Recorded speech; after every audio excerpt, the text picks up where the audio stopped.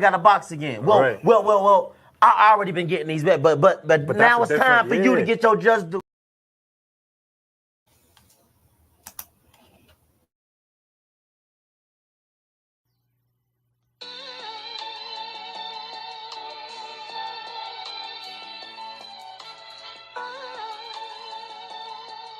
Yeah, you know the deal. We back again. Yo.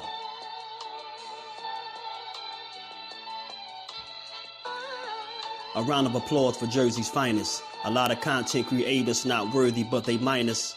They get offended and start singing like the whiners. Talking like they tough, but it's only screaming and whining. My homie JusDueBoxing is the cat you don't come to. Your squad get run through. By the time you come to, you duck food. You suckers talk tough on the internet, revealing all your threats. Now we got you trapped in the net. JusDueBoxing be on this grind, y'all better hustle up. You deadlifted 90 pounds, we doing muscle ups. There's really no comparison. His voice sound like a derringer. Throwing a towel, it's just embarrassing. My dog just very philosophical and psychological, and he mixed it all with good boxing news. These YouTubers feel like Bishop, I guess they got the juice, but it's lonely at the top to just to feel like child abuse. Be respectful, he don't want to talk wild and loose. If you can't relate, you get dismissed like a mild dispute. These weird cats would tell lies, then they hide the truth. Why beyond views? You lose your life when you collide with dude. It's JusDueBoxing. All you cowards quit jocking. Kirk is official with no other options.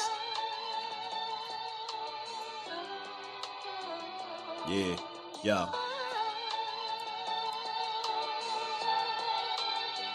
You know the deal. Judah Ben, we in the spot. JusDueBoxing, yeah. And of course, shout out to Mrs. Do, holding the whole family down. Word 'em up, word 'em up.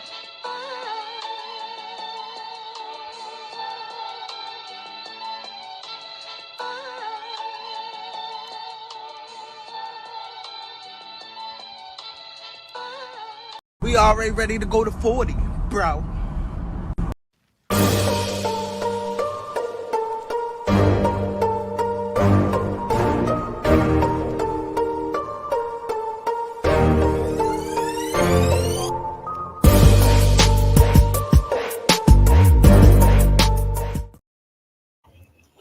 What's good? What's good? Salute to the fam. We back again. Back to get boxing is JusDueBoxing on this good Wednesday. How y'all feeling? The new year is approaching, man. The new year is approaching. Everybody making a lot of noise about who's the fighter of the year, performance of the year. These 2023 end of the year awards got everybody talking pound for pound. You know, you got BoxRec making their own pound for pound rankings that got everybody talking and complaining. I hear people mad that they got Tank Davis over NAOYA. Man, it's a lot going on in boxing. We're gonna talk about it today. The week gonna cook. Hope everybody feeling good in the building. Good to see y'all. Let me say what's up to the people. IB, what's good, family? How you feeling? Salute to you, bro. Good to see you in the building. You already know. Alden, salute to my guy. Yeah, y'all smashed the like button, man. The goal is 100 likes. We could hit 100. Had way more than 100 people come through, so I know we could hit 100. What's good with it, Alden? Flawless mentality, Dr. Mark. How you feeling? Salute to my brother, the OG. Prime Politics, what's good with it? Juice, what's good, Juice? Anthony, what's going on with it, fam? B3 in the building. Bole is in the building. My brother, Hardcore Boxing News, what's good, Jay? Hashtag JBT. Just Boxing Talk fam is in the building. Fate, what's good with it, bro? They say we making it, man. 2024. Yeah, man. What's good with my bro, Fate, man? Ashley's Corner, what's good, cuz of safe travels on that road. I know how it is. Because we got some rainy weather out here, too. Kyle Sports, my guy. What's good with it? Hashtag JBT is in the building. Zoomverse, peace and blessings to my bro. What's good with it? How y'all feeling, man? How y'all feeling, man? It's a lot going on in boxing, man. Where do we start, man? Where do we start? Where do we start, man? Rain here too. Oh yeah, everybody getting rain. Jay, I don't know what it is, man. The weather kind of nasty out, but he said you see them damn rankings. The rankings got people pissed off.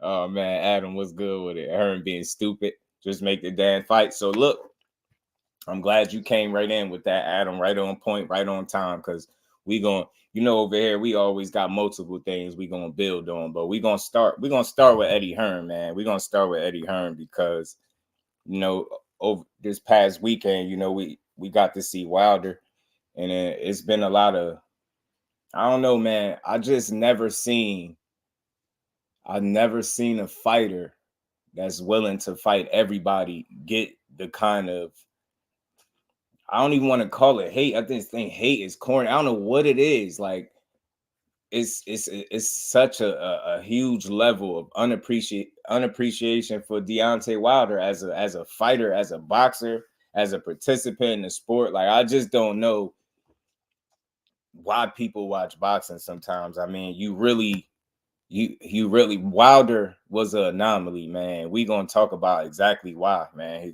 That dude was an anomaly. And it's a lot of talk on if he should retire, if he got the wrong coach.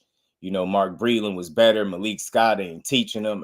Everybody got an opinion, man. And I think that's the easy part, to just have an opinion, to watch a fight.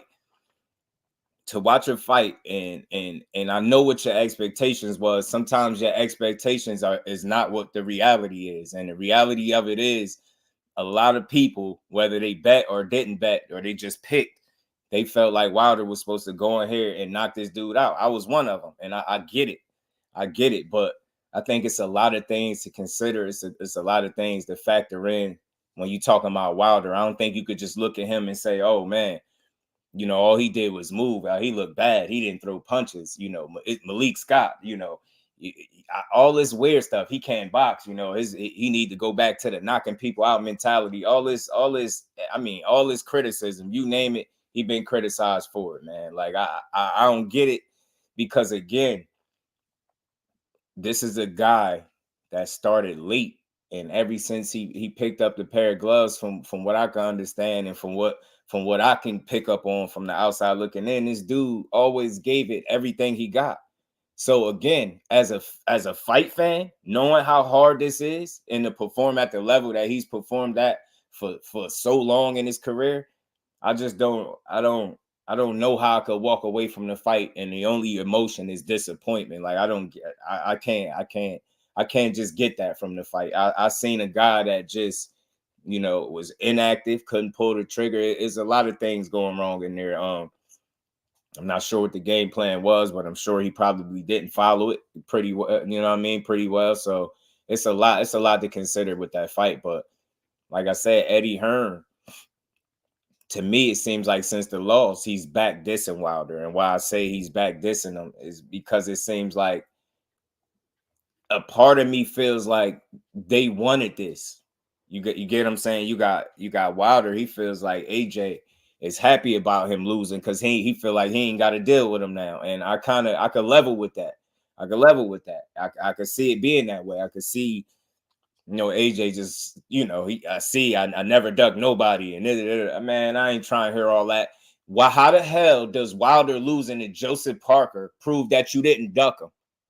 Because it damn sure don't prove that you demanded the $50 million that they said they had for you and you turned that down. So again, miss me with that. You didn't duck him nonsense, because if you didn't, you damn sure strategically maneuvered around him and didn't fight him, knowing damn well that's the fight he wanted. You said 50 million. I heard they got the money, then you still said no. So don't give me this because Wilder lost. Now you get to get a little bit loud and say, you see, I don't duck anybody. Nah, that don't prove it though. That don't prove it. You want to prove to me that you ain't duck him and save face to some degree, fight him anyway. Because we all know he'll still take the fight. We all know, you even said out your own mouth, the fighter make numbers, the fighter do numbers. So y'all still can get it on. So don't talk this stuff you ain't about who you ain't duck. Just get in there and fight the man. That's what I want to see. I'm thinking I missed some of the dudes. Top of compliment compared to the others. Nah, you ain't missed it, bro. They missed it. They missed it. Cos Sports said fear. And still calling NAOYA a hype job and low-key cheated still because of the hand wraps. The hand wrap stuff is tricky.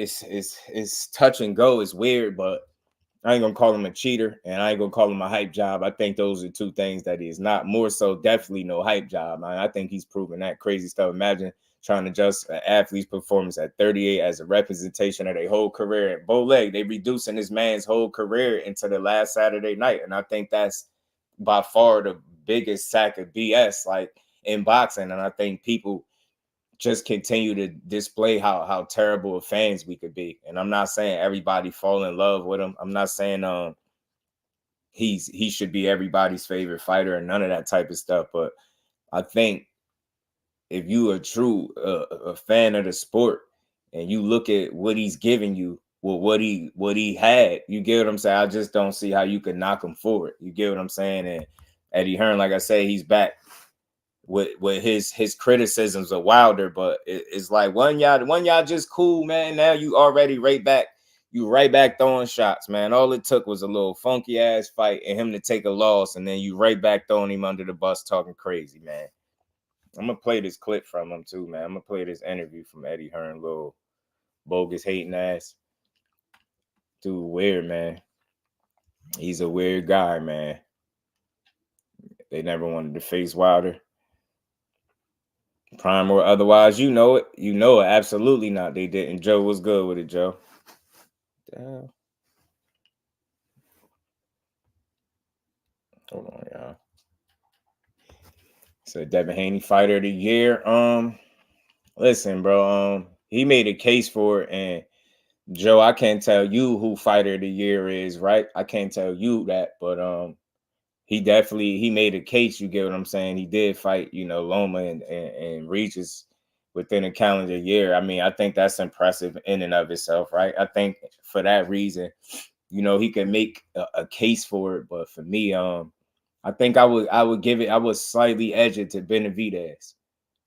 You know what I mean? It's something about them bigger guys. And again, he fought back-to-back guys that I felt were more skillful than he was. And that's just my opinion of it. So my assessment might be different than yours. He fought back-to-back guys who I felt like were more skillful than he was. And he beat both of them and he stopped one. You get what I'm saying? And he looked even more impressive in his last outing than the one before that. And that win was even more convincing. I think he had more questionable moments in the Caleb Plant fight. I think he eliminated a lot of those questionable moments with the Andre fight. So for me, I think he kind of edged it with fighter of the year for me. Oh man, Slime Entertainment. Don't forget Wilder spent too long and cryo causes you to lose all your boxing skill. I hear that too. I hear somebody said that. But Haney definitely make a case. I'm not gonna argue with nobody that says that. When you prove your greatness, people always try to throw shade. That's weird for sure. It's right. Right. It is. I'm not mad if the Mexican Monster win. Boston Killers too. Right. Either one of them guys, bro. Both guys come to name when I think of fighter of the year. Because, I'm a guy that just don't mind giving people their credit and they just do, right? We know that. I always say that. So he definitely made a case for it. Back-to-back good wins, you know what I mean? 2 different divisions. You could look at it as him accomplishing undisputed and then as well as jumping up in another weight class and then dethroning that champion for his belt. So he definitely got a case. The key is with this boxing stuff, man, is just everybody got an opinion. So I think unless it's an undeniable fact, you're not going to hear me arguing with people when they say things that are reasonable to me. You know what I mean? So I think you could make a case for that fighter year. Even Monster NAOYA too, y'all. My bad. I forgot to say that. Monster NAOYA. Pardon me. So those are 3 guys that come to mind when I think of fighter of the year. I don't care what order you put them in, but those will be the 3 leading candidates, man. I give respect to Devin Haney for sure.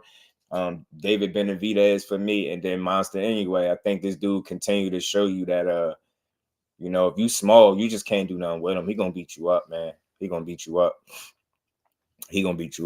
Gertz was good with it, my guy. How you feeling? Anyway, Benavidez, Dave, Terrence, all good candidates for fight of the year. My initial one though, yo, because salute to Kai Sports. I did say Terrence Crawford and Bomac for trainer of the year, but salute to my guy Flossy Sports TV. He kind of changed my mind and he put it in perspective for me real quick. And although Terrence Crawford, I think what Terrence Crawford probably had is the performance of the year. You get what I'm saying? Because he only had the one fight. You want to throw Avanesian in there? That ain't nothing to brag about. So, but the Spence win was great. You get what I'm saying? But it's still one win, whereas Benavidez fought two different guys. Like I said, where I thought they were more skillful than he was. So I'm impressed by that. Monster anyway just ran through everybody. He's stopping everybody. Undisputed, two different weight classes. I think he did it in a time span of a little over a year. Like 370 some odd days or something like that. Monster anyway. That's how fast it took him to, become undisputed in two different weight classes. So look, he definitely make a case.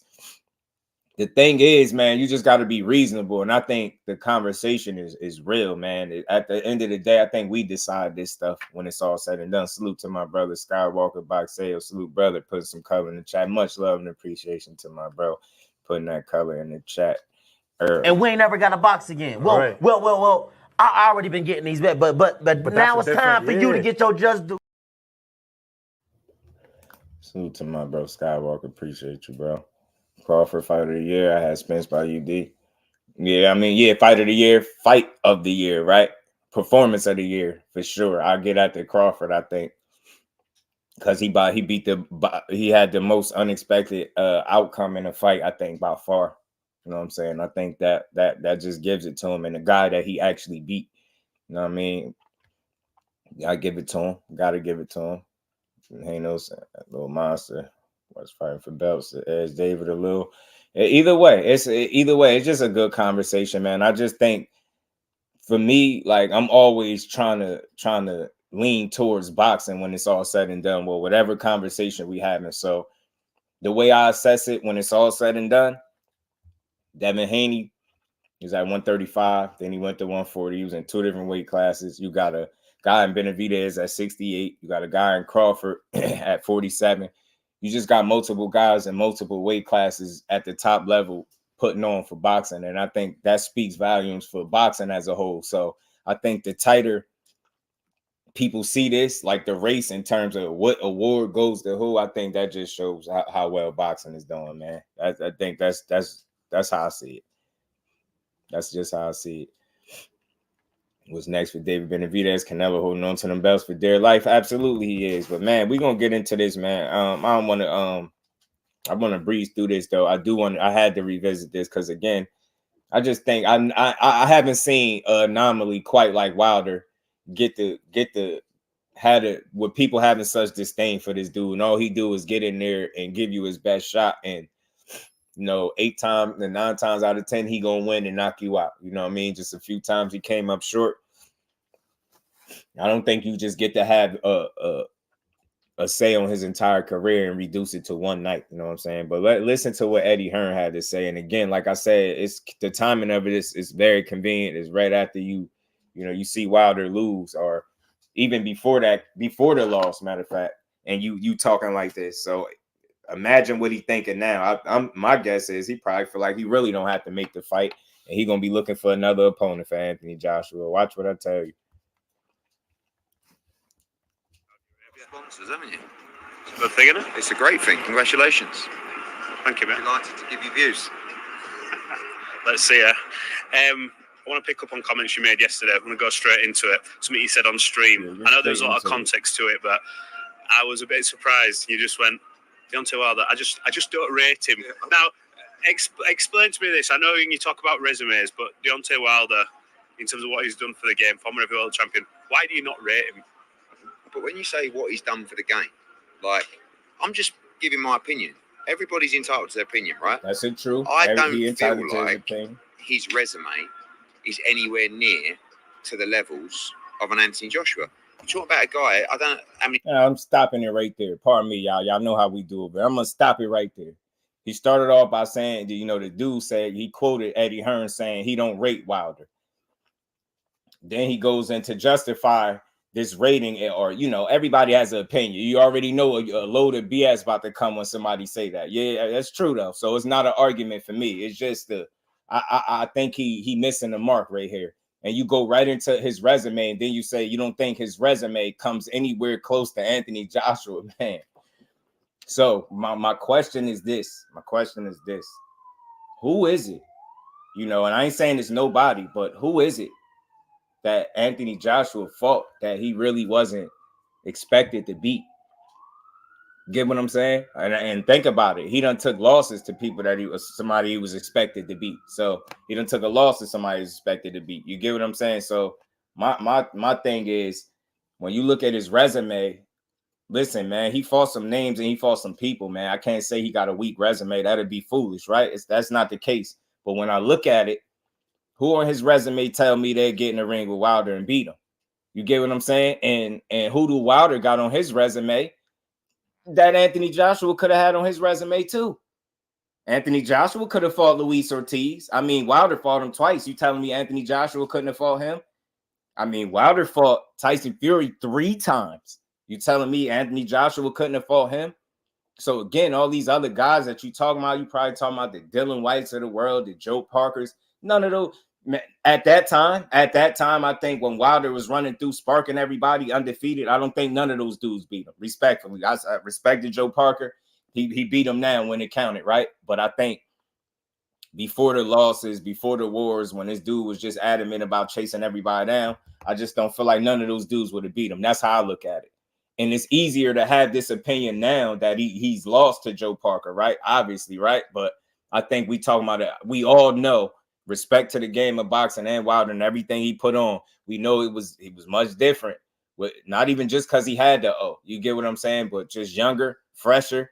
You get what I'm saying? Come on, man. We talking about a guy that was knocking everybody out, and I think Joe Parker would have suffered the same fate, and the rest of those guys. I think he would have knocked a guy like Klitschko the hell out too, without getting dropped, to be honest with you. So I don't know. I just don't see too many guys on his resume that I feel like Wilder couldn't beat at the time that he beat him, is what I'm saying. You get what I'm saying? So this resume talk, I think he make too much of it. And again, man, they did the same thing, and I'm going to keep using it. I'm going to use this as an example each and every time somebody bring up resume talk.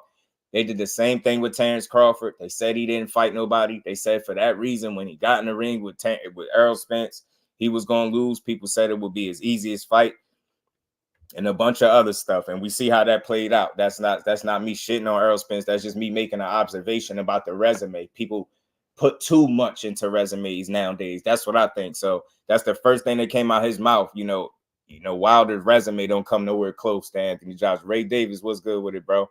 How you feeling? Joshua B. Parker. Yeah, he did. Of course. But again, at that time, Joe, I don't know how you feel about it, right? You might could feel differently, but I feel like if Wilder would have fought him at that time, he would have knocked his ass out. He wouldn't have went the decision with him. I think Wilder would have stretched him. That's just me. You know what I mean? Younger, fresher. Hungrier, still stepping on shit. You know what I mean? I just think he would have got him. I think if we seen the fact that he was able to drop, Fury 4 times in them wars that they had and them 3 times that they fought.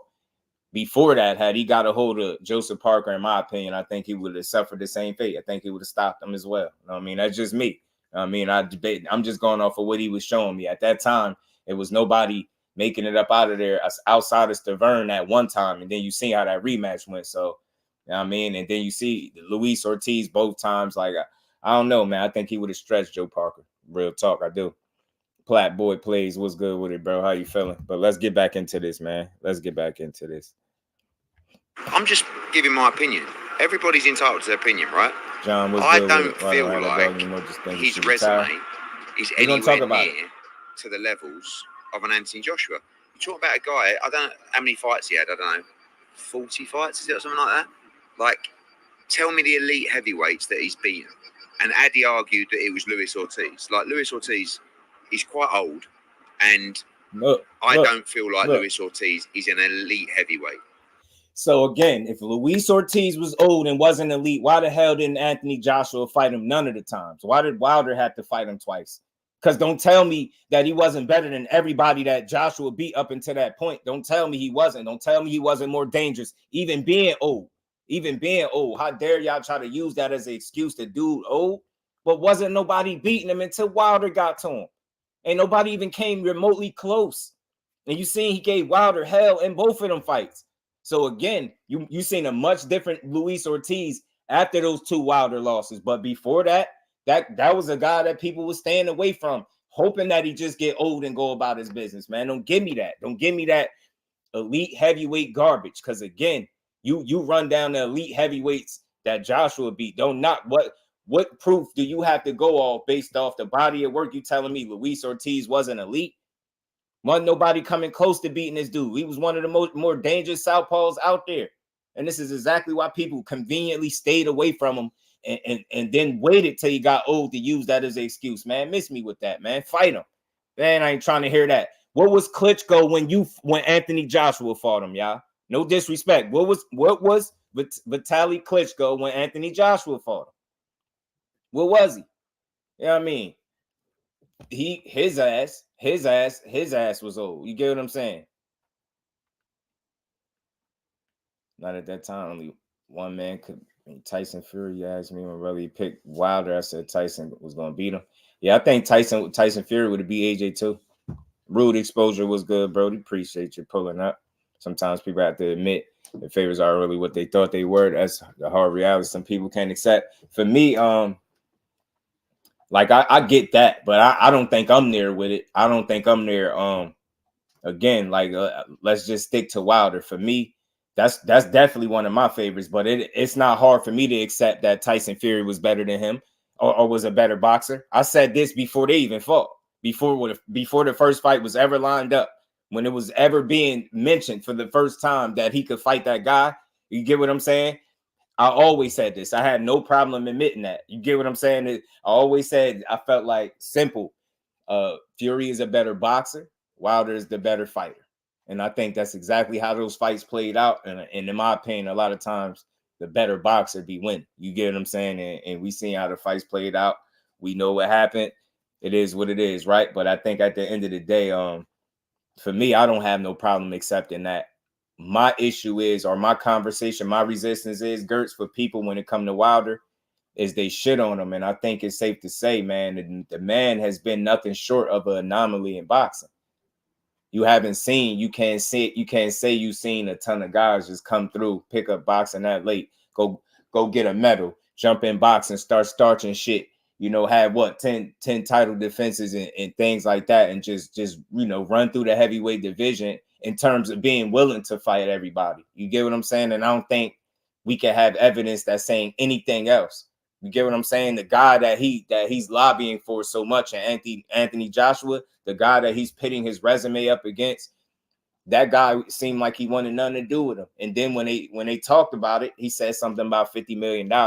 And from my understanding, they got him that money, and he still said no. So it's like, I have an issue with that. You get what I'm saying? We can't ignore that. You get what I'm saying? We can't ignore the fact that he was willing to fight anybody.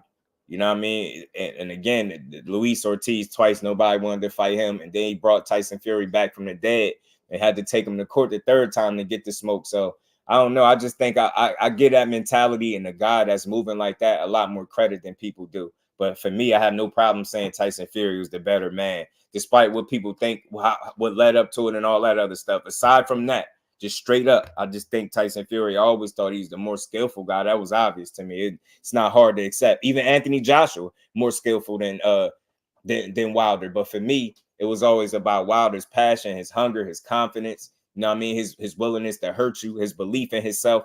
Those things made me feel like that was separated him from Anthony Joshua, and that he would be able to beat him because of that. So Wilder has always been a guy that has been able to overcome his shortcomings in terms of what he may lack in skill with just, confidence and belief in himself. You get what I'm saying? And I think that really separated him. His hunger, that shit made him different, man. He really wanted this shit. You know what I'm saying? So I think I appreciate him for that. And I think when people, they shit on him, the first thing they say, his resume this, his resume that. I just say again, you can't find nobody that he wasn't willing to fight. Find me somebody who wasn't willing to fight. Then I think then you if that makes sense to y'all, find me somebody that he was unwilling to give an opportunity to or be willing to challenge himself against. Then maybe you could complain about his resume, because then I'll be able to look and say, look, you had an opportunity to fight that guy. You ain't want to fight him. You had an opportunity to fight him. You ain't want to fight him. You get what I'm saying? None of that shit was the case. You get what I'm saying?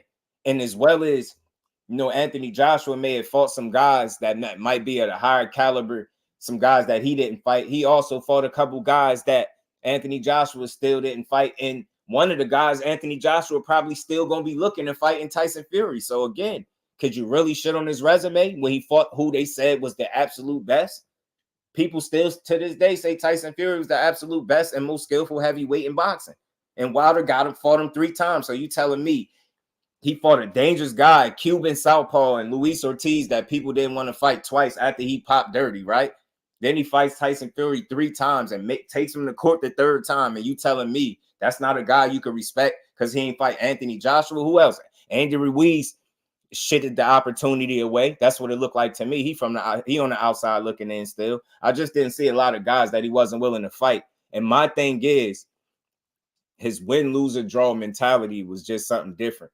Ortiz gave Aisha, peace and blessings, Queen. How you feeling today? Good to see you in the building.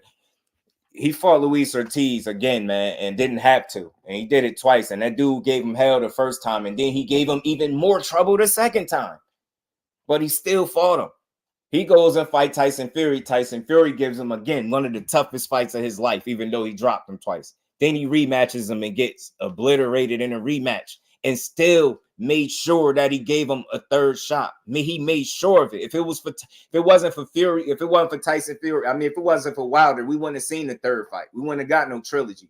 I'm going to always be able to respect him for that. Not too many people are going to be able to jump in the ring with a guy that beat him as convincingly as he beat him in that 2nd fight and be adamant about it. That's where I'm coming from. It's deeper than the skill set. It is what it is with him. But I think the fact that he ain't as skillful as the rest of these guys, the way he picked up boxing late and just jumped on the scene, the way he got that bronze medal without being a knockout artist and then turned into one and found out that he had God-given power in the right hand, I think that just made him special, man. He anomaly, whether people want to accept it or not. You ain't got to like him and love him, but you got to be able to respect that as a fight fan. That's the only thing I'm saying. I ain't here to change nobody's opinion on Wilder, but just change the perspective a little bit in the narrative that, oh, he can't box this and his resume ain't that. You got to find me somebody that you could say he ducked. You got to find me somebody that we can prove that he wasn't willing to fight, and then I'll give you that. Other than that, it's just garbage. It's just another way to discredit, I think, one of the most successful runs that we've seen in a long time at the heavyweight level, man, the heavyweight division. Just pure excitement each and every time he step into the ring, giving you highlight reel knockouts, viral knockouts. I mean, you say what you want about him, but he always delivered 9 times out of 10. You come up short a few times after 40-plus fights, being 38 years old, I'm not going to throw you under the bus, man. That's just where I'm at with it. And I'm going to keep saying that. I always speak for boxing. I think people are bad fans, man. And we just don't appreciate nothing. And I think Wilder is one of those guys. And I think what brought him back is the appreciation he felt when they gave him that damn statue in Alabama and he came back to give it another run. And that's what I see, a guy that tried to give it another run and it still might give it another go at it. And I'm always rock with him for it, man. But let's keep playing this. Eddie still shook from Aerosmith's going to Sheffield and stop. Yeah, he took that eyeball. Like, he don't like that too much. Salute to everybody in the building. Y'all punched it like, but I don't feel like Luis Ortiz is an elite heavyweight. I guess you could argue it, but other than that, show me a victory in Deontay Wilder's career. It doesn't exist. I'm not saying he's not dangerous. I'm not saying he's not a threat, but you know, the reality is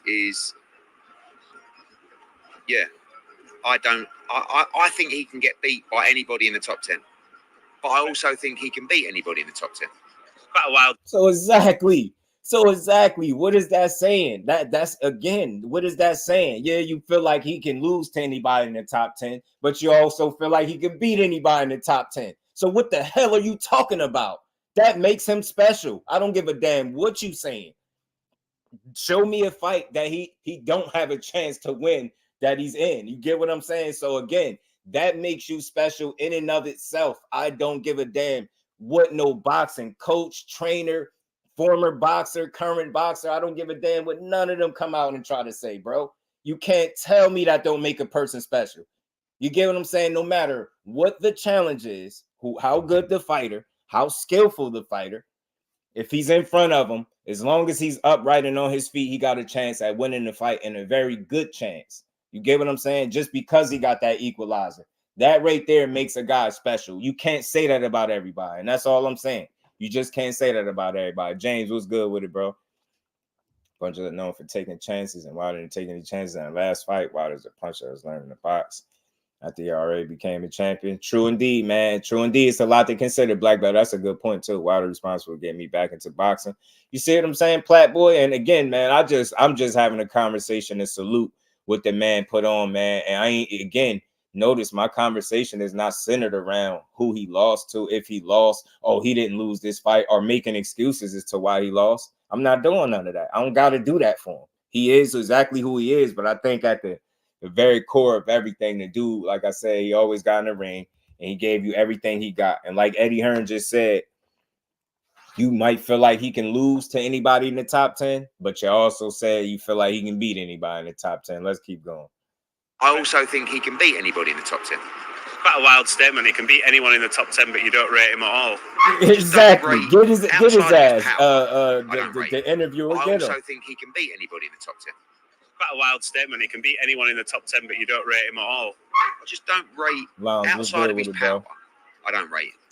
Right. Joseph Parker looks in the best shape of his life, I have to say, yesterday. Do you give Parker, obviously, after the back of what you said, a reasonable chance in this? I don't think it's as big a, upset as people are talking about, but you tell me. I feel that, I feel that Parker can cause Deontay Wilder problems. I think that, with Wilder's power, he should be able to find Parker. If Parker keeps static and it doesn't move and show feints and, I don't know. I feel that I feel like Deontay will win the fight, but I don't rule out Parker's chance. If he can move well, and I think he's fit, I think he's confident. I'm looking forward to seeing it. A lot's been made of Anthony Joshua's demeanour, but I want to talk about Otto Wallen and what he's been doing in the build-up. He's been as vocal as he has in any. So look, man, you see, Eddie Hearn pretty much ain't had no confidence in Wilder, and like I said, he right back dissing him. And I think it's right on par for what he usually typically does, man. I think these dudes is looking for any reason not to make a fight with him and Joshua. To me, I think they just need to be straightforward. Like, is the interest still there? Do you still want to make the fight? I seen y'all taking pictures and smiling it up and looking like best buddies and all that type of stuff. My question is, do you still want to make the fight? Do you think the fight is as lucrative as what AJ said he feel like it is, right? I just want to see it. You get what I'm saying? I want to see how good this fight is really going to be. I think again, when I look at Wilder, a guy like Wilder, I think it's easy to write him off. You see his age, you see the inactivity. If you're one of those people that question if Malik Scott is the right trainer for him, then you got a lot of reservations, and I get it. But for me, I look at it like this. Big Tex was good with it. Aisha, peace and blessings. Salute to the queen and the Cash App. Appreciate you. Much love and appreciation, queen. And we ain't never got a box again. Well, I already been getting these back, but now it's time for you to get your just due. Salute to the queen, Aisha. Appreciate you. Big Tex was good with it. Go good was good. We waited too long. You know what though? I mean, look, I'm a fair guy. Go good when it comes to these conversations. So that possibility is always there, right? It could be a real possibility that they waited too long. You know what I mean? And I think that's another example as to why, certain fights, when it's time to make them, they don't need to marinate. And I think the same could be said with Wilder and Joshua. I think we had every reason in the world to get that fight, but for one reason or another, we just never got it. And all I can say is, for me,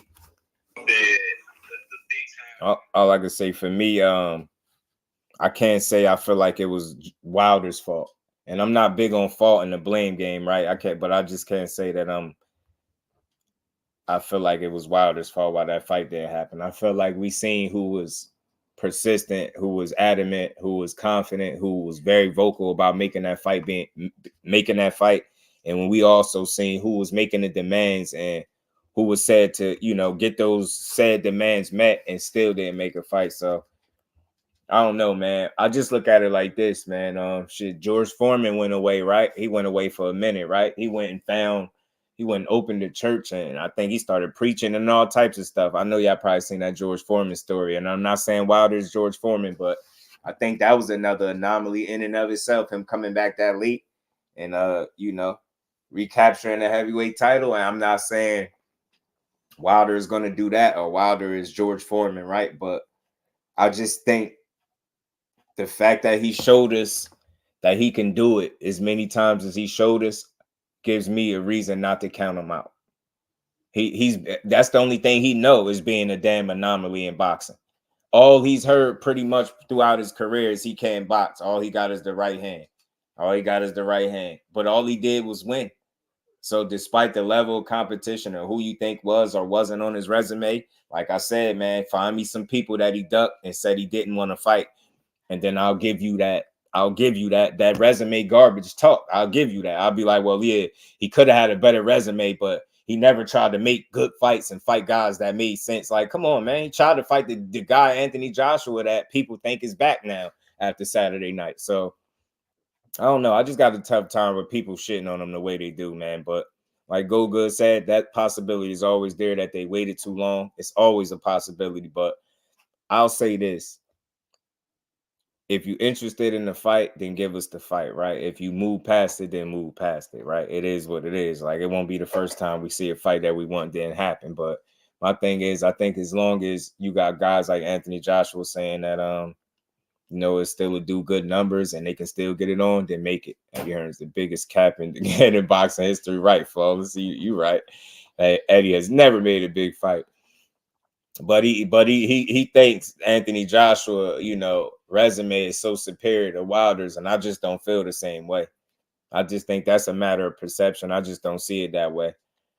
No, I mean, I think their opportunities were different, and I think we seen who obviously pressed for opportunities as opposed to who was comfortable with Eddie Hearn selecting his opponents. So say what you want, but he fought some people, but it was also some home cooking and some careful selecting of opponents as well for that dude to look good. So don't give me that with Anthony Joshua. So I just, it is what it is. It showed me he only had a right hand. I mean, look, shit, that night he barely had that night, Jonathan. You get what I'm saying? He barely had that night. But I think I don't have to look at just one fight to see what he had. I mean, you get what I'm saying? The last performance is your last performance. You know, some people feel like you're only as good as your last, but I do feel like you know, you just never know. And I'm of the belief I'm not gonna count the man out and say what he can and can't get back. You know, he even said it himself. He said he was too peaceful. He got to get the killer instinct back, which brings me to my next point. You know, with people feeling like he should retire. I'll say this: if you can't get your killer instinct back, then it's gonna be tough to beat any of these guys moving forward. But I don't know, man. I don't know. It's tough. But I'm just gonna say this: I'm open to the fact that, you know, guys can bounce back from bad performances, man, or just maybe not. But again, if there's any chance that they could give us this fight, like I said, I want to see it. I want to see it. I did not look like he was in a fight. Still confused by his performance. Yeah, the game plan, Aisha, for me, the game plan was it just threw me off, man. I think he needed his trainer to kind of get into his ear and you know, encourage him to change tactics, and I just didn't see that. So I just think they collectively as a team, it just wasn't their night, and they took a L straight up. Man, Parker was on point. You know what I mean? Parker was on point. Athletes' performances are hit and miss once they're 37 years old. That absolutely, Bole. And you get what I'm saying? And that key word, Bole, hit and miss, man. So you get what I'm saying? It always could be that chance that they might, you know. And again, the reason I got the confidence because he's shown me it so many times. Now I'm not crazy. I could understand sometimes you just might not be able to recapture that hunger or that level again, right? I ain't crazy, right? I know that's possible, but you know, I'm just open to the fact that guys could bounce back from performances, man. Like I said, man, Foreman came back and shook up the world, man. And he was much older than Wilder, so you just never know, man. When you got a bomb for a right hand like that, and anything is possible, man. So she's catching up. It could. Wilder don't need to quit boxing. He needs to quit whatever that is. Yeah, Lons, he might. Everyone can bounce back, but it's all mental. Yeah, Ghost, what's good with it, bro? It's definitely mental, man. And again, I think the biggest issue in the fight for him was mental. I think that was the biggest issue for him. Biggest issue was mental. I think it was a mental block, and he was in his own way that night because he was overthinking. And what you never seen from Wilder is a guy that overthinks. You never seen that from him, so it was surprising to see. Deontay to say, please, Joshua, he's mentally not right. Yeah, man. Look, not that that's funny, but I get it. Look, the shit could have sailed, but it may have not. My thing is, again, I just want to hear what he planning on doing from this point forward. Like I said, he did say this ain't the end, so we'll just have to see. But like I said, just to wrap this up, this part of it. Again, man, I'm tired of hearing about the resume talk when you clearly hear him wanting to fight the best available guys there. So I don't know. I just see it different, man. I think Wilder is an anomaly in boxing, man. I appreciate what he brought to the sport, man. Skilled or not, right hand or not, it was fun to watch. And he reached his peak. It happens to all athletes. And man, yeah, that's absolutely a possibility, bro. Now I think, and that's why I say, man, people act like he never accomplished anything or something. Like he just popped up on the scene and just start taking L's. You know, he popped up on the scene. It took him a damn long time to lose. You get what I'm saying? So, when he lose and he falls short, man, all this inactivity being off and, changing of the game plan, he looked like a different fighter in there. It's just like he got in his own way because his punch position was destroyed by Fury. Listen, that's possible. Wilder's a legend. That's how I look at it. Go good, man. He one of them dudes, man. I think what he did just it's hard to duplicate or replicate what he did. So, and if you can name me a bunch of guys that again hit the scene and did what he did, then I think you could knock him. But I don't think you could knock Wilder, man. Just want to see Tank reach out and touch that his chin for his ass today. Wait for Bill Haney spin and black belt. Damn. Yeah, he did his thing. He had a hell of a run. If it all stops now, he had a hell of a run. The inactivity shit hurt him. Yeah, that's the fighter's worst nightmare. Father time and inactivity, and that's those two things that two factors that's probably working against them. But they don't know. You never know, man. You just gotta wait and see. Just gotta wait and see. But let's finish playing this, man, from Eddie Hearn, man. It ain't that long. We need the nasty side of AJ to come out in this fight. Is that what's going to bring the best out of him? See the performance. Rumours are that there's a deal signed for Wilder. I know we can't look past this weekend, but it's not just a one fight; it's a 2-fight deal. Can you shed any light on that? Oh, there's a lot of things that have got to happen before AJ and Wilder gets made and announced. But without victory on Saturday, completely irrelevant. Drell Miller's had a lot to say this week, as per usual. I've spoken to Bill and Devin, and we want to explore the Ryan Garcia fight. Myself, Oscar, Eric Gomez are speaking to DAZN, and we will present to Devin and Bill an offer to fight Ryan Garcia, as Golden Boy will to Ryan. The talks are very amicable. I believe them that they want to make the fight.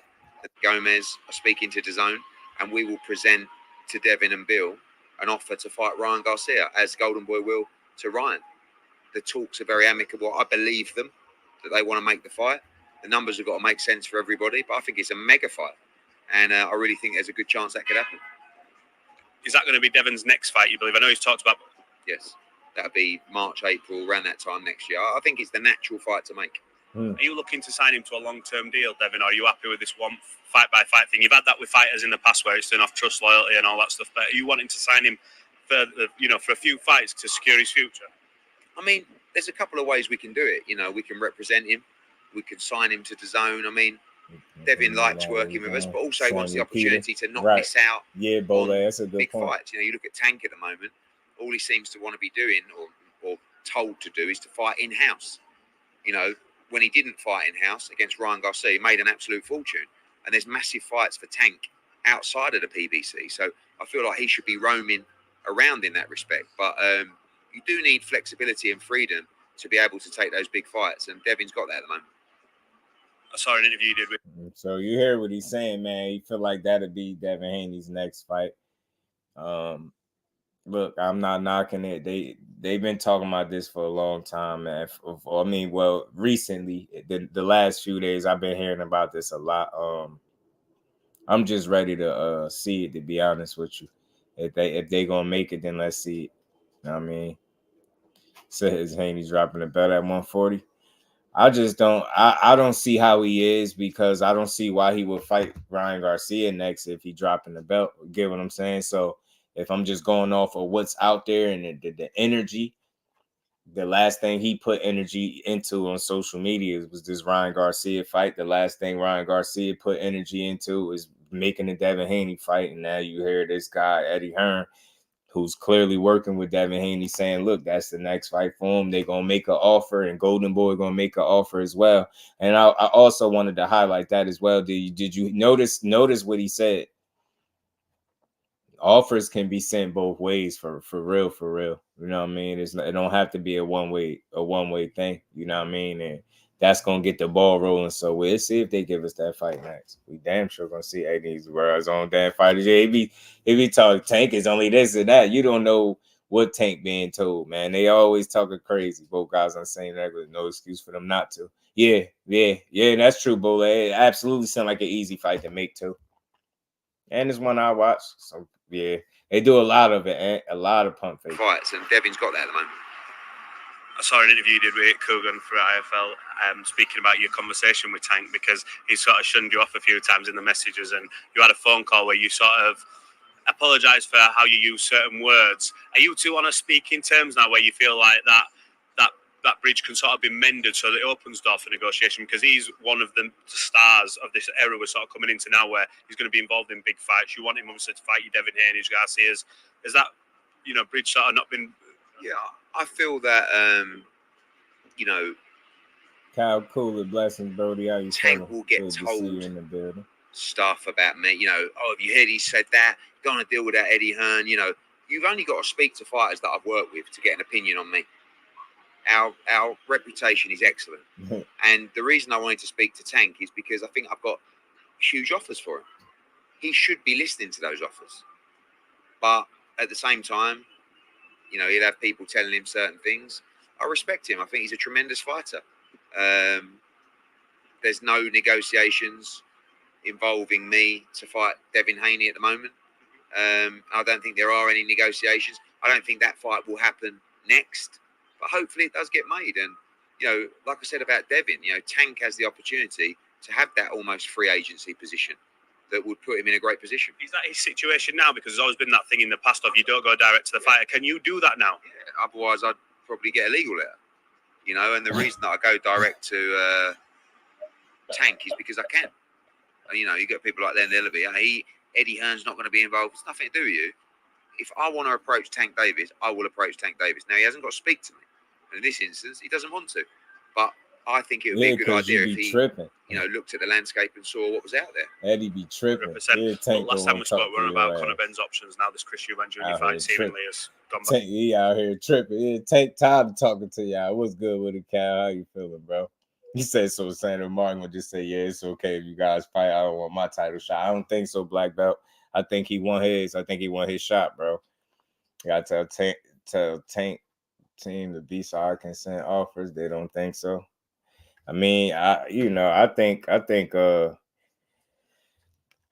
think it's them really saying you can't. I think they feel like people really just don't.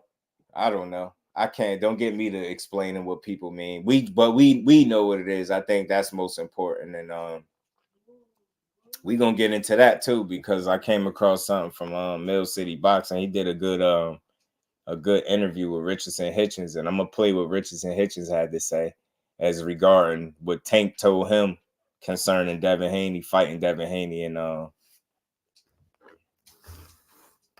and what he feel about it. We gonna get to it. I'm gonna play that too, but before I do that, I got something else because y'all know I keep I'm always listening and catching stuff, and I see TEOFIMO Lopez Senior. It's Lopez Senior was seen to go in on Haney. He don't seem to think much of y'all boy, man. He don't seem to think much of your boy. But I say, listen, talk is cheap. He at the same weight class as your son now. I don't want to hear all that. I don't want to hear none of that. You talking. If you think Haney is easy, I would like to see. I think him and TEOFIMO make a great fight. He said, sound like an incoming excuse for why they don't want to make the fight now. You know how it go, man. You know how it go, Bole. You know how they do. I said the only person that can stop them fighting is Devin. They are ignoring the Sandra Martin mandatory completely. Yeah, but we ain't. Aisha, see, we know what time it is, so we ain't foolish. We paying attention though. Man, Big Haney's got these. I don't think nobody's scared though. Remo, what's good with it, bro? How you feeling? Good to see you in the building. But yeah, I don't know. I'll tell you this though. I'll tell you this. When I hear TEOFIMO speak about Devin Haney, to me, he don't make me feel like he's eager to fight him. To me, like I said before, this is just my opinion. I don't think he's scared of him, but I think he almost, to me, he give me the same vibes that Joshua gave me now that Wilder loss, right? If Devin Haney was to lose, he'll have that I told you so energy. See, I don't duck none of you dudes. I told you he wasn't that good. Look, he got beat. Now I got to do the head. He'll take that kind of role, right? He'll have that kind of energy. So what I really want to hear from him is that, you know, you a champion now, I'm a champion, and, you know, I'm going to take your belt. That's what I want to hear. You get what I'm saying? Because you got every reason in the world to fight him. And again, that's after you get your fight out the way, of course. You know what I'm saying? That's, of course, after you get your fight. But with your father recently coming out talking about Devin Haney, it just made me think that this fight should definitely happen, man. But yeah, man, they can't ignore that mandatory, man. What's good with it, Remo? Yeah, Mateo Haney seems like it would be a good fight. It'd be a great fight, man. Listen to this TEOFIMO Senior. Your game plan. Devin Haney, 1-2 clinch or jab, jab, jab? How do you deal with that? Bro, it's easy. Once you get away from that jab, bro, he's a duck. He's dead. He's fucking dead. We did it in sparring. They know it. You know, which they stopped the sparring in the 5th round because my son freaking hit him with like 30 fucking punch combinations of. You remember that first fight when he went tumbling to the corner? Yes, of course. Yo, do you hear him lying? Yo, I wasn't even there, and I know he lying. I wasn't even there, and I know he lying, bro. He said Teo hit dad with a 30 punch combination. Yeah, bullshit. Show me. Pull the tape up. 30 punch combination, my ass. God damn, bro. A 30 punch, like not a 3 to 5 punch combination, like a 30 punch combination, bro. God damn, yeah. Teo must have been in there working Dev over. He said, DM, I got you. I heard NAOYA say you don't see Tank fight ever happening. I got you. Yeah, we gonna build on that one too, man. We're gonna talk about that too. Dev loses at least 5 fighters between 35 and 140. 30 punches. Wow, Remo, he wild, man. Kalani was good with it. He said, salute, rich brother, man. You the money, man. You done count that money, man. He said, Cat Phillies Nunez was good. Yeah, 30 punch combination is wild. That's the reason Devin went at the Regis belt and not Teo's. I feel you. I do think that's the tougher fight, obviously, though. That's the much more competitive fight. No, I mean, he picked off a guy that, people had to respect him for fighting. And I think it was like a welcome to the division against a guy that was established at the division, even though he was, superior to him in skill set, right? Obviously, but it still was a respectable opponent for that reason, right? But good thing is, now that's out the way and it's only up and forward motion from here. So I think his name being mixed in the hat with all these people make it fun. But Teofimo Lopez Sr. is wild, yo. So I go record, yeah, bro. 30. I had to replay it, yo. Listen to this guy, yo. He's I wasn't even there, and I know he lying, y'all. Wait for that jab, bro. He's a duck. Junior, without giving away your game plan, Devin Haney 1-2 clinch or jab, jab, jab. How do you deal with that? Bro, it's easy.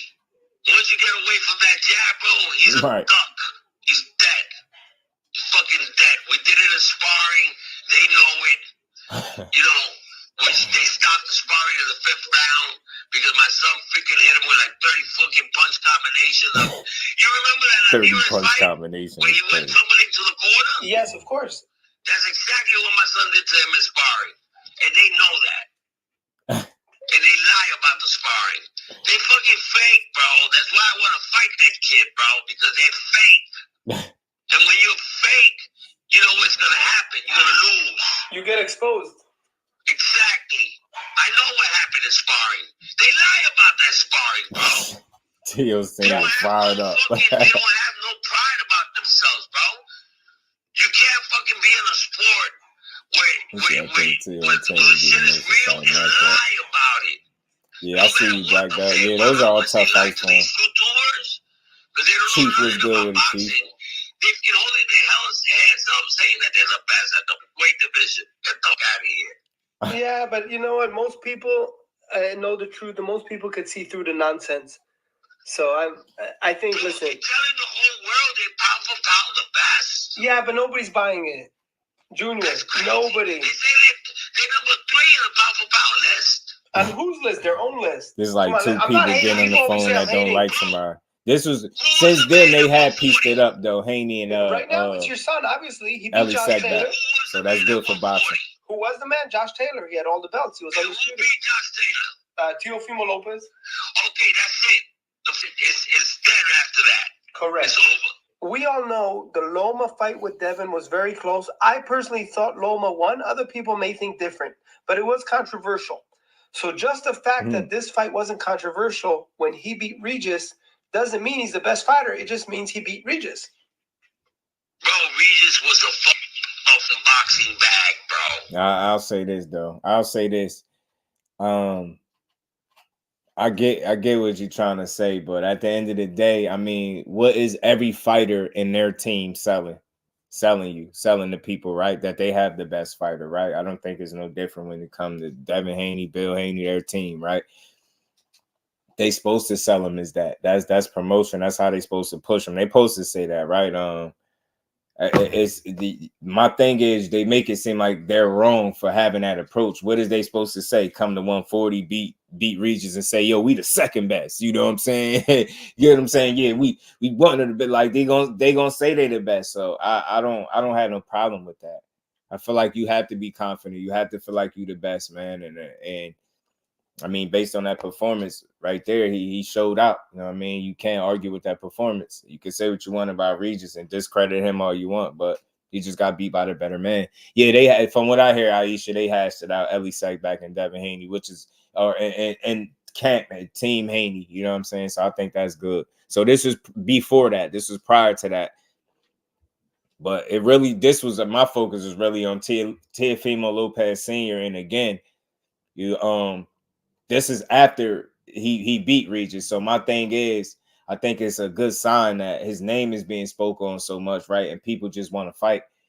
I would hope, you get what I'm saying, but I don't want to keep hearing these interviews about what you think about him or what you did to him in sparring, how fake they are. Everybody knows this. We don't know. We don't care about all of that stuff. What we don't know though is who the better fighter is, and that's what we always care about, and that's what we want to know. So, I mean, what you saying y'all want to fight him so bad?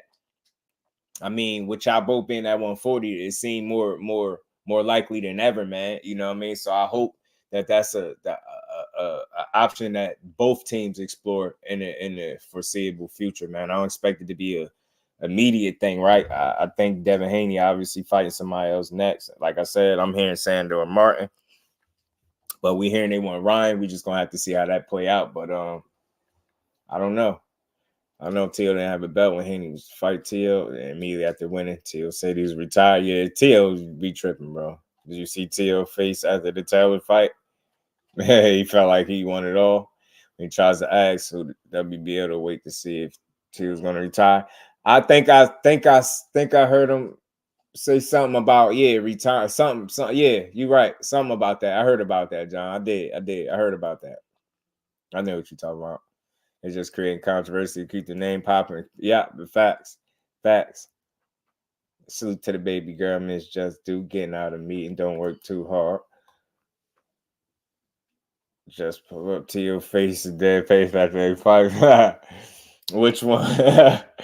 You talking about when he was out here questioning if he still got it? But let me finish playing it. I don't want to get off track. Salute to y'all. Y'all smash the like button, man. We're gonna keep going.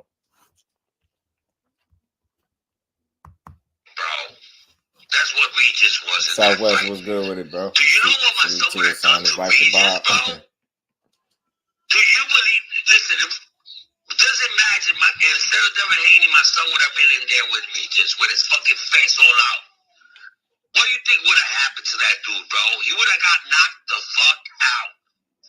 He would have never went the distance. You know what I'm saying? And then you got this fucking guy, Timothy Bradley, fucking bragging and saying, I apologize, Devin. You are the best fighter in the world. You see, these are the guys that are fucking destroying the sport. Right. You understand? Yeah, but Tim was the same kind of fighter like Devin. He also didn't get a lot of knockouts, so he could relate to him. If these kids' pride and joy after the fucking performance that Grace had in his last fight with a nobody, which he got dropped, you know what I'm saying? That's why they took the fight. When Loma looked like shit, that's why they took the fight with Loma. Yeah, but your son fought Kambosos. Kambosos been looking like shit ever since. Kambosos beat your son and dropped him. See? He beat your son and dropped him. So you shit on dad, but then your son got his ass beat by Kambosos. Dad gets in there twice and whoops Kambosos' ass. Something that your son didn't do. So I don't know. You sound like sour grapes. It sound like you need to get on the phone with Eddie Hearn, man, and try to make a fight with your son and Devin Haney. That would it sound like. You got that much hostility and that much, negative energy toward that young man. The best way to deal with it is get your son in there to fight him, bro. Yeah, he sound like he really don't like him. It sound like he almost mad that the position that he in. And I hate to point that out, but that's just really what it seemed like to me. And you heard T.O. say with the whole keep the black fighters comment. So he be pocket watching and worrying about people money and stuff like that. With that big win. By falling back, facts, Remo, he did. Think about Timothy Rocket. Tim Bradley just, that's Hall of Famer. You can't tell none. Larry Lopez was good. T.O. been a ruined Devin since 135. I can honestly say Larry just don't seem like he anxious to fight him in any way, shape, or form. But again, the reason why I want to see it because they both had 140 and he keep talking this kind of talk. If you're that confident in your son beating him, it should be nothing for you to make a fight. Go talk to Bob, man. Tell Bob y'all want to fight Devin. Man, Bob did business with Devin Haney. He'd be willing to do business with him, right? You know what I'm saying? The ring got Dev over T.O. too. He has the belt, yeah.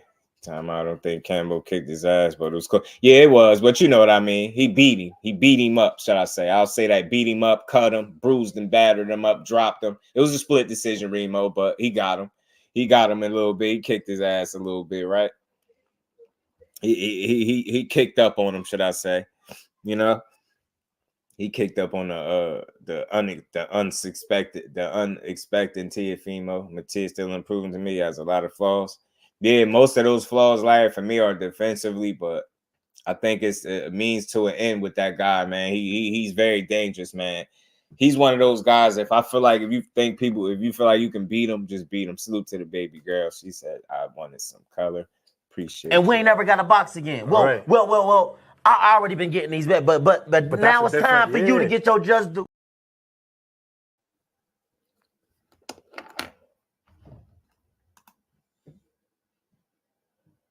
I'd rather Devin fight Matias or T instead of Ryan. I would listen. I'll take any of them fights because I think they all good fights. You know what I mean? I think Matias is a very challenging fight for anybody, being that dude just, relentless. They pressure, don't never stop coming, could take a good shot, can definitely give one. he willing to check out in there if he have to. So I think he dangerous, man. I like to see any of them fights. Every fighter has fought for sure.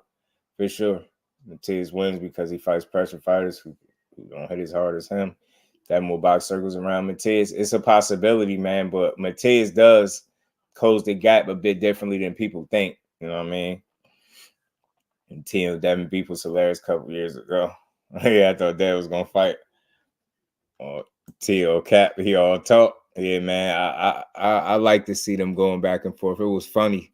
It was funny to me. Damn, I did have a clip in them. I don't got it no more when they were going back and forth. It was funny though. I enjoyed it. Him and T.O. He said, my son beat him. He beat him up in sparring. My son. That's all he said. Let's get back to it, man. That's why they took the fight with Loma. Okay, Junior, did Devin Haney beat Loma or did Loma win, in your opinion? No! You didn't hear him in the fucking quarter of the 10th round when he told his father, yo, he figured me out. And you didn't hear that? I did, of course. Okay, what does that mean? That means he did not win. He was frustrated. Yeah, that means that he knew that he was losing. Yeah, no, also his facial expression after the fight, all that. So I got it. Come on, bro. Everybody knows that shit, bro. And he beat a fucking Loma, supposedly that he beat him, 3 years after us. Yeah. A Loma that wasn't fucking the same. A Loma that didn't believe in himself. Not gonna lie, he did want to fight Loma for years. You got to give him credit for that. They on record admitting that he did want to fight him for years, so it's not his fault that he fought Loma when he fought him. And I can't say he just fought him just because he looked bad. I think he really fought Loma because he really wanted that name on his resume. You know what I'm saying? And he did it. You know what I mean? And you understood it. Loma's still an elite fighter to me. You get what I'm saying? Is he the absolute best he's ever been? Why I think that's no, because of, you know, the age, obviously, and I don't think he's his absolute best at 35. I think those are the most challenging fights for Lomachenko, and I think that fight played out the way it did just because of that. You get what I'm saying? Devin Haney outlasted him. It's just that simple for me. So they can argue about it, but I seen what I seen. DEONTAY was good with it, bro. T had the best resume out of all these guys. On T's another tough one. Got to give him his credit. Yeah, I give respect to T.O. for sure. Yeah, they haters, but they pieced it up now, Joe. This was before. This was a little bit before. And I wasn't highlighting Ellie. I was really talking about how, you know, because Ellie can't fight. And it's good that they made amends and they made peace. That's cool. That's always good for boxing. That's what people don't want to see. So I know that it's better to see them going back and forth. It's more entertaining. But for me, I hate to see it like that because it's unnecessary. Like, you know, especially when you got a platform the size of Ellie's, like, you know what I mean, you could sway the people. So I'm glad they got cool. But while my focus is more so on Teofimo Lopez Sr., and there's not no hate towards him or his son and none of that. I like them too. But I would just like to see the fight. And again, it's good that he won this fight at 140 impressively because everybody got a reason to fight him. He got a belt. Everybody at 140, especially the champion, should be wanting to fight Devin Haney. That's all I'm saying. The guys at 140, for sure. Well, Bob, Hitchens falls to pay like Regis. Difference is Regis knocked him out. Yeah. Regis got that stopping power. He took way less shots though, Chief, naturally, because he's just a defensive minded fighter. Tell Bob to call me on promoting Just Do versus Dev at 140, no couch weight paper. You know it's gonna be crazy. Yeah, man. Me and Dev to sell out. You know what I'm saying? Me and Dev to sell out. Senior hate Dad more than T.O. I'm telling you, he do, yo. I agree, Dad, the guy at 149. You got to fight him. Everybody should want to fight him, bro. Loma that didn't believe in himself. Loma definitely believed in himself. That's BS. We beat a Loma that believed in himself. Yeah. And we beat him 3 years earlier. In a fight that once he wanted to fight him 4 years earlier. Yeah, bro. Look at the fucking post that I put up. Look at all the accomplishments my son has done. Yeah, fighter compared to any fighter in the world. Fighter of the year. Yep. Come on, bro. That's why this motherfucker's over here telling the whole fucking public in a press conference that his father's the best trainer in the world and that he should get trainer of the fucking year and that he should get fighter of the year. They envying us, bro, because they never gonna have that. Yeah. Yeah, no, you can't He's get supposed to feel like that though, man. What is he supposed to say? He feel like him and his father at the top of their game right now. They winning. They accomplishing stuff. He snatched up Undisputed. He snatched Regis belt. You feel like him and his father did some great things. They went over to Australia, got it done. You get what I'm saying? He feel like they the man. I don't see a problem with it. People, I don't argue people's opinions, just like I ain't arguing seniors, but I'm just saying I think your son should fight him. If you feel this adamantly about Devin Haney, if you feel like he this easy, if you feel like all you got to do is take away his jab, you can beat him, then you know, I'm interested in the fight because I think him and Tio is must-see TV. You heard what Africa said? He said Tank will fight him at 140. We gonna get to that. You know I got that. You know I got that queued up, Joe. You know it. Hitchins beat Haney, Regis, and Matias. Best fighter at 140 is Russell and Hitchins. That's a damn great fight, man. Yeah, Hitchins is a damn good fighter, bro. We gonna play the rest of this. It's not that long, y'all. And we gonna get to what you talking about, Joe. What Hitchins had to say. My son became fighter of the year 2020, and every year I'm also nominated for trainer of the year. Yeah. Why is that? You're doing a great job, Junior. Exactly. They never mentioned Bill Haney as trainer of the year. Not even nominated. Hold on. Stop. Pause, bro. Hold on, man. Hold on. Stop. Pause. I do this for boxing. This ain't got nothing to do with protecting none of the fighters. I just want to make that clear. But if you can go in on Devin and Bill for having a moment against Lomachenko when he felt like Lomachenko figured out what he was doing, that's an honest reaction to me. Like, yeah, I can go another way with that and critique him, right? But where I'm at with it, I'll just give it credit where it's due, right? Because that was the first time that they've been in a situation like that. And he could have panicked and it could have went left for him. So, but whatever Bill told him in that moment was good enough for him to go out there and perform and get that win. So you can know he didn't give us the craziest soundbite in the corner. Yeah, it seemed like it was some worry, some panic a little bit there, but he stayed the course and he got the win. My thing is, when your son had a very similar situation and he was in his toughest moment and he went out there against Kambosos and got dropped early, you went out there and told him everything but the right thing. So again, and last time we checked, yeah, he done fought some people. Yeah, he beat up Josh Taylor. Much respect to that. He beat up Loma years ago. We get all of that. But you actually got beat by Kambosos. He whooped on Kambosos twice. You get what I'm saying? You was unable to coach your son through that moment. So if you just being fair, you get what I'm saying? Dev and them had a moment, but they figured it out. You know, some people argue that he didn't win, but at the end of the day, he got it. He got it done, right?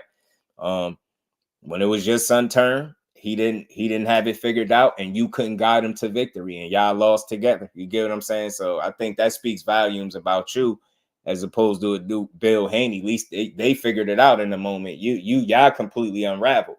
You get what I'm saying? You was telling your son everything. Go in there, knock him out.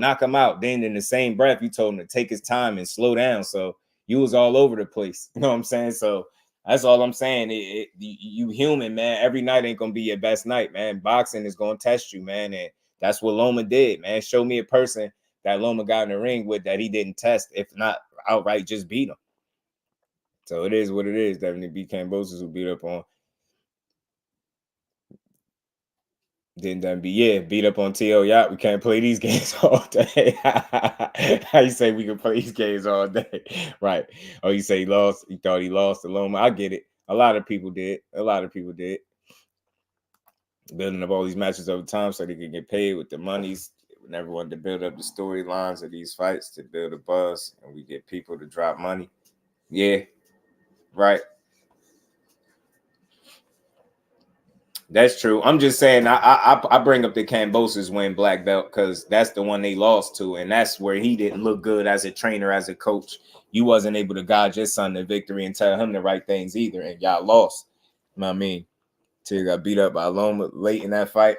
Yeah, Loma start putting them pieces. He started putting them pieces on him. He started putting them pieces on him late. He did. Jordan C was good. What he say? T on his dial. So had no game plan going into that fight other than KO George. True indeed, and that showed a level of inexperience and ignorance on their behalf. You know what I'm saying? Like the fact that NAOYA is getting hate and saying he beat a bunch of nobodies. We're gonna talk about it. It's a lot to talk about. We're gonna cook on it, man. We're gonna be here for a minute. Hen Dog was good with it, bro. Hearn was fair that, man. Yeah, man. They talk a good one. All I do is, me as a fight fan, I just be wanting to see the fights. Let me finish playing this so we could get him up out of here. You're not even nominated. Well, listen, to be honest, Devin had like 10 different coaches in the last few years. I can't even count how many coaches he had. I don't know who's coaching him right now. Exactly. So everybody knows the truth, bro. Listen, the truth is going to be revealed by itself, bro. That's all I care. Hey, one thing I should tell you, Junior, what we doing. I will give maybe Bill, nominate him for manager of the year because he is getting his son the right fights so his son could win. Exactly. So give Bill Haney credit. You know why? Because he's got that fucking, I don't want to say the word, but he got that fucking guy, Eddie Hearn, fucking believing in these guys because that motherfucker don't know shit about boxing. Why do you say that? He sound like he hating. Not gonna go nowhere. He sound like he hating. Not with that style. You understand? It's a boring style. I fucking sat down the first fucking, I think it was like 30 seconds. I fucking got up and got the fuck out of it. That shit was so fucking boring. Nah. I said, this kid's gonna do the same shit the whole fucking round. Nah, that's crazy. He didn't change nothing, bro. Why was he supposed to? It was working. Going forward, his fucking face out there. He was piecing him up, though. You know what I'm saying?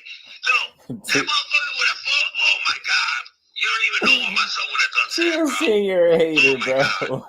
So, Junior, to end this interview really quick, what's your message to your fans, to your son fans? What do you tell everybody? You have a big announcement this week. He said they buy a top rank, they couldn't take a major pay cut. It's gonna be people gonna leave. Occasion. We fighting a guy that they're really good with a lot of fighters, and that's the only guy that we could get. You know what I'm saying? Right, bro, right. We're coming after the killers, because supposedly killers, like the Matias, like the Devin Haney, supposedly, if he takes the fight, but which I don't believe it's gonna happen. He's gonna fight Sando Martin, I think. That's his mandatory. Nah, it's not gonna be that guy. But that's his mandatory. The WBC announced it in their last convention that the winner of Haney Progress is fighting. He's not going to fight him. Oh, you're talking about Haney? Haney, yeah. Because your son already beat him. Exactly.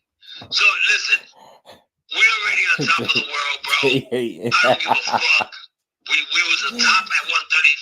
We on top at 140 now. The man to fight is TEOFIMO Lopez, and we want the best challenges. We always calling out the best guys. Who the fuck is calling out Matias? Gary Antoine I haven't Russell. seen anyone except you guys. That's it. We did it. That's it. No, just you guys. I haven't seen Haney and the guy's mentioned dangerous. Matias. I know you say he's an easy fight. They killed the dude, bro. That alone scared the shit out of you, right? Yeah, people. They look. He is a big puncher. He has nice wins.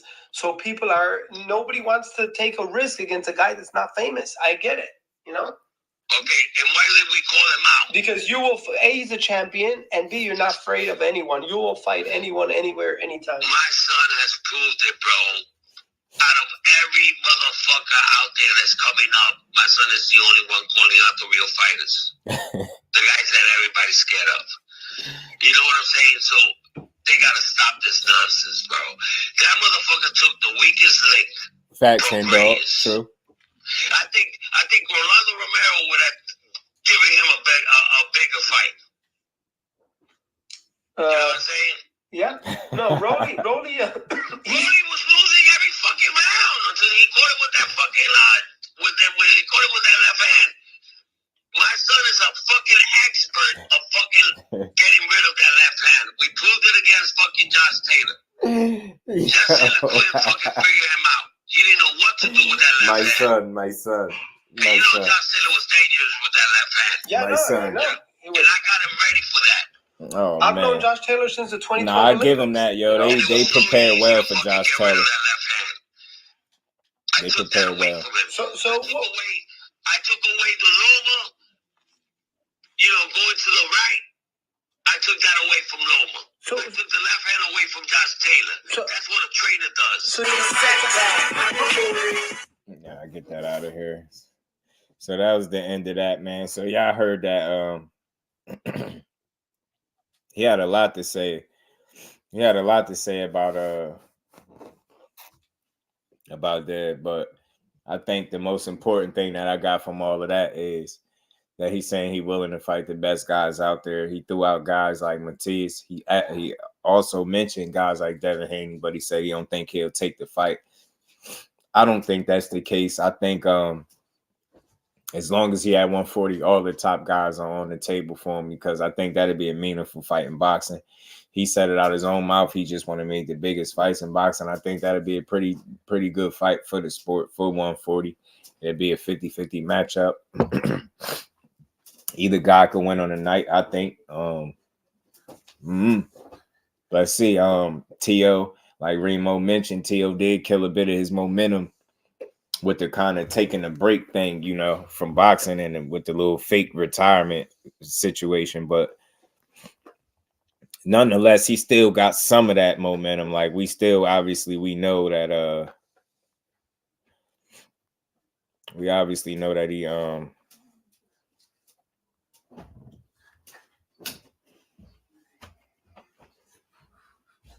my bad, y'all. I'm looking for something.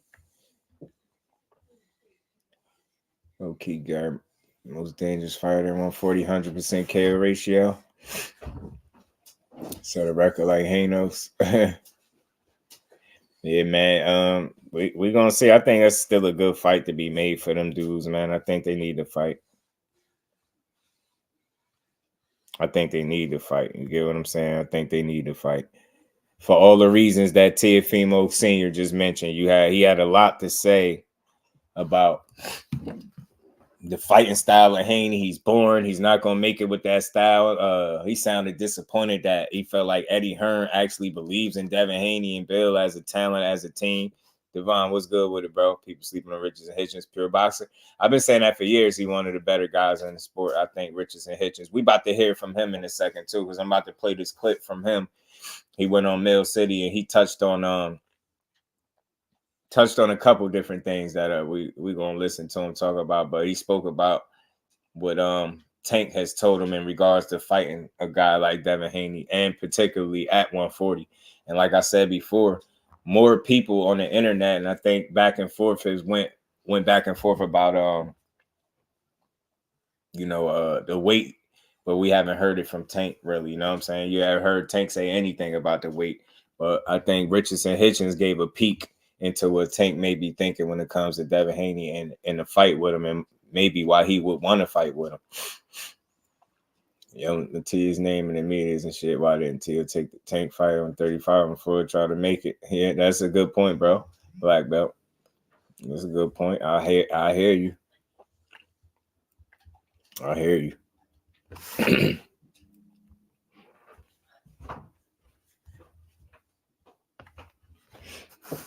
Say little Tank say he moved on for it. I don't want to hear no fans saying Dad too big. Yeah, I think fans ain't, not that they don't feel like he's too big. I think people just making a case for why they feel like he doesn't have to just do what people say that. But we gonna play this though. Frequent Flyer was good with the family. How you feeling? I really believe Teal will fight anybody. Yeah, I think they all will fight each other, man. The lineup, get them dudes paid. They gonna fight. That's talking points of 140, real interesting, right? IB, this 140 gonna be fun, man. Let's play this. Well, judge your performance just, I guess, on who's in front of you, but they're not looking at what's in front of you. You know what I'm trying to say? Yep, 100%. I'm pretty sure you spoke to Tank about this because you're in the middle of that Tank and Shakur situation. I feel bad for you. Honestly, I feel, because I have friends that don't like each other too. So, like, what did Tank say about that performance? And I know he went on you. He must have hit you. Was good, bro. How you feeling? Last thing I remember Tank saying about Shakur and Tank from Shakur fight. He was just saying that Shakur just need to go back, get back to like putting on good performances, and him and the idea of him and Shakur fighting, the public would want to see it again. He just feel like Shakur need to go back and put on another few more better performances. He didn't really have nothing negative to say. And he also admitted it. He was like, a guy like that will make you look like that. So a guy like Dos Santos is liable to make you look like that. And pause real quick. William Old School was good, my bro. Rick Thames was good, family. How y'all feeling? Said leave it to Tilly undisputed at 140. You know how Till be talking. Well, look, man, I just hit on what he said real quick. You know, he asked him about what did Tank say about Shakur's performance. And see, this is why I like Tank, man. I think he just got a different approach with stuff. He said, man, he just need to, go back to the drawing board, get back to putting on good performances, and the fans going to want to see the fight between them two. And I think why he's saying that and why it makes perfect sense, because one of the first things you heard after the Shakur performance, man, that's not going to get him a Tank fight. Tank ain't going to want to fight him after a performance like that. They ain't going to want to do, so I get it. So again, and people are prisoners of the moment, and if people do feel like you're only as good as your last. So he left a sour taste and he got to redeem himself. I'm pretty sure he know that, and he can't wait to do it. So I think in the meantime, we could focus on something else potentially brewing. So let's finish listening to this. Yeah, his opinion doesn't change. He still feel like he can beat Shakur. He felt like that before the fight. He still feels like that, but he still feel like him and Shakur would be a big fight. He said Dos Santos can make anybody look like that. I mean, go back and keep putting on great performances from what he told me. So he still in your opinion, you believe he still wants that fight, and the people will demand that fight eventually. Yeah, I believe he still feel like that will be a big fight eventually. I feel like right now he doesn't feel like it's a big fight. I feel like he feels Devin is the fight that people wants to see right now. There you go. Tank believes that? Yeah, he really.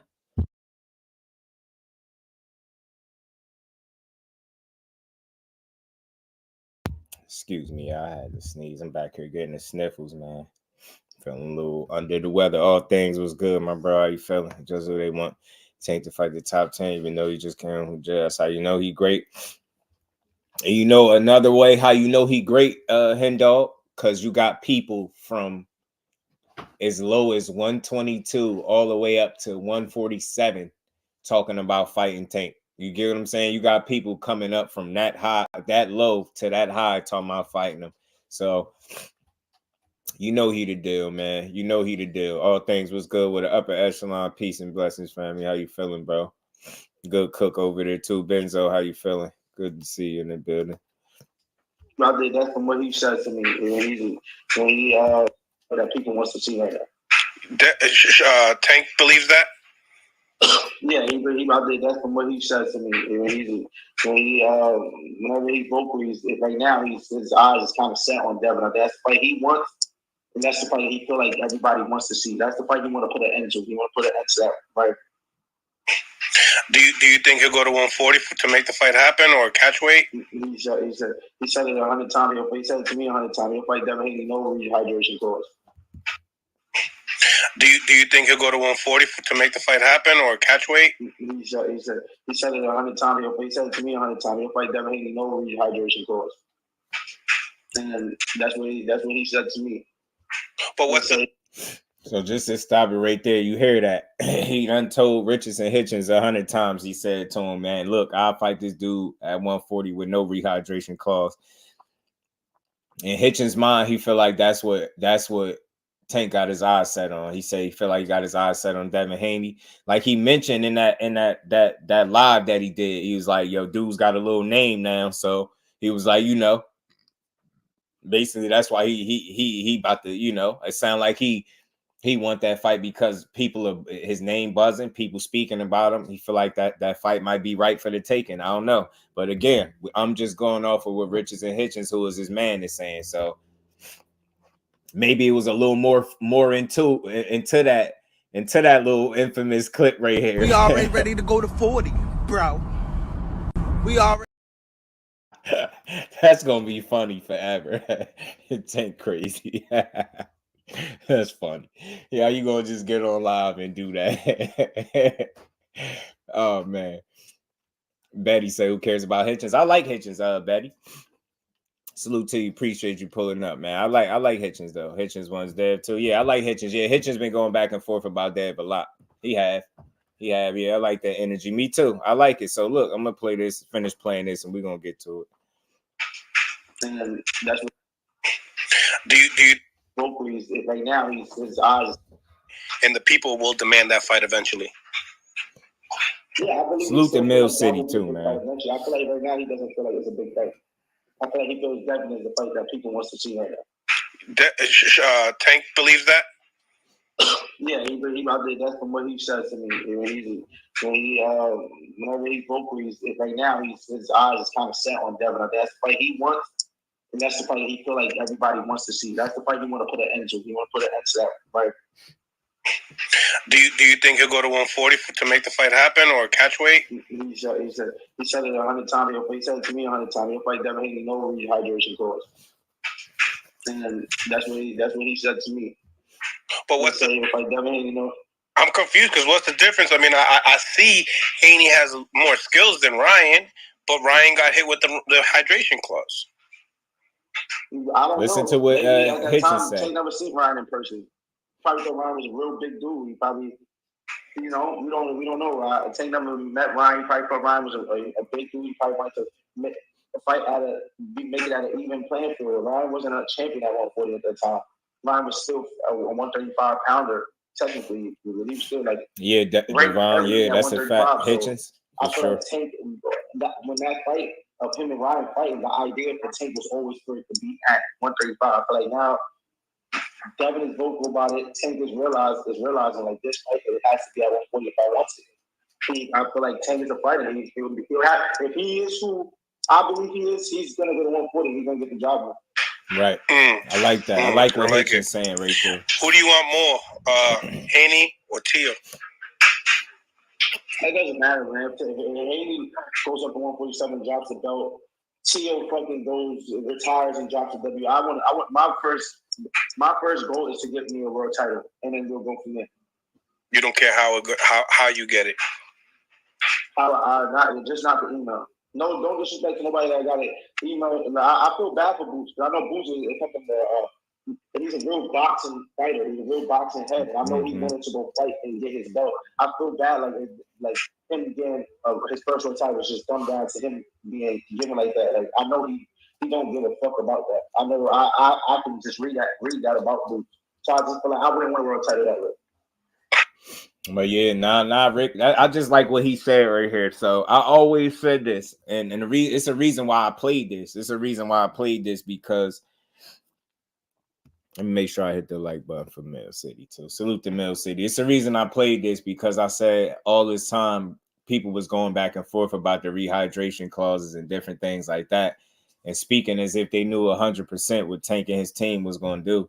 I think it's refreshing to at least hear from a second and third party, however you want to look at it, a guy like Hitchens, somebody that spoke directly to him, being very vocal about how Tank told him a number of different times, told him 100 times, look, I'll go up to 140 and fight him with no rehydration clause. So I think that's kind of where I'm at with it. Like if he said it, then I believe he'll do it. You know what I'm saying? And if he feels like his eyes is set on him, his sights is set on Devin Haney, then I hope so. And I hope we get a fight, man. I hope he pressed for it, man, because I think he got the power to make that fight if he really wanted. You know what I mean? D for the win. What's good with it, bro? Sat was good what he said. Who thinks Wilder is finished? I think Wilder is an anomaly, and I think for me, I'm gonna just give him the benefit of the doubt. If he's done, like, listen, then I rock with whatever he's doing. But if he come back and fight, I'm gonna watch him. I'm gonna watch him till he retire. You know what I'm saying? The thing is, the biggest question is, can he regain that hunger and that killer instinct that he once had? You get what I'm saying? If he can, then we cook him with grease. But if he's unable to recapture that fire, that hunger, that desire, that killer instinct, as he put it, then it's gonna be real tough for him to win at that level. You know what I'm saying? Tank is a hype job. I think Tank been proved to you that he's not a hype job. I think you know, if that was the case, I think we wouldn't mention his name with other guys that we feel like are top level fighters. You get what I'm saying? I think it's always a reason that you mention, when you mention Tank name, you mentioning them with other guys that you feel like you think can beat him, and other guys that's top guys, and whether it's at 140 or 135. Like I just think people put far too much into resumes. You get what I'm saying? And that resume talk is cool after you retire, but I think again, seeing certain matchups and seeing how they play out, you don't see resumes win fights, man. I think skills do. So I just want to see all these fights when it's all said and done. Power's the last to go. Absolutely, man. Salute to my guy D for the win. What's good with it? Said Parker is poor, no excuse for his man like Wilder lose to him. And ain't no excuse, but when you look at it, if you had to ask yourself a question, is Parker the more skillful guy? Is he the more skillful guy? Is he a bit younger? Has he been, consistently more active? You get what I'm trying to say? Now, just apply that to boxing, and we know that we feel like boxing is a young man's game, and it gets harder when you get up there in them later 30s, close to you approaching 40. You got Wilder, who's 38 years old, over 40 plus fights. Picked up the sport late. Get what I'm saying? Had a few wars. You know what I'm saying? A few wars. Had a lot of time off. You get what I'm saying? A lot of inactivity. Father time he battling against. Then you mix in the ingredient with the fact that he in there with a guy that's more skillful, more active, a bit younger, and is hungry with a good game plan. What do you get? You get a upset, if you want to call it that. You get a guy, beating Wilder, getting a win over Wilder. You know what I'm saying? So I'm not fully surprised by it. You know what I mean? It's always a possibility. That's just the other side of it. You know what I mean? You either gonna win, you can lose, or it could be a draw.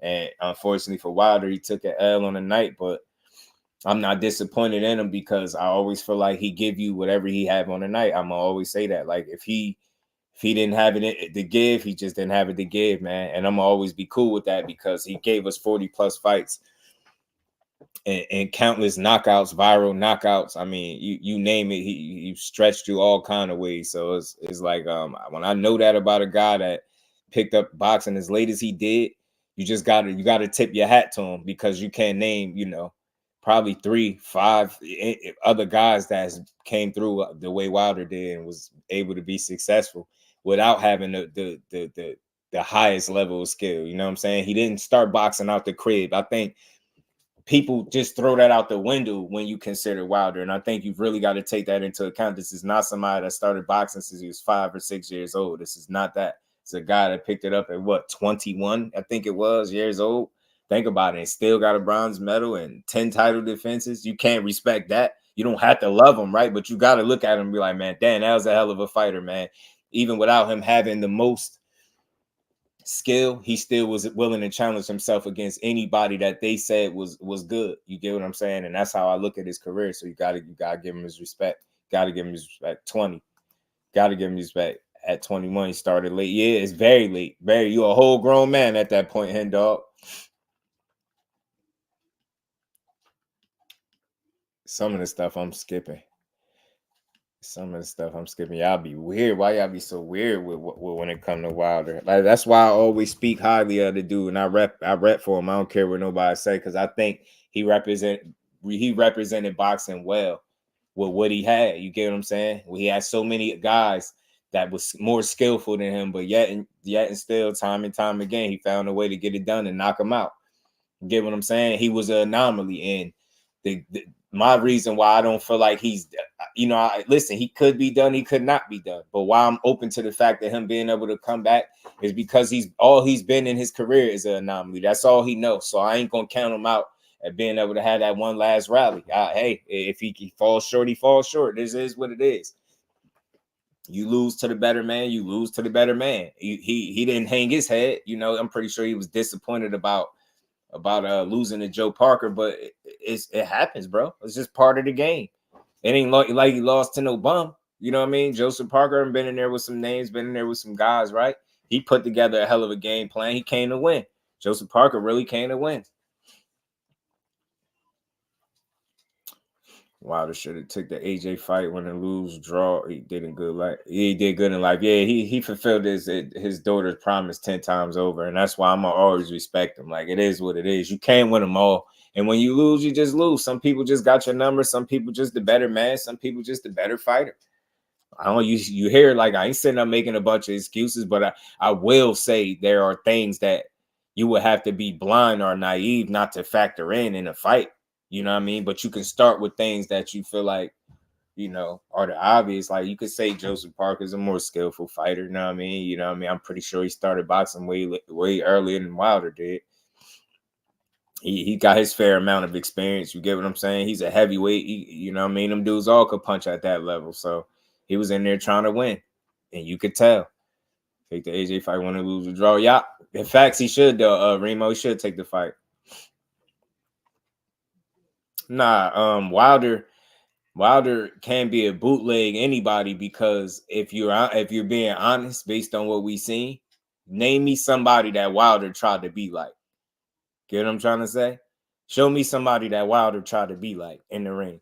You know what I mean? That dude was one of his own. He was his own guy, his own style, his own approach. He was a knockout. He was a knockout artist, baby. Man, that's Mr. I want a body on my record. You know what I'm saying? That's him, man. That was him, man. So I'm always rock with that dude. He gave me, you know, a lot of fun fights throughout the years, man. A lot of people, Malik Scott taking a lot of heat, a lot of flack. Listen, I get it, but at the end of the day, man, if Wilder believe in him, then that's just what it is, right?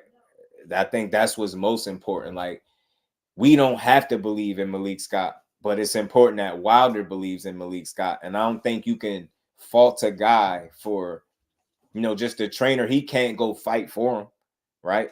You can maybe question the game plan and say maybe. And look, Malik Scott kept it real. He said, "Hey, man, we got our asses whooped, man. We got our butts kicked." Something to that effect. Like, you know, they did the better job. That's just what it is. Sometimes you get out coached on the night. It's not impossible to happen, bro. But again, he can't throw the punches for him. You get what I'm saying? So, you know what I mean? That's why I don't really take the blame game approach. Like, it's boxing. Like, you go in there, you prepare as a team. You go in there, you win as a team, you lose as a team. They took an L. They go make some corrections if need be and get back to it. Signature Sounds was good with it. So I should Deontay change course. I'll say this: Signature Sounds, like if that's who he believes in, bro. If that's who he trusts, because again, I think, oh man, like in my opinion, man, I feel like his decision to be with Malik Scott got a lot to do with trust and belief. And I think, and the fact that they have a relationship, man. I don't know if that's going to be to their own detriment, but I do think that's a guy that he at least trust and believe in. And I think as long as those two things are present in that relationship, I think he should stick with the guy that he trusts and believe in. I mean, it's for better or for worse, bro. Like, I'm just a different kind of guy. Like, just look at it this way, y'all. On one end, this is how you know people are telling on themselves. On one end, Reggie, what's good with it, bro? How you feeling? On one end, they're blaming Malik Scott. But then on the other end, they're like, Wilder need to retire. He don't got that killer instinct no more. He done. He this, he that. So if he's all of that, is it Malik Scott, or as much as it is Wilder? Like, you both guys hold themselves accountable. The guy that performed hold himself accountable as he did, right? And the guy that coached and trained him hold himself accountable as he did. It reminds me of the Earl Spence and you know, Derrick James situation. Like, people was looking for somebody to blame, and that's not how you get the answers all the time. It's not somebody to blame. You understand that y'all worked, y'all practiced on some things, and y'all didn't execute to that level, bro. You didn't get it done. I'm sure the thinking ain't, you know, them two looking at each other, blaming each other, like, yo, it's your fault. It's your fault. Like, that's not going to get them nowhere. You just assess what happened. You lost to a better guy, a better prepared guy. You got out coached. All those things are true, man. Joe Parker was the much better man on the night. You can add a lot of things. The inactivity could have caught up, Father Time, the age. You get what I'm saying? The wear and tear, it's a lot. You don't know. Or you could just chalk it up to it not being his night. You know what I mean? He's had better days, bro. So if he decides to, like, walking to the sunset from here, hey, so be it, bro. So be it. But if he decides to keep going, then it is what it is. It is what it is. The chance of landing, that's the only way you should fight. And pressure, yeah. I mean, yeah, but I think he just, it seemed like a lot was on his mind. It seemed like he was overthinking it on the night. Something that you're not really familiar with seeing in Deontay Wilder. You're not really familiar with seeing that dude go in there and overthink and be hesitant to some degree, right? So it's a lot. It's a lot to take in, man. But again, for me, I consider all things. That ain't like it was his 20th fight. It ain't like he no spring chicken. It ain't like he a guy that's not accomplished, that ain't achieved shit in the sport. Like, he had a hell of a run. And if this is what the end of his run looked like, so be it. You know what I mean? I'm not a overly super fan of nobody, but I rock with him 100%, win, lose, or draw, and I support him. It is what it is. You lose to the better man, but I don't think it's the proper way to assess it is not always to go into the fight and, hey, you know what? The trainer did it. Like, I don't think it's no trainer. Like, again, is it another trainer out there that he trusts and believe in more than Malik Scott at this point? You know what I mean? It might be a little too late to be trying to change trainers. I don't know, but it's crazy.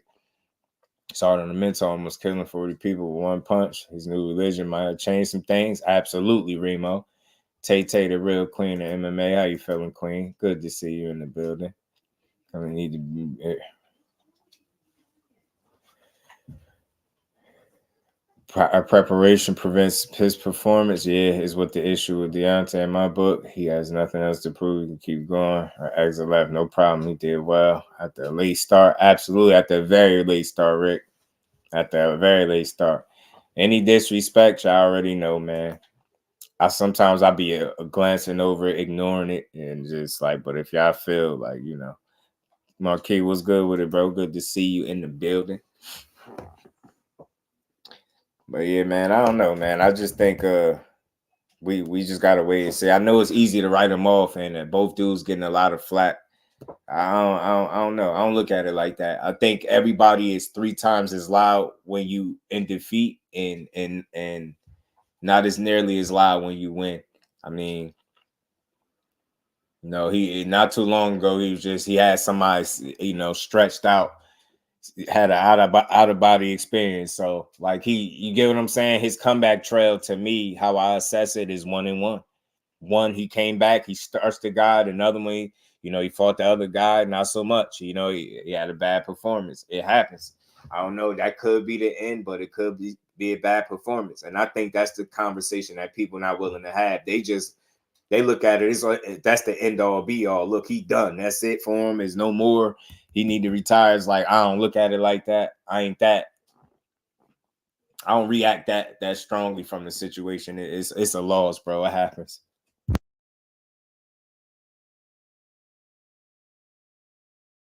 Said Boxing Social's name Bomac Trainer of the Year. I can see why. Because of the win. I was saying that too. And Crawford got the performance of the year. Maybe Benavidez, INOUE, or Devin Haney, possible fighter of the year type deal. It's got some people out there that really did their thing, man. It's a shame that Saudi showed more love than our own people, and that's sad, right?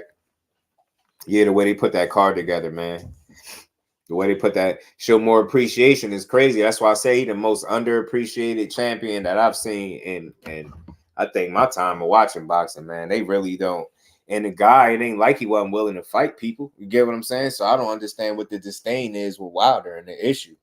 That y'all dislike his fighting style that much. I mean, some people you just not gonna be better than, and you're not gonna beat. That's just a real observation. Some people gonna have your number and you're gonna lose to some guys. That still don't take away from the greatness that I think he's shown throughout the years. Being able to produce these viral, one punch type knockouts, man. It was fun. Wow, I need to start working on his cardio now. I think he been doing that lately though. Sap. He been working on the cardio, doing the road work, running and stuff. I've been seeing the videos and stuff of it. That was one of the first times I seen it, but to my knowledge, he's doing it now. But we'll see. Big Mac got an Eater of the Year. Yeah, Bomac might have got it. People act like boxers can't lose. Yeah, man. That's all I'm saying. And notice, bro, my conversation ain't really centered around trying to make excuses for him. I'm just saying, like, sometimes you just lose to a better guy. I mean, like, you You still have PTSD from July 12th. Gert's stupid. Really need to get his cardio up and throw right hands. That's it. Yeah, 20 right hands around.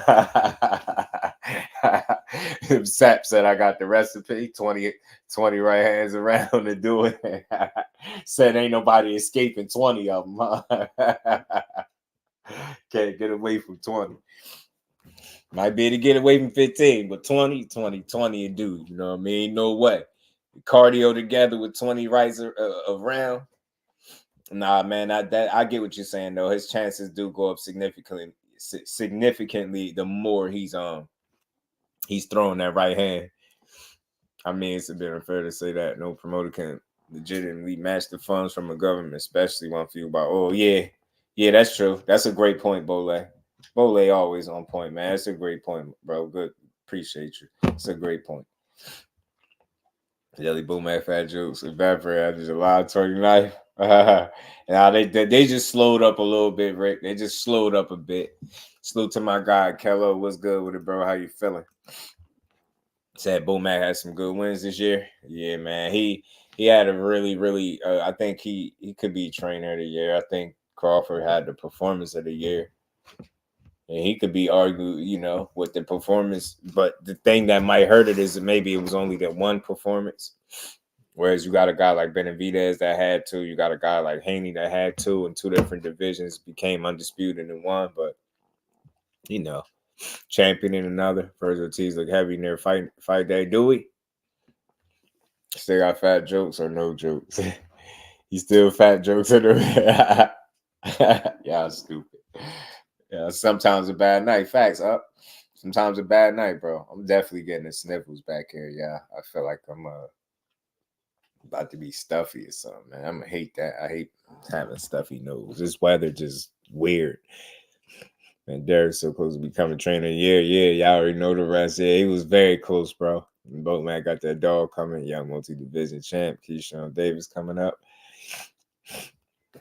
Yeah, y'all go make sure y'all check out a poll I put in the community, man. Who gonna lose their O first? Keyshawn Davis name up there, man. Got Tim Zoo, Keyshawn, Boots, and Haney.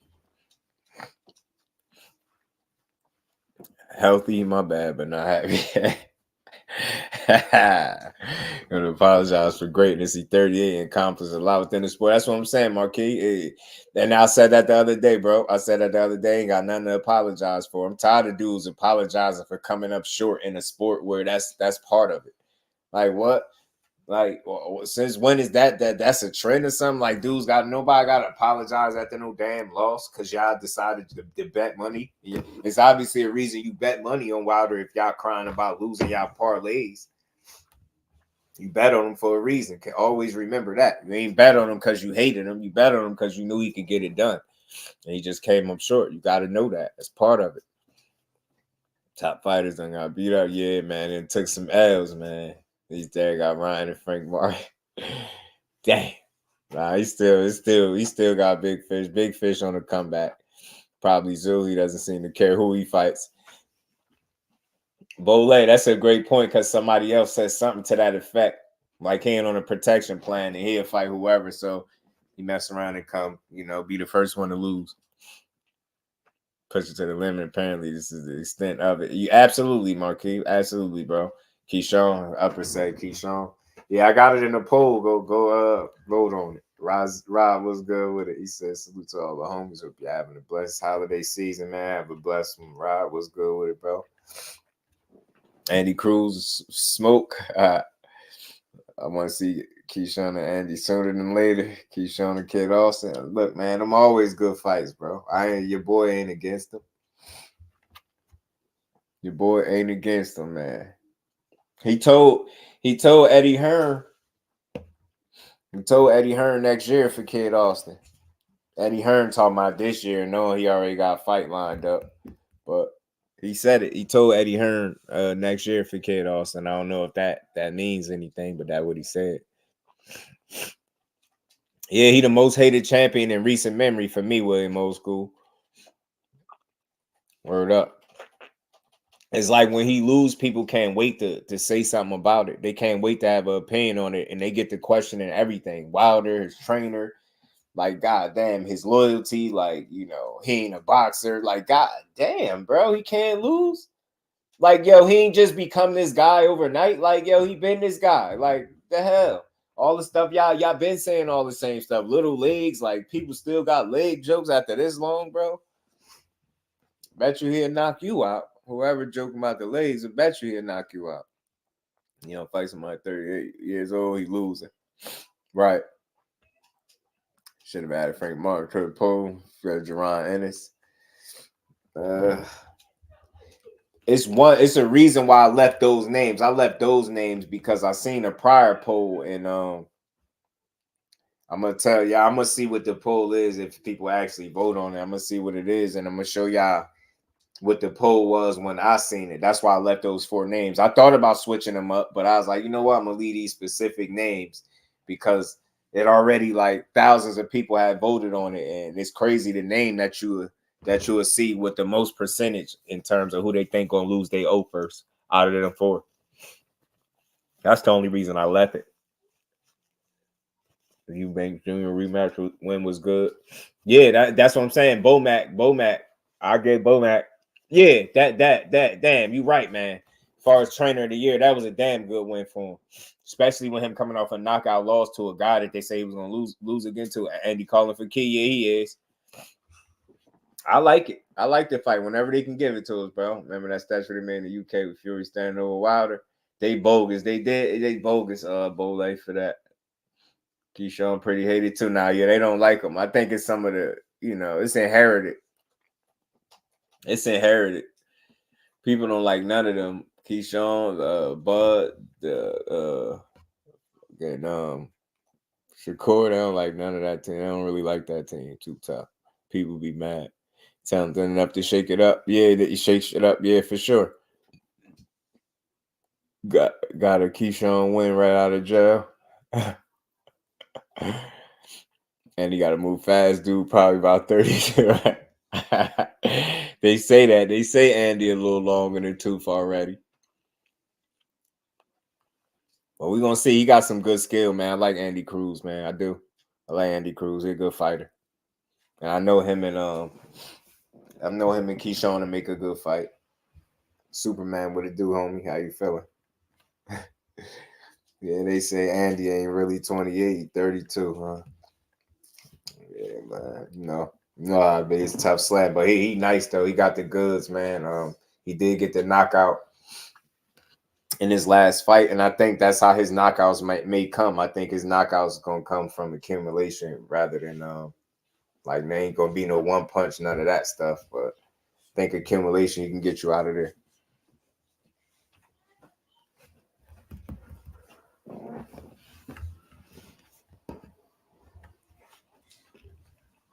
He said Andy Cruz.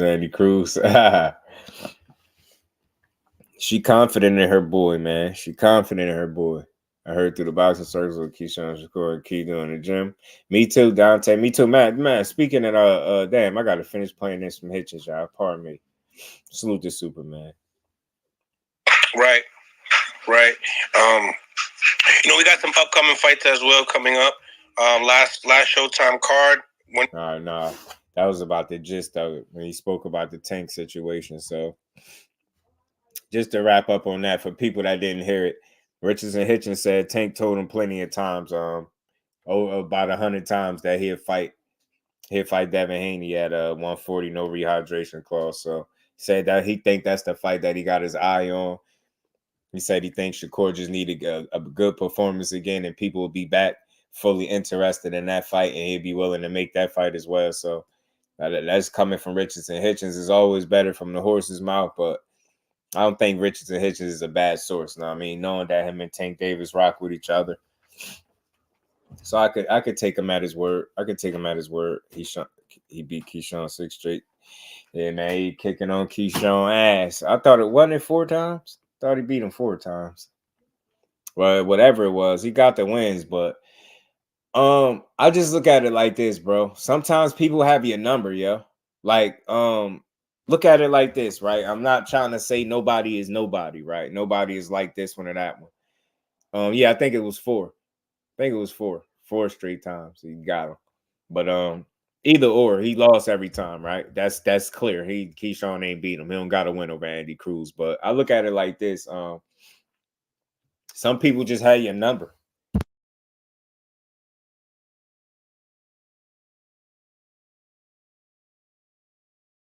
Excuse me, y'all, man. I feel like I'm getting sick, man. I hope not.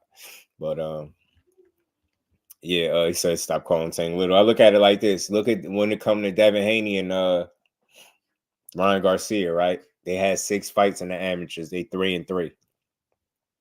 They both 3-3. But you know, you'll still get an edge right now. You definitely gonna get an edge, especially in the pros, more so to Devin Haney, right? For me, I seen Keyshawn in the pros longer than I seen Andy Cruz. Andy Cruz looked like the goods, but I wouldn't necessarily just say because he beat him 4 times in the amateurs, he'd beat him in the pros as well. Sometimes it's like that. You get what I'm saying? But it's just like who? Ugas beat Terrence Crawford in the amateurs, right? Then he beat Bud once or twice. I would have never picked Ugas at no point in boxing to ever beat Bud as a professional. That's just me. You know what I mean, some people claim Ugas would have beat him. I think they full of it, but that's just me. I don't see it. Pardon me, y'all. I'm really getting sick in live time. This is weak.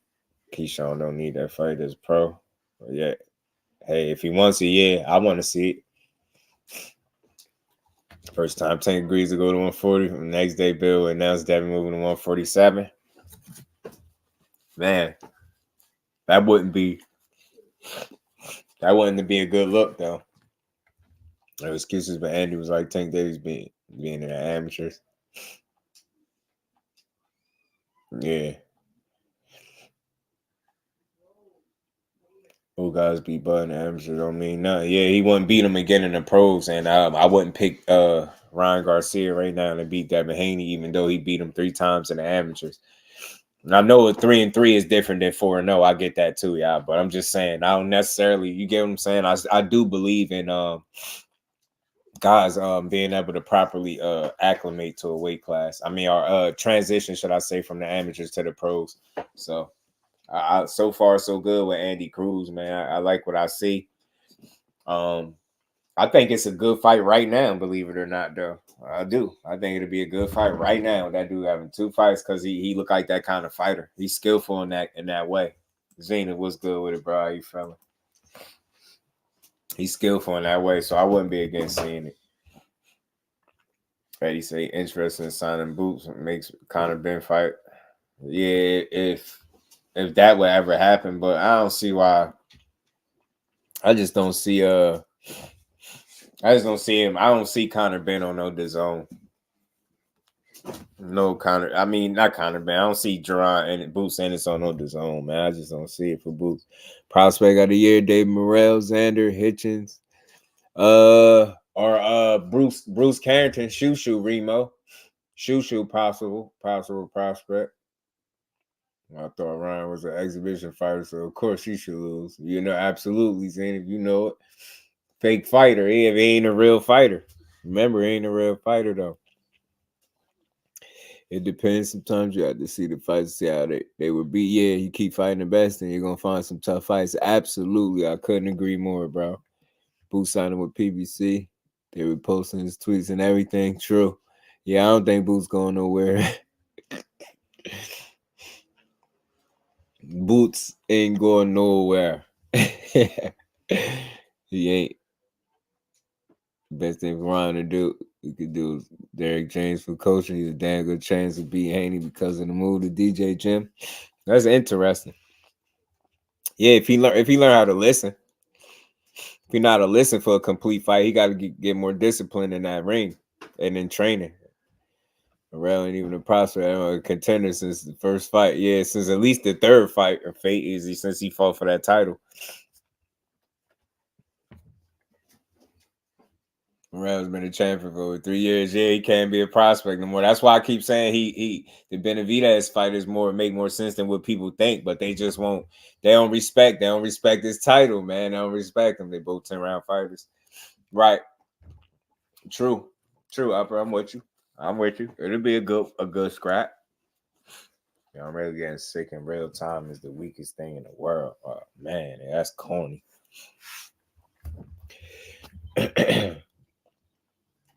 Man.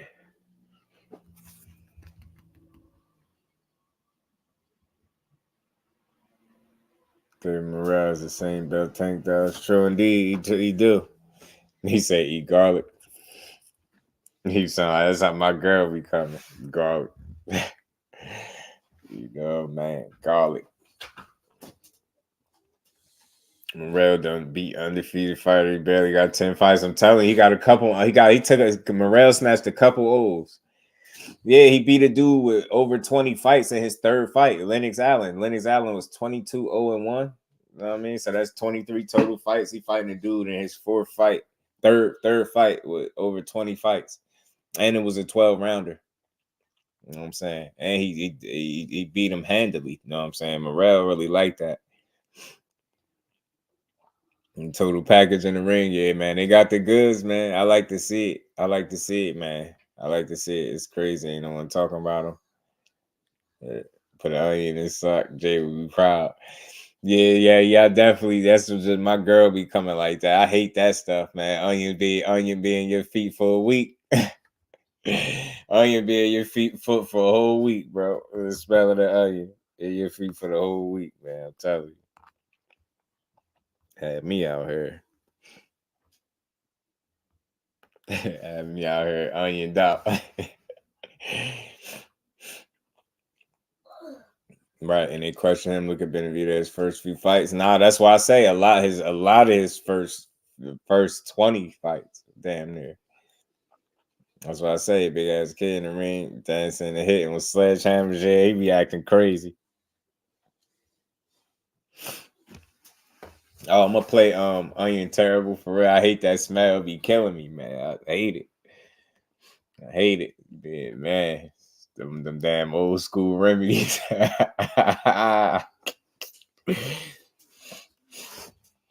man, so what y'all think about all this NAOYA pound for pound stuff, man? Y'all gotta talk to me, man. You know, people mad that you know, they got Tank Davis number 3 pound for pound. They got NAOYA number 4 pound for pound. Of course, it's box wreck, but nonetheless, somebody list got Tank higher than NAOYA, and people don't like it. Yeah, it do work. I mean, I guess it worked. I'll just be feeling like, you know, I'm gonna figure it out. This is crazy. Nose getting stuffy in real time. That's corny. Oh man, pardon me, y'all. And he started asking, "Will he be right back on his last?" Opponent's fans were saying Morel did get tested. Yeah, they was trying to accuse him. They was trying to accuse Morel, man. I just think that's always going to be a possibility when you running through people, when you beating guys convincingly, stopping guys, beating guys up real bad. I think I agree with Tank higher than NAOYA. Yeah, that's what they got him. But you know, it's interesting, Aisha. Look what NAOYA had to say about Tank on the pound for pound list. NAOYA had something to say about that too. Check him out. NAOYA revealed whether his fight with Tank Gervonta Davis is real. He said, "I don't think this is possible." He said it's more than just hype that the fans create. He said, "But you know, I have a very high opinion of him." He said, "If Davis is at the bottom of the pound for pound list, then I think he should be higher." You know what I'm saying? So he said he feel like he should be higher on the pound for pound list, period. And that's coming from NAOYA. So think about it. For the people that's mad that any list has Tank over him, and I get it. You know, NAOYA himself is quoted directly from Monster NAOYA. He said he think he should be higher. If he low on the list, put him up higher. That's what he said out his own mouth. I bet people ain't catch that. So, you know, he did say Morel definitely tested in Vegas. Yeah. People be reaching Bole. I be reaching. I got you, Fate.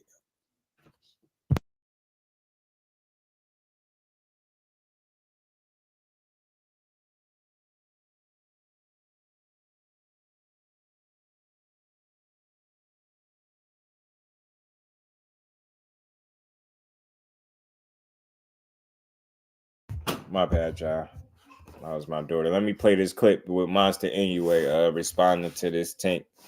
What he say? Responding to people talking to him about Tank.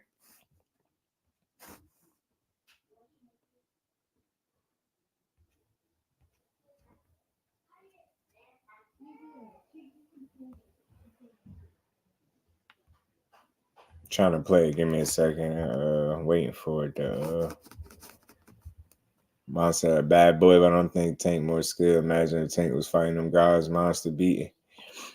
They'll be crucifying them, bro. I ain't gonna lie to you. They'll be crucifying them. Hey, Fake, send it again. I don't know why it won't let me play it. It won't let me play this one. Send it again. I think Tank versus Monster is front at 130. Yeah, if Tank could possibly even go back down there. GP was good with it, bro. What it do, man? How you feeling, bro? Box Records has used, man. Yeah. That's why I say people be they be reacting too fast, signature sounds, yo. And that's why I highlighted that it's Box Rec out of all. Like, I ain't knocking Box Rec, but people do use Box Rec a lot to quote things and, you know, as a source. So I'm not dismissing them, but the fact that they got Chris Eubank at number 8 is wild. And look, you caught the same thing I caught, signature sounds. Chris Eubank being on there was wild. And he in the top 10 of it too. So, you know what I mean? And within the number 8, should I say. Pound for pound, what's good with it, bro? How you feeling?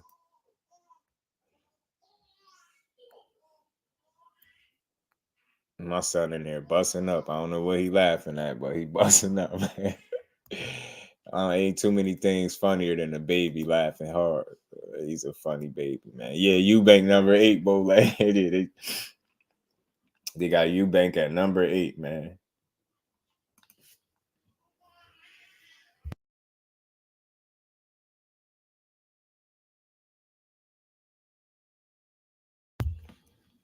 Oh man, hold on. I'm gonna pull it up for y'all. I'm gonna pull up the pound for pound joint. Hold on, let me take this off. I'm gonna pull it up. I'm gonna pull it up.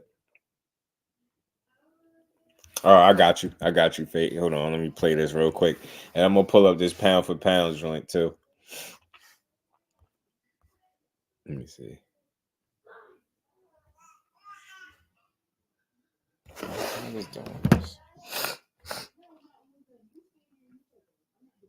There's some talks, especially here in the United States, of a fight with you and Tank Davis one day. He said obviously that. Right now it's the Palace. He said the baby just heard that Eubank talk.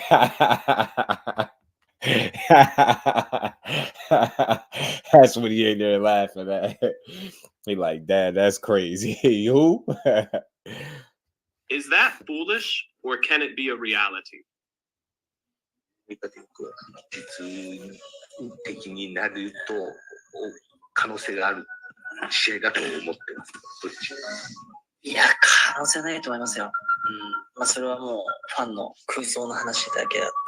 dude I wish could speak English. I don't think it's possible. It's more of a hype that the fans are putting together. See, I understand. This quote that I just had up, y'all. Speaking of Gervonta, though, he has spoke very highly of you, said you're a tremendous fighter. What are your thoughts on him? This is that quote that I just pulled up. Appreciate you, Fake. That's right on cue. Is he in the pound for pound, Davis? He is. He's in the bottom 3 or 4. Yeah, he's on there though. Not as high as NAOYA, but he's in there. Paco was good with it.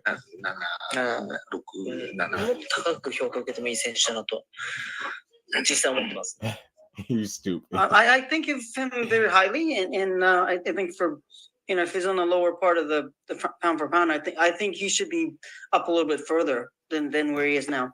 There's some talks. Appreciate that, bro. That's exactly what I was saying. So it's good to add the vocals to it, because I know a lot of people are mad that Box Rec, and I'm gonna pull this up now, that Box Rec will even have Tank Davis ahead of NAOYA NUA, but I think at the end of the day, man, it's subjective at the end of the day, and it's somebody's opinion, so we don't have to agree with it. None of us do, but I think Monster NUA saying that he feels like if Davis is low on the pound for pound list, then he should be higher. I think that was very telling for him to say that. And he seemed like a humble dude. That's why I think it's easy to like Monster NUE. I think he's an easy guy to like. I really do. But if y'all see this list right here, if y'all see this list, I know people probably don't agree with this list. I probably think it's bogus, but this is Box Rec with they list. I hope y'all can see that. They got Terrence Crawford at number 1. They got Crawford at 1. They got Canelo at 2. They got Inoue at 3. Oh, they switched it. I seen Tank at 3 and Inoue at 4. I could have swore I did. I know I could have swore I did see that. They must have switched it or something, man. But now they got Inoue at 3 and Tank at 4. They had Tank over him. They had Tank at 3 because I know I looked at it earlier and they switched it or something. Then they got Devin Haney at 5. I know people gonna hate that. Bevo at 6. David Benavidez at 7. Chris Eubank at 8. Emmanuel Navarrete at 9. Shaki Foster at 10. Shakur at 11. Lee Wood 12. TEOFIMO 13.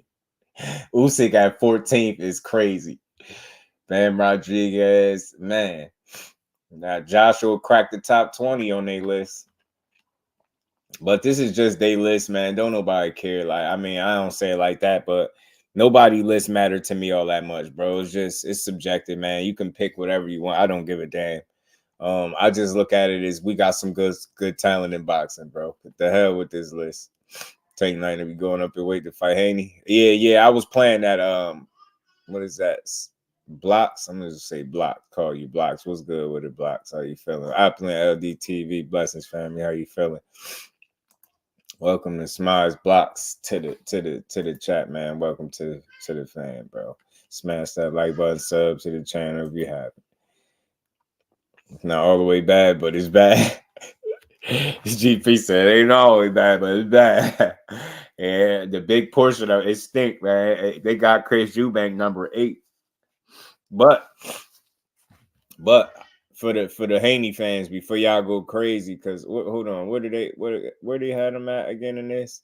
They had him 5. Okay, they got him 5 here, so that's not bad. Cause look, the other list had him 6. I think it was ESPN pound for pound rank, because they had Haney at 6. So Boxer got him at 5, so they got him even better than ESPN. So that's a positive, right? That's a good sign. Compare what Tank and Inoue have accomplished in their careers. There you go. Yeah, I mean, look, it's a no-brainer. Gertz, you basing it off accomplishments. I don't know. I think, and this is what I think, right? I think when people rate Tank higher than NUA, I think he's a victim of just being a smaller guy fighting relatively just smaller guys, obviously, because he's a smaller guy. And people feel like the talent or the competition level, I guess, and this is my guess, is not as deep. So I'm guessing, bigger guys. That's one of the reasons why I would rate Terrence Crawford over NUA, right? And you see, they got that right. They got Terrence Crawford at 1. I think that makes sense, right?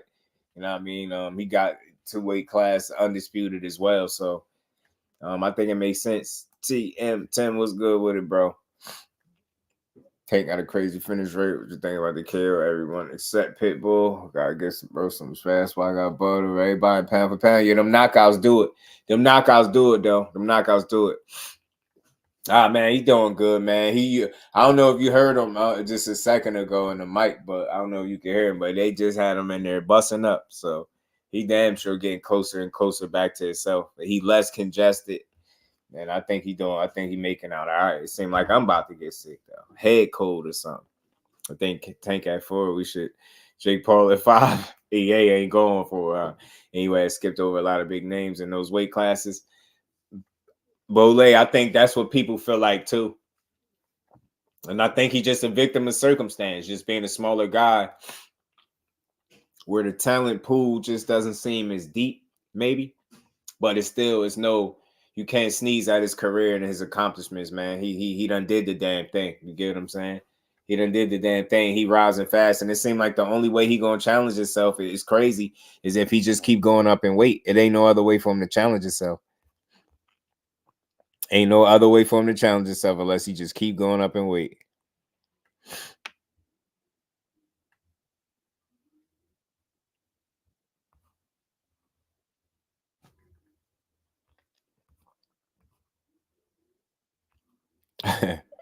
Some people think Thrill Hill was good with it. I don't like pound for pound list because I can't rate Haney over Boots or Morale. I know what I'm watching. They more talented. I get it. That's why Terrence Crawford said, he the #1 fighter. You said, he the fighter of the year. You put him in any weight class with anybody, he'll win. You know what I mean? Bud talking that talk. All right, Bud and Spencer 25. Who was Spencer before the loss? Like number 4, something like that, bro. 3-ish, 4, something like that. I think Thrill.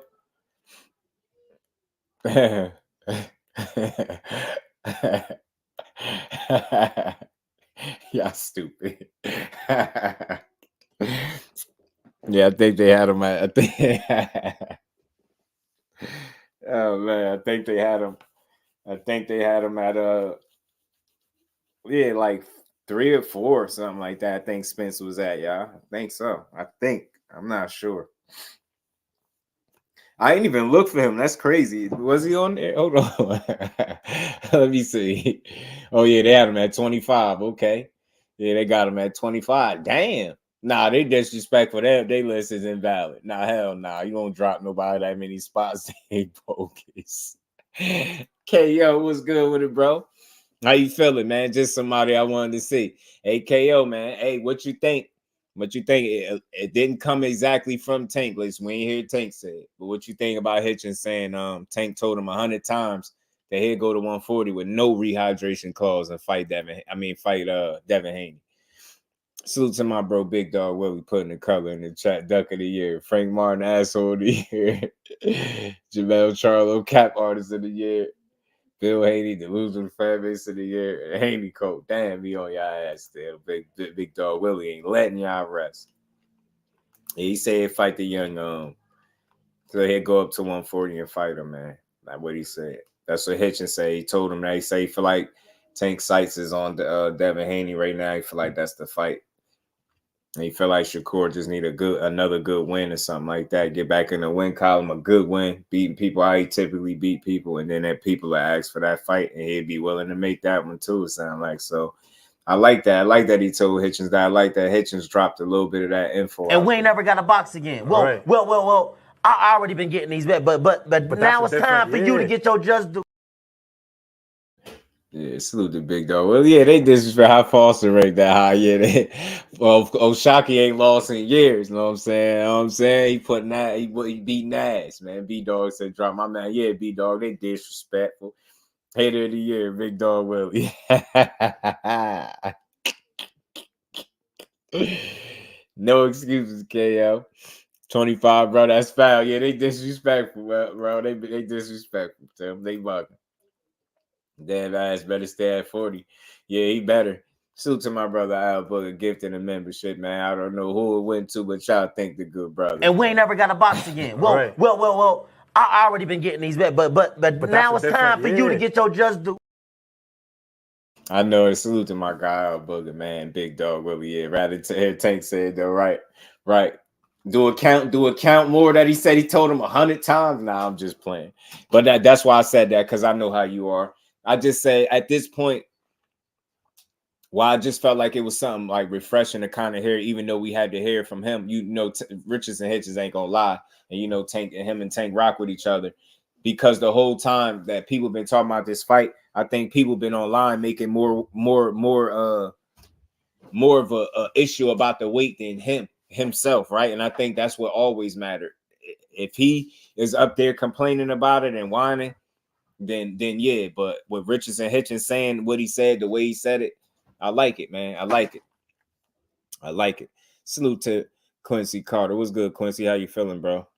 Miss Moan and peace and blessings, Queen. Listen again. He never said the weight. He said 100. He would fight. No rehydration clause. Right. Talk to him. No weight. So he did. I did play the clip. I could play it again, man. Let me see. I could play it again. And I know. And again, I'm with KL. I would always like to hear Tank say it out his own mouth, but at least I know he ain't behind the scenes complaining about the weight, how people doing it for him online. You get what I'm saying? That mattered to me. The fact that he ain't behind the scenes whining, and it's people in fact doing it for him, like they always do. Know what I mean? saying that you gotta think people sitting up here talking about this man scared and stupid stuff like that. So and he ain't even opened his mouth. So again, when I hear, even though this is from a second party source, I respect Richardson Hitchens because I don't think he's gonna come out and lie about it for no reason, right? Let me see. Hold on, let me play it. And I know he went on you. He must have hit you real quick. I feel like last thing I remember texting about Shakur and Tank from Shakur, like he was just saying that people want to see it again. He was like, a guy like that will make you look like that. So a guy like that is liable to make you look like that. That's true, KO. That is true. His opinion doesn't change. He still feel like he can be Shakur. He felt like that before the fight. He still feels like that, but he still feel like him and Shakur will be a big fight. He just like Shakur need to put bigger performance. Go back and put, keep putting on great performances from what he told me. So he still in your opinion, you believe he still wants that fight, right, and the people will demand that fight eventually. Yeah, I believe he still feel like that will be a big fight eventually. I feel like right now he doesn't feel like it's a big fight. I feel like he feels Devin is the fight that people wants to see right now. Tank believes that. Yeah, that's from what he says to me. Whenever he's vocal, right now his eyes is kind of set on Devin. That's the fight he wants, and that's the fight he feel like everybody wants to see. That's the fight he want to put an end to. He want to put an end to that fight. Do you think he'll go to 140 to make the fight happen, or catch weight? He said it 100 times. He said it to me 100 times. He'll fight Devin Haney, no rehydration course. Do you think he'll go to 140 to make the fight happen, or catch weight? He said it 100 times. He said it to me 100 times. He'll fight Devin Haney, no rehydration course. And that's what he said to me. But what's the he'll fight Devin Haney, I'm confused because what's the difference? I mean, I see Haney has more skills than Ryan, but Ryan got hit with the hydration clause. I don't know. Maybe at that time, Tank never seen Ryan in person. Probably thought Ryan was a real big dude. He probably, we don't know. Tank never met Ryan. He probably thought Ryan was a big dude. He probably wanted to make it at an even playing field. Ryan wasn't a champion at 140 at that time. Ryan was still a 135 pounder. Technically, he was still like ranked everything at 135. So I feel like Tank, when that fight of him and Ryan fighting, the idea for Tank was always for it to be at 135. I feel like now Devin is vocal about it. Tank is realizing like this fight it has to be at 140 if I want it. I feel like Tank is a fighter. If he is who I believe he is, he's gonna go to 140. He's gonna get the job done. That's what it's all said, and that's how the boy Hitchens feel when it's all said and done, man. He'll go there and fight him. And again, listen, like I've been saying, it been people making all that noise about it. I just think that's him just letting it be known. Don't put no stipulations on no fight, thinking the reason that he put stipulations on any fight or rehydration causes because he being scared. I just don't think people are being genuine when they say that. You get what I'm saying? Ain't nobody stupid. It's about being smart. And when you got guys that are shrinking down the weight classes, knowing that they blow up multiple weight classes above, trying to come in with crazy advantages, who am I to be a dummy for you? You know what I'm saying? I'm not going to be a dummy for you. I'm not going to be a dummy for nobody. And again, just to touch on it, man, I'm just giving y'all my honest opinion because it's the only thing I could do. Next Gen was good with it. Major threat. Tank said he will meet his demands out. So basically, Ryan was considered a threat. I don't think it was that fate for me. And I think all these dudes are a threat. So I ain't going to say that, right? But I think him just did not knowing of how big this guy was. And I think that he spoke to that before. Like, he was hearing that this dude big as hell. He blow up big as hell between fights. So I think that some of that plays into it. I'm not justifying it. I'm just saying that's what makes sense to me. If I'm clearly hearing that this dude big as hell, get what I'm saying? I'm gonna make sure he ain't coming in too damn big. You get what I'm saying? So it is what it is. But look, if you're trying to push that Tank is some sort of duck for not giving in to all the demands, then that's BS. Because again, that would be like going against what we've been saying and breaking all the rules. Like you don't see that A-side caving in to all the demands and giving up everything. And that's just being real. That's not a narrative. That's what we've been watching. You don't see that. And guys are A size for a reason. You get what I'm saying? I know some people feel like that. They hate that term in boxing, but it exists for a reason. And in that situation, you clearly know who it is, right? And it ain't no mistake about it. So it just is what it is. I don't believe nobody should have to cave in 100% to anybody's demands. And this is the part that trips me out. Y'all will hear what KO's saying, but y'all not listening to what he's saying. Yeah, I done heard this man say, yo, both guys can meet in the middle because neither guy should have to give up everything. If that's not the most fair and logical approach, then you really just want to push. You want to say somebody's pushing narratives. That's not a narrative being pushed. That makes sense. You get what I'm saying? Especially when you got all these egos and shit in boxing, man. People don't like to give in to any of everything. You know what I mean? Why this nigga just flop at the man? So talk to him, man. That's good. That's a good point. 165 to feel safe in the ring.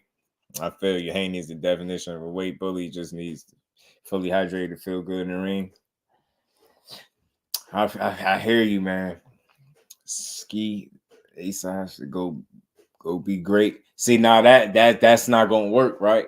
Because Joe, that's good for talking shit online, right? Just go be great. But you gotta think this business and they gonna go be smart. Is what he gonna do. Ain't gonna just be no go be great. It's gonna go be smart, and that's what he gonna do. It's a chess match around his team. Shouldn't have accepted rehydration call if they went down. However, with rehydration calls for both fighters or one, both blocks. And on top of that, Ryan undisciplined ass needed to catch weight of 136. Now Tank, I keep saying that to people. They had these demands when it was Cambosos alone. People who can't make him 30 mil. That's a great question, Zine. If I ain't gonna lie to you, that's a great question, bro. That's make great sense. Ron should have ducked that contract. He should duck the contract. Go be great, Godzilla. Wait, nah, ain't no Godzilla. That's for damn show. Lord Bill Haney got their coat trained well. Big dog on y'all helmets.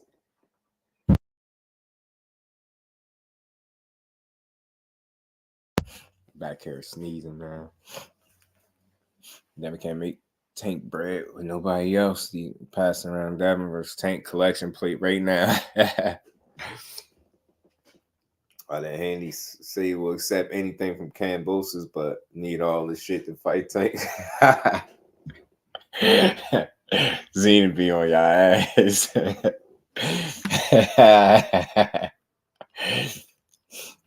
Haney more like, why you still talking? He ain't called Al Heyman yet. Yeah, call Al, man. This why this what they waiting on, those Zane. If they waiting on, we already ready to go to 40, bro. We already.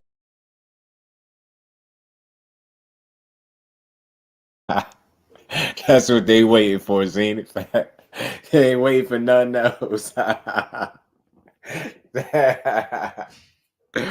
That's what they want. They waiting for him to go to 40, bro. B3 was good with it, bro. He said Ryan he was up then because he definitely just tweeted Tank will not fight that without rehydration calls. So what the truth is, y'all.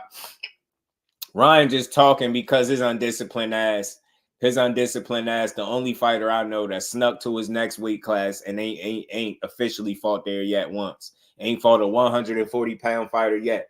I don't know what the hell Ryan doing. I can't give him no excuses, bro. He's a guy that, listen, he got skill and talent. I don't dislike him or none of that, but just when it comes to the landscape of things, man, like that dude is very undisciplined, man, to do all that complaining, and then people help him make the complaints for him. Yeah, he was drained. Yeah, Tank had to drain Ryan to beat him. Yeah, who the hell really thought that? That's weird to think that. Like, I just want y'all all, and y'all know we be joking over here, but I just want y'all all to know something. All these Rod Garcia, Tank had to drain him. He couldn't beat him without draining him. Fucking Backstreet Boy. Man, listen to the Backstreet Boys right now. He said he called white. They only call white man. The Rise podcast. What's good? Saying how you feeling, bro? Good to see you in the building. Teach, what's good with it, bro? Africa is his friend. Yeah, I don't think he lying. He said, "What is it? Fight of the year? Fight of the year? Like performance of the year. If that's the same category, I give it to Crawford, man.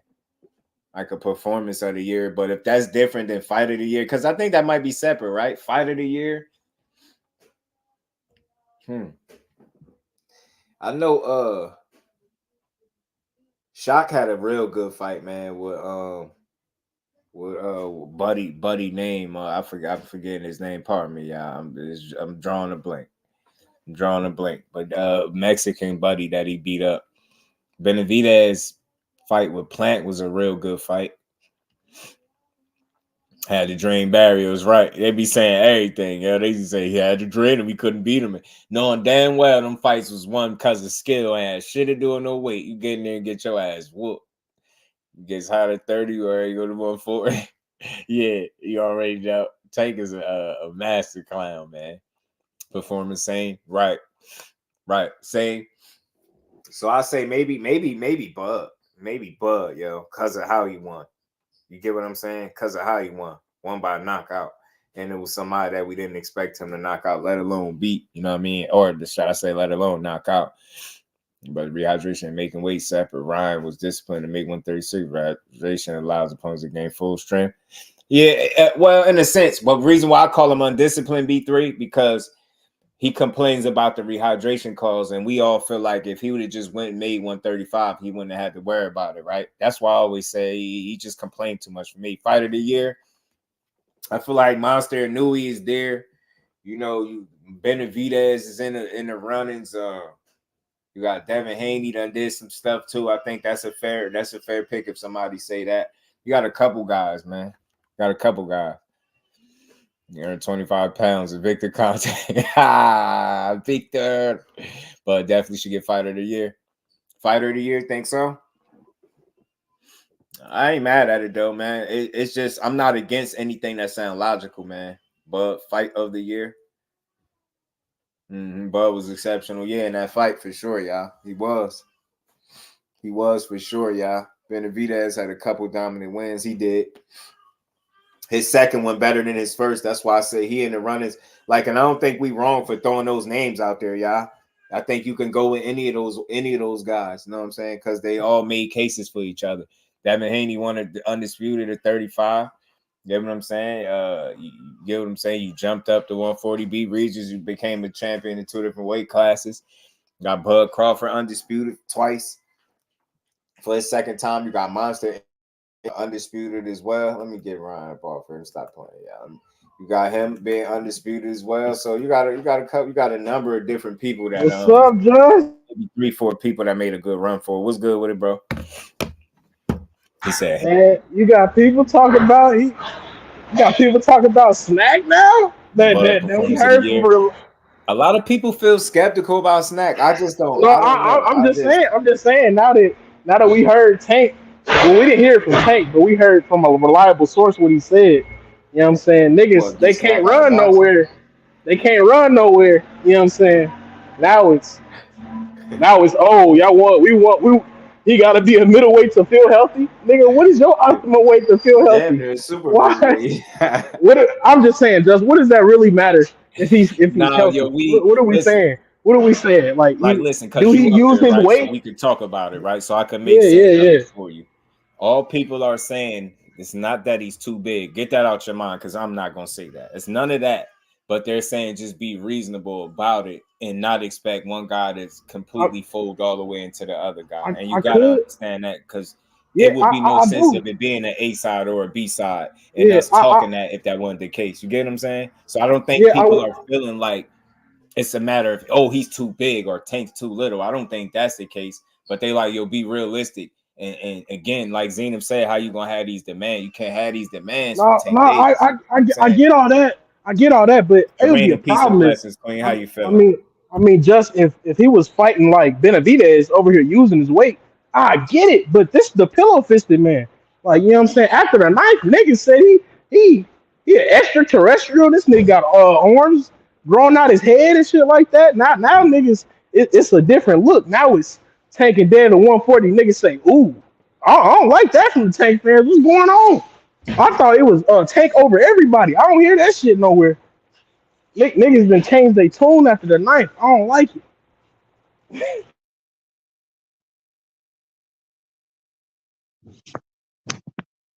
My bad. No, I hear you. Look, man, I think all that stuff is said and to poke fun at him to talk trash.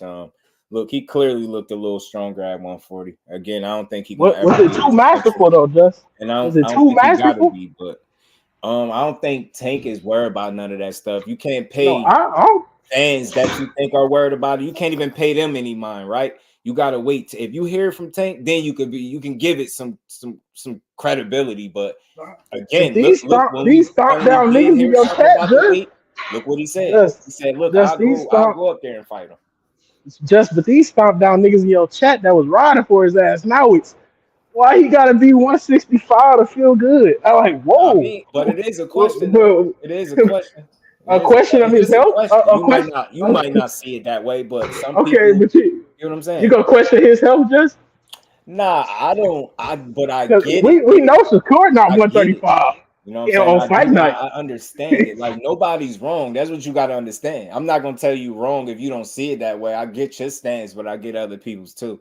And I think like the most fair assessment of it all is just meeting in the middle, right? Not don't talk like you could demand anything, right? Because that's not going to get it, right? You know what I mean? And you just, that's not realistic. You know what I mean? So you gotta come to the table, most importantly. But he can demand though. Bill said you crazy. He can demand stuff though, just because they need each other is equally. So he can demand some shit.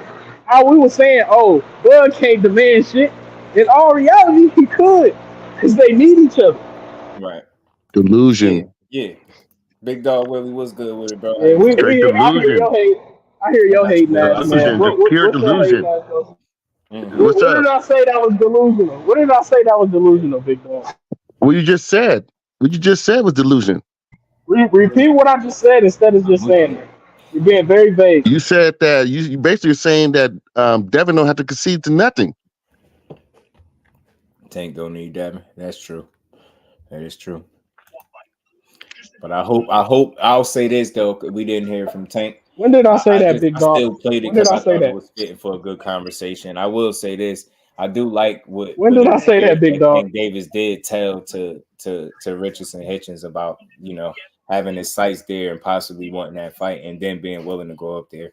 So I think that acquired some of the noise. Like, it don't matter what we think. We just create. I think people online are making a fair case if you open to having a real conversation about it, and it's not no end all be all. Get what I'm saying? It's always a conversation, bro, and it got to make sense. Especially if you want a real fight, it got to make sense for both guys, and making sense for both guys ain't the A side caving into the B side because of out of fear, you know, worrying about somebody saying you scared of the guy on the other side. That's garbage. That's not gonna get the fight. If you come and you don't have demands, but you got maybe some realistic requests or something like that, then you know what I mean. Fighting at 140 not realistic. It's just too much because he's just an animal at 140. It's just, oh my god, you can't. No one wants to fight Devin at sharp at 140. But I want to put this in perspective. He's been sharp his whole career. He was sharp at 35. He just, to me, he look healthier. He looks stronger. Look a little stronger, which is good for him, right? But I don't think that fight is gonna be won because he weighs more. You know what I'm saying? I don't see it that way. That's what I'm trying to tell niggas. He gonna skillfully whoop his ass. That's what's gonna happen. He gonna. I think he'll skillfully try. I'm telling you, he gonna whoop his ass. He gonna whoop his ass. Man, yo, one thing I'm gonna say, man, win, lose, and draw, and whoever win. But I told you who I feel like I got winning. But you gotta show me. You gotta show me that you gonna make him miss you for 36 minutes. Show me this. Show me, cause I ain't seen it yet. I ain't seen it. That's again. I'm trying, but you gotta. It'd be us seeing. I was trying to tell you it's 36 minutes of hell, but you didn't believe me. You said, I don't believe it's 36. It's 36. That's totally different because he ain't near the. But I'm telling you, it's 36 minutes of hell for everybody. He don't have. I don't think he had the experience just fighting. 36 minutes of hell. Yeah, you said 36 minutes of hell. That what you said? Yeah, I think. You did Lomachenko. What happened with Lomachenko? Yeah, Loma gave him like half of that fight of hell. Then he I was like, maybe he was saying, Dad. Yeah, It's not 36 minutes of hell. It's kind of like what? William Old School, my brother. Oh, you talking about when he sent them to the hospital, big dog? We're talking about when he was getting pieced up by Lomachenko. Oh, we're talking about that. I'm not denying. In the 11th and 12th, in the 11th and the 10th and 11th round, he got off on my nigga. But what happened the 12th round? He got a little time. What happened the 9th round? It didn't matter like he really got off on him in the 12th round. He won the 12th round. Not like he really got off on him though. I guess you don't watch it. 10 and 11, or 9 and 10. Yeah, because he about to get. Devin about to get laid out by little ass dude. Laid out. But then he dropped. You know what I'm saying? I could. Did he drop Loma? Did he drop Loma? Oh, but did Shakur run from Edwin? Where are we going? Where are we going? Oh man! Do I gotta go after Big Dog? What is going on? Immediately after Loma, still ain't call Al Haney. Zenith on y'all helmet. William Old School, what's good, right? Brother? How you feeling? What's happening, bro?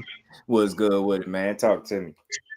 Pretty sad when somebody got to come in 25 to 30 pounds over the weight, rest of the weight class, just to beat guys. Yeah, you scared too, Old School? Get him, Old School. Get him, bro. Scared. I ain't the one gonna run the 147 the moment the man tries to make the fight. So you don't believe Richardson? You ain't got faith in your man? Well, I believe Devin's gonna run the 147. Damn, he gonna run a harder division? He gonna run for a harder division again. To get away from Tank again. Damn, he already had to run the 140 to get away from Tank. Now he's gonna run the 147 the moment Tank says I'll go to 140 and fight. Damn. He ran the 140. Oh my God! You were just you just something else today. Yeah, you can't handle the truth. I get it. Go back and watch the movie again. You know what I'm saying? I didn't know old people lied this much. Yeah, I don't have to lie, bro. I'm going with the facts. No, you're not. You just saying the man ran the 140. No, he ran I don't think Shakur Stevenson. Okay. So I got a question for you. Did Tank run from 130 when he couldn't make the weight? Was that did he run? No, Tank went to 135 because he wanted to be great. No, did Shakur run from 130? Did he run when he couldn't make the weight? Let's use y'all language. Shakur wanted to be great. Did Shakur run from O'Shaquie Foster? Did he run from him? O'Shaquie Foster. Wanted to be great. He went to 135. I'm just saying. We're saying niggas all the time. They go that narrative. We saying niggas ran. I'm just saying. Yeah, if you want to call niggas runners, yeah. If you want to say he ran, Shakur ran. So if Shakur ran, Devin ran. Yo, what? I mean, I didn't say it. You did. No, I didn't say that either. No, y'all wanted to call Devin a runner and shit like that. Hey man, if you gonna say he ran, Shakur ran big time. So and then Tank ran, he really ran big time. How he ran? Nigga said if you go 140, that conversation changed. Crazy. If you gonna say Dev, I'm just saying. Who did he run? No, Shakur ran. No, I'm saying. Who's Shakur run from? I'm only saying that because y'all said Dev ran. So I'm asking who did Shakur run from? If he ran, he ran. If he ran from O'Shaquie Foster. O'Shaquie Foster? Did they have a fight lined up?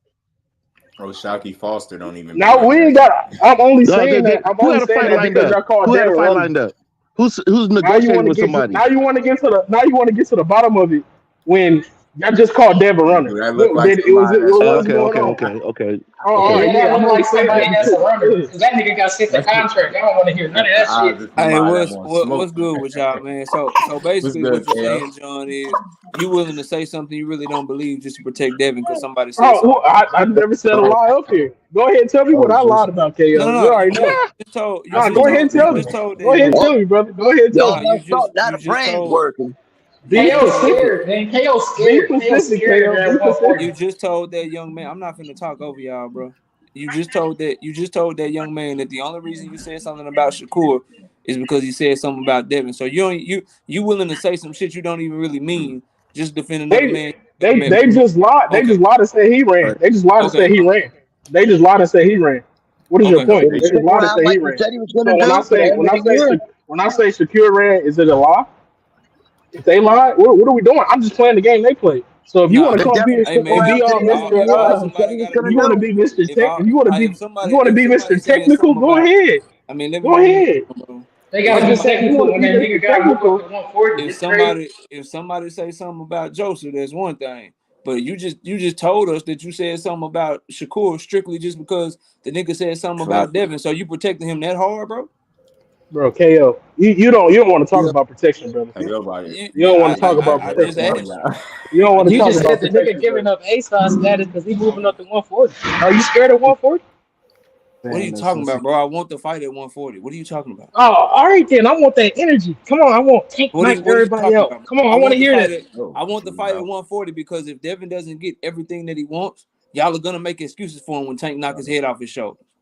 So if it's a catch weight with no rehydration clause, or if it's at 140 with a rehydration clause, or if it's at 135, if it's anything that y'all can use to make an excuse once Devin get his head knocked off his shoulders, y'all are gonna use that shit. So I want the fight at 140 with all I know is that's all I know is because I know for a fact how y'all get down, bro. Y'all are gonna make excuses, bro. Ain't no coming to a middle no more. The nigga said he'll move up. That's all I wanted to hear. Yeah, that's cool. Hey, go be great now. Go be great now, Tank. And I hope he. Go be great. I hope he do. Now what? Now what's Devin giving up, my bro? What you mean? What Devin giving up? What is he giving up? Why am I supposed to know what he giving up? No. So we want that nigga Tank said. That nigga Tank said he giving. Tank said he going up to 140. So he want the fight. We want Devin. We want Devin to make the most money that he could possibly make. You getting out of. We want Devin reaching to too make far, the most money that he can possibly make. We want the weight. We want the weight at his now weight. KO saying shit we never said.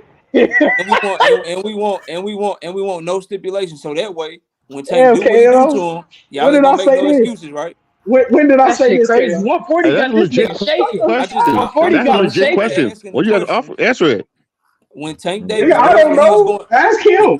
When Tank Davis does what he's going to do to him, y'all ain't gonna make no excuses, right? No, I ain't gonna make no excuses because he gonna beat the shit out of there. Don't be great there. That's all I wanted to know, bro. Because it's nothing but excuses, like all the time. Not saying excuses. Y'all talking about what he got to give up. How the fuck I'm supposed to know that?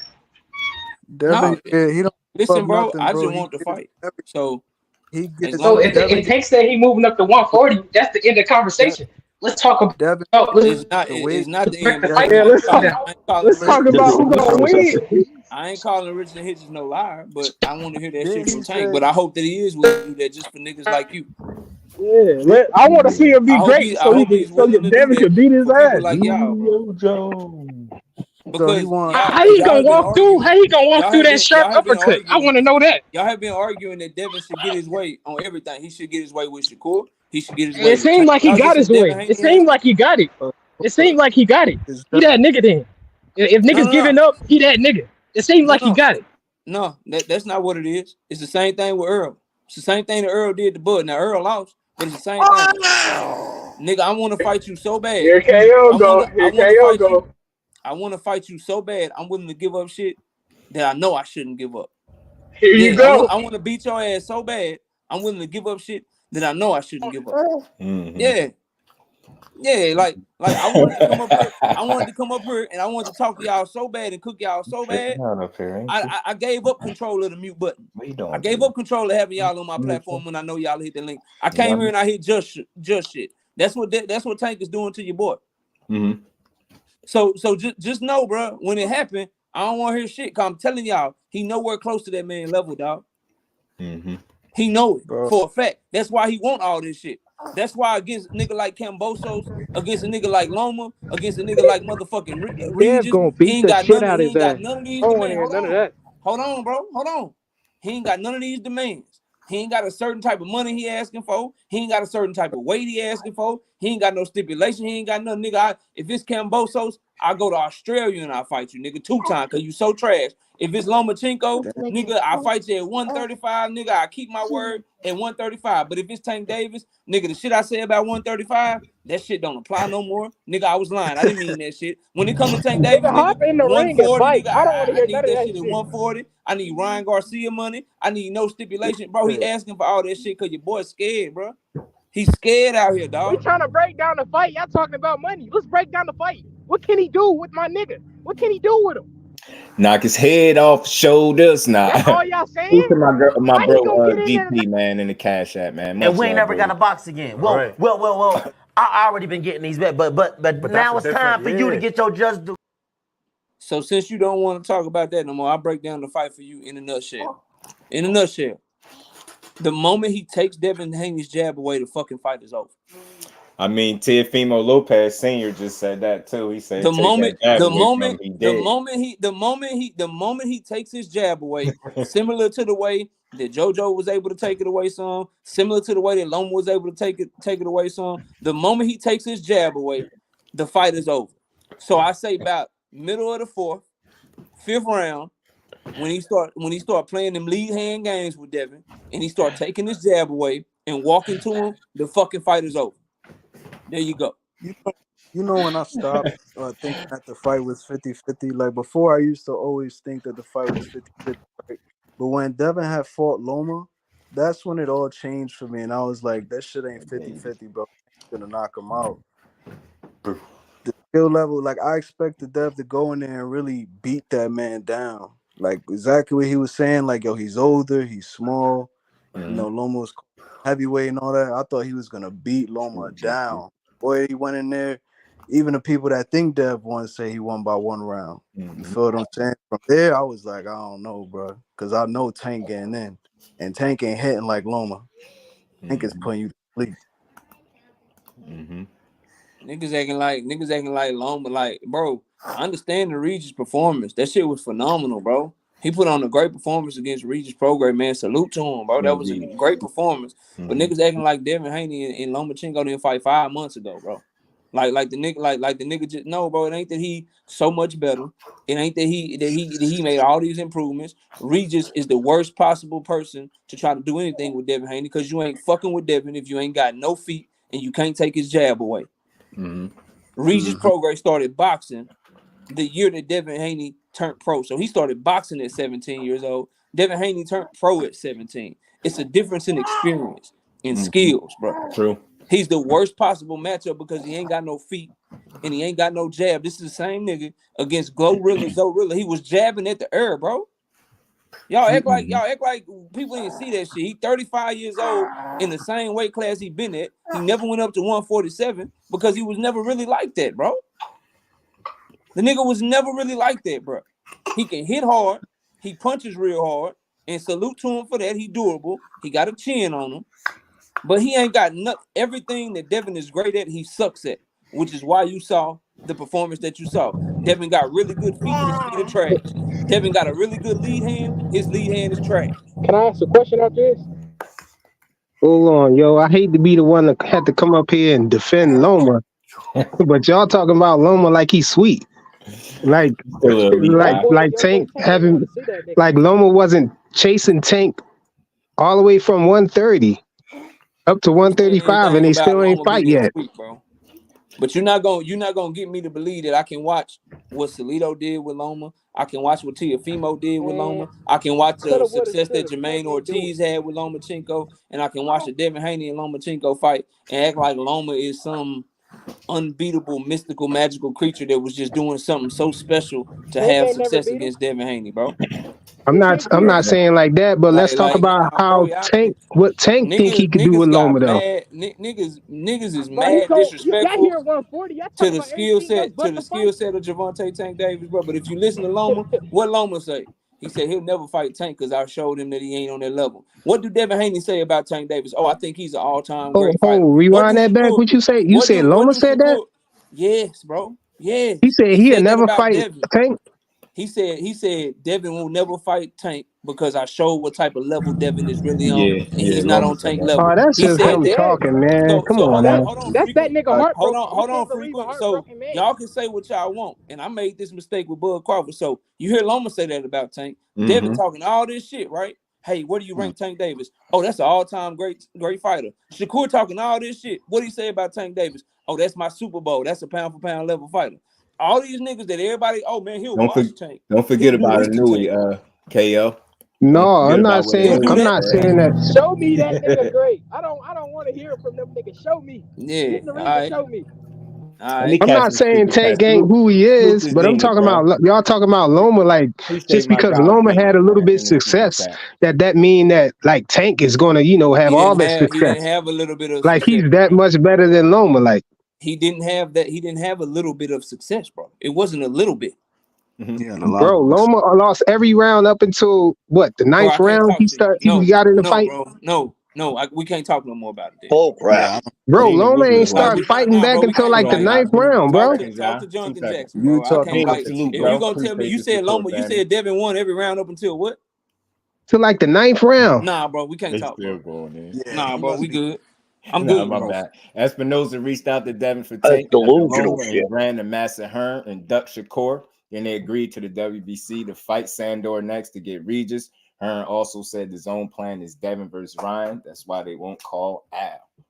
Dang. As me talking to y'all. I mean, curious massage ring. Tank and Trizzy fight happen. Yeah, man.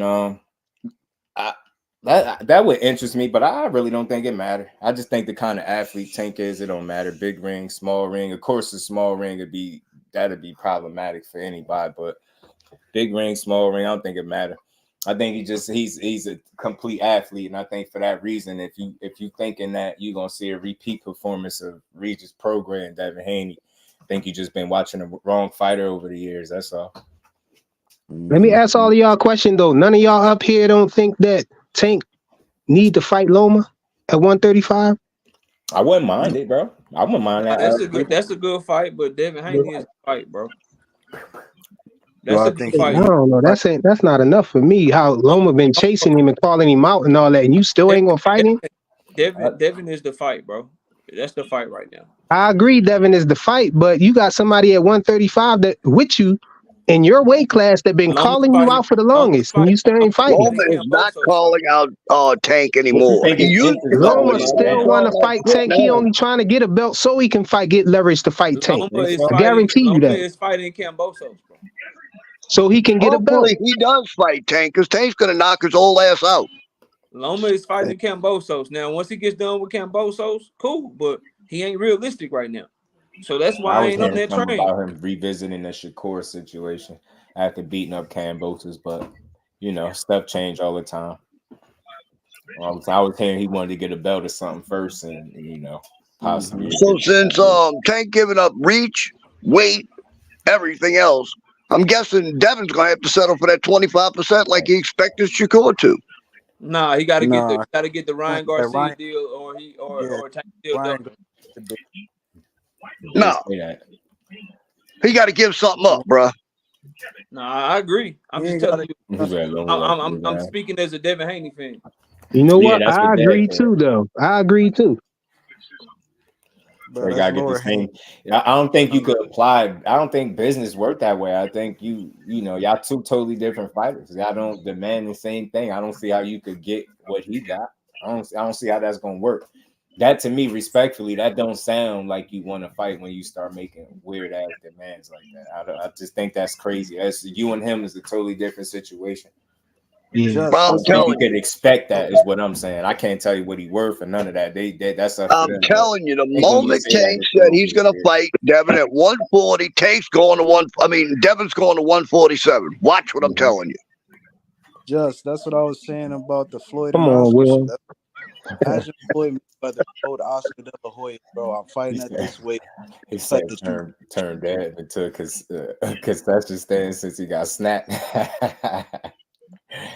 Yeah, Will up here wilding, bro. Yeah, that's why I said too, Zeno, and that's just respectful. I always nobody's wrong in this conversation. I just don't think you can make demands when you trying to make a fight that you would consider a big fight, right? You got to be. Yeah, he got to concede to something. Yeah, that's why I say I agree as far as the money split. Mm-hmm. I mean, but I don't like that rehydration clause and catch weight and all of that. I think all of that should be out the window. Yeah, them stipulations. He damn sure shouldn't be allowed to come in at super middleweight to a 140 fight either. Yeah, them stipulations just sound a little bit where you just always want to be reasonable. That's all. Like, you know what I mean? I know you feel like you're the man in your own right and can't nobody tell you not right. As long as you keep winning, you can keep saying. If Tank tell him he's got to be at least 155 coming into that fight, that's freaking reasonable. If Haney can't settle for that, then we know what it is. Yeah, it's tough, man. Tough. He's not doing it. Tank down after Loma. Bro, if it's going to be at 140, it don't. You can't put a rehydration clause on it. Yeah, I mean, you heard what Hitchins said. I know, like KO said, and I'm with him. I'd rather hear from Tank too, but at least it's a start, right? At least you know whatever conversations that have been going on behind the scenes don't involve no rehydration clause, right? And I like that. I like that for him. So I'm over that. Like, I don't think that's the end all be all. I don't even think that has to be the case. I just think people made a lot of noise about it because he's done it. And I thought what Richardson Hitchins said when, Mill City asked him about why you think he did it with Ryan, what's the difference? And I think I like what he said. Like, he never met Ryan before. He don't know how big he is. And I remember him speaking about saying, I think that was their first time seeing each other, something crazy like that. Out of all that time, I would have thought they known each other the way Ryan used to talk. But, I mean, I guess not. And like I said, I heard him saying he heard how big he is. So I'm not justifying it, but I'm trying to make sense of it. That, to me, that's the only reason why I would think he would add a rehydration clause to the guy. Like, hold on, man, this dude get how big? Like, they hear stuff. In the boxing circles is small. They hear. You know what I'm saying? And again, Ryan Garcia is a guy, bro, that I just can't give him a lot of excuses as to why he would lose any fight, because that's a guy that continuously fights at catch weights. He, like I said, he snuck to 140. I hate that for his career. Like, the way he went to 140 and ain't fighting 40 pounders, but just continuously talking crazy. He got to put up a shut up, man. I think you gonna really fight Haney, bro. It's a start. I think that Haney stuff is a start, man. Look, I'll watch it. I ain't knocking it. I just think that's a dumb fight, though. That's next because he got a shot. I heard that was supposed to get the winner out of Haney and Progress, so I ain't mad at that either. But I just want to see a good fight either way. Jonathan, my guy, was good. He said old school scared for a little tank. Now old school ain't scared. He want to see that fight, but he just being reasonable. And I think if you just understand that, he making a case for a guy that's clearly an A-side, not giving into everything, then you understand he ain't scared from him. He's just being reasonable. And again, it don't matter who's scared from him. As long as him and his team ain't scared, that's the only thing that matters. And we ain't never got to box again. Well, Right. I already been getting these bets, but now it's time for you to get your just do. When you got for sure. You got it's always going. This conversation always going to come up, but you see, I try not to make it completely redundant to the. We at least it was something that we heard Tank said behind the scenes, right? And he also spoke about Shakur and making that fight too. And I think it was realistic what he said. Like, he wasn't. It seemed like he wasn't focused on trying to be overly critical of the performance. He's just like, yo, a dude like De Los Santos can make you look like that. You gotta get back to winning how you normally win. And people will be right back demanding and calling for that fight. And it makes sense. You listen, you look at the performance, how people responded. They're like, man, we don't want to see that now after this. And I get people saying that, but I'm not going to push that, because as long as you're in the same weight class or you're a top fighter and ain't nobody beat you yet, I'm always demand or call for that fight. But we got Haney on the other end. He had an opportunity to perform, and he did it at a high level and looked good doing it. So, that one got some buzz around. They keep mentioning his name, so I can understand why his focus could be there. And like I said, we only going off of what Hitchins said, man. And he say he think that's where his focus is at. You get what I'm saying? He said reason. Yeah, you stupid. I hope what Hitchins said. I hope what he said was true, because that really I don't like hearing everything that was going on. I'm like, I don't even know if this shit's gonna happen, because when I hear them talk about the fight, I'm like, cool. But then it's like, all right, I'm a fight Tank, but I'm not leaving 140. All right, I'm gonna fight him, but no rehydration. All right, I'm gonna fight him, but I want Ryan Garcia. Appreciate you, Will.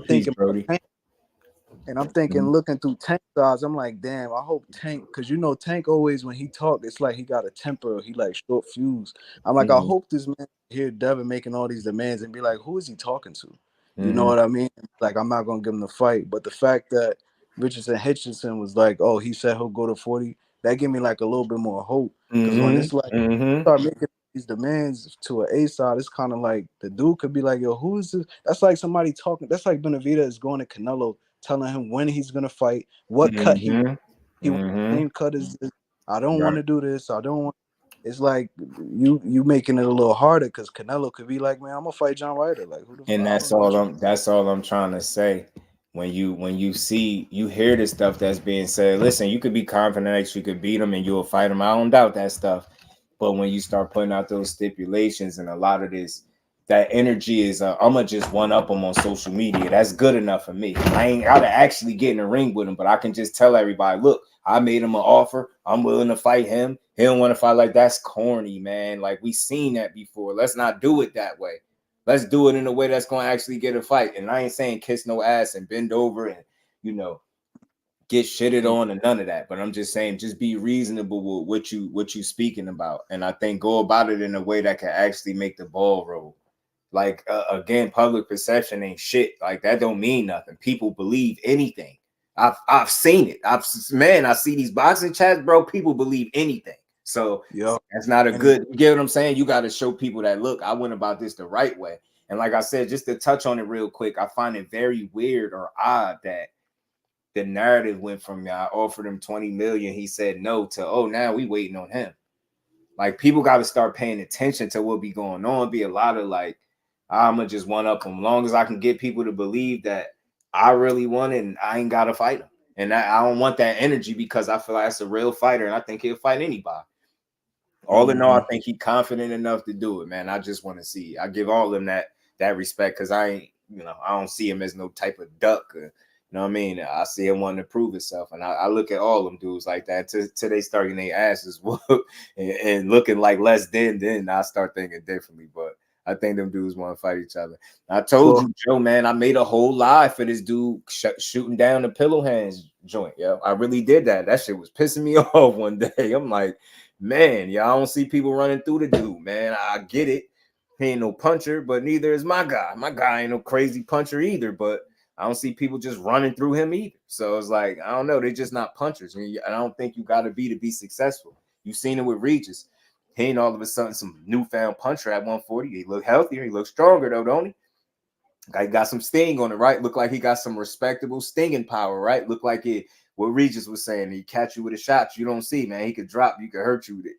All right, then. Don't that sound like something to respect? That's coming from a dude with a solid chin. That's all that. It's like anybody making a case that he a puncher is just wasting your breath. He ain't got to be that to be successful. He could be the boxer that he's been. You know what I mean? And just keep putting them wins. Keep putting them wins together. Tank never said he'll fight at 40. Now, Richardson Hitchins is speaking, saying he told him 100 times that he'll do it. He'll fight at 140 with no rehydration clause. That's where I got that from. Jonathan was good. He back in the super chat. He said, if he is what y'all say he is, he gonna step B what?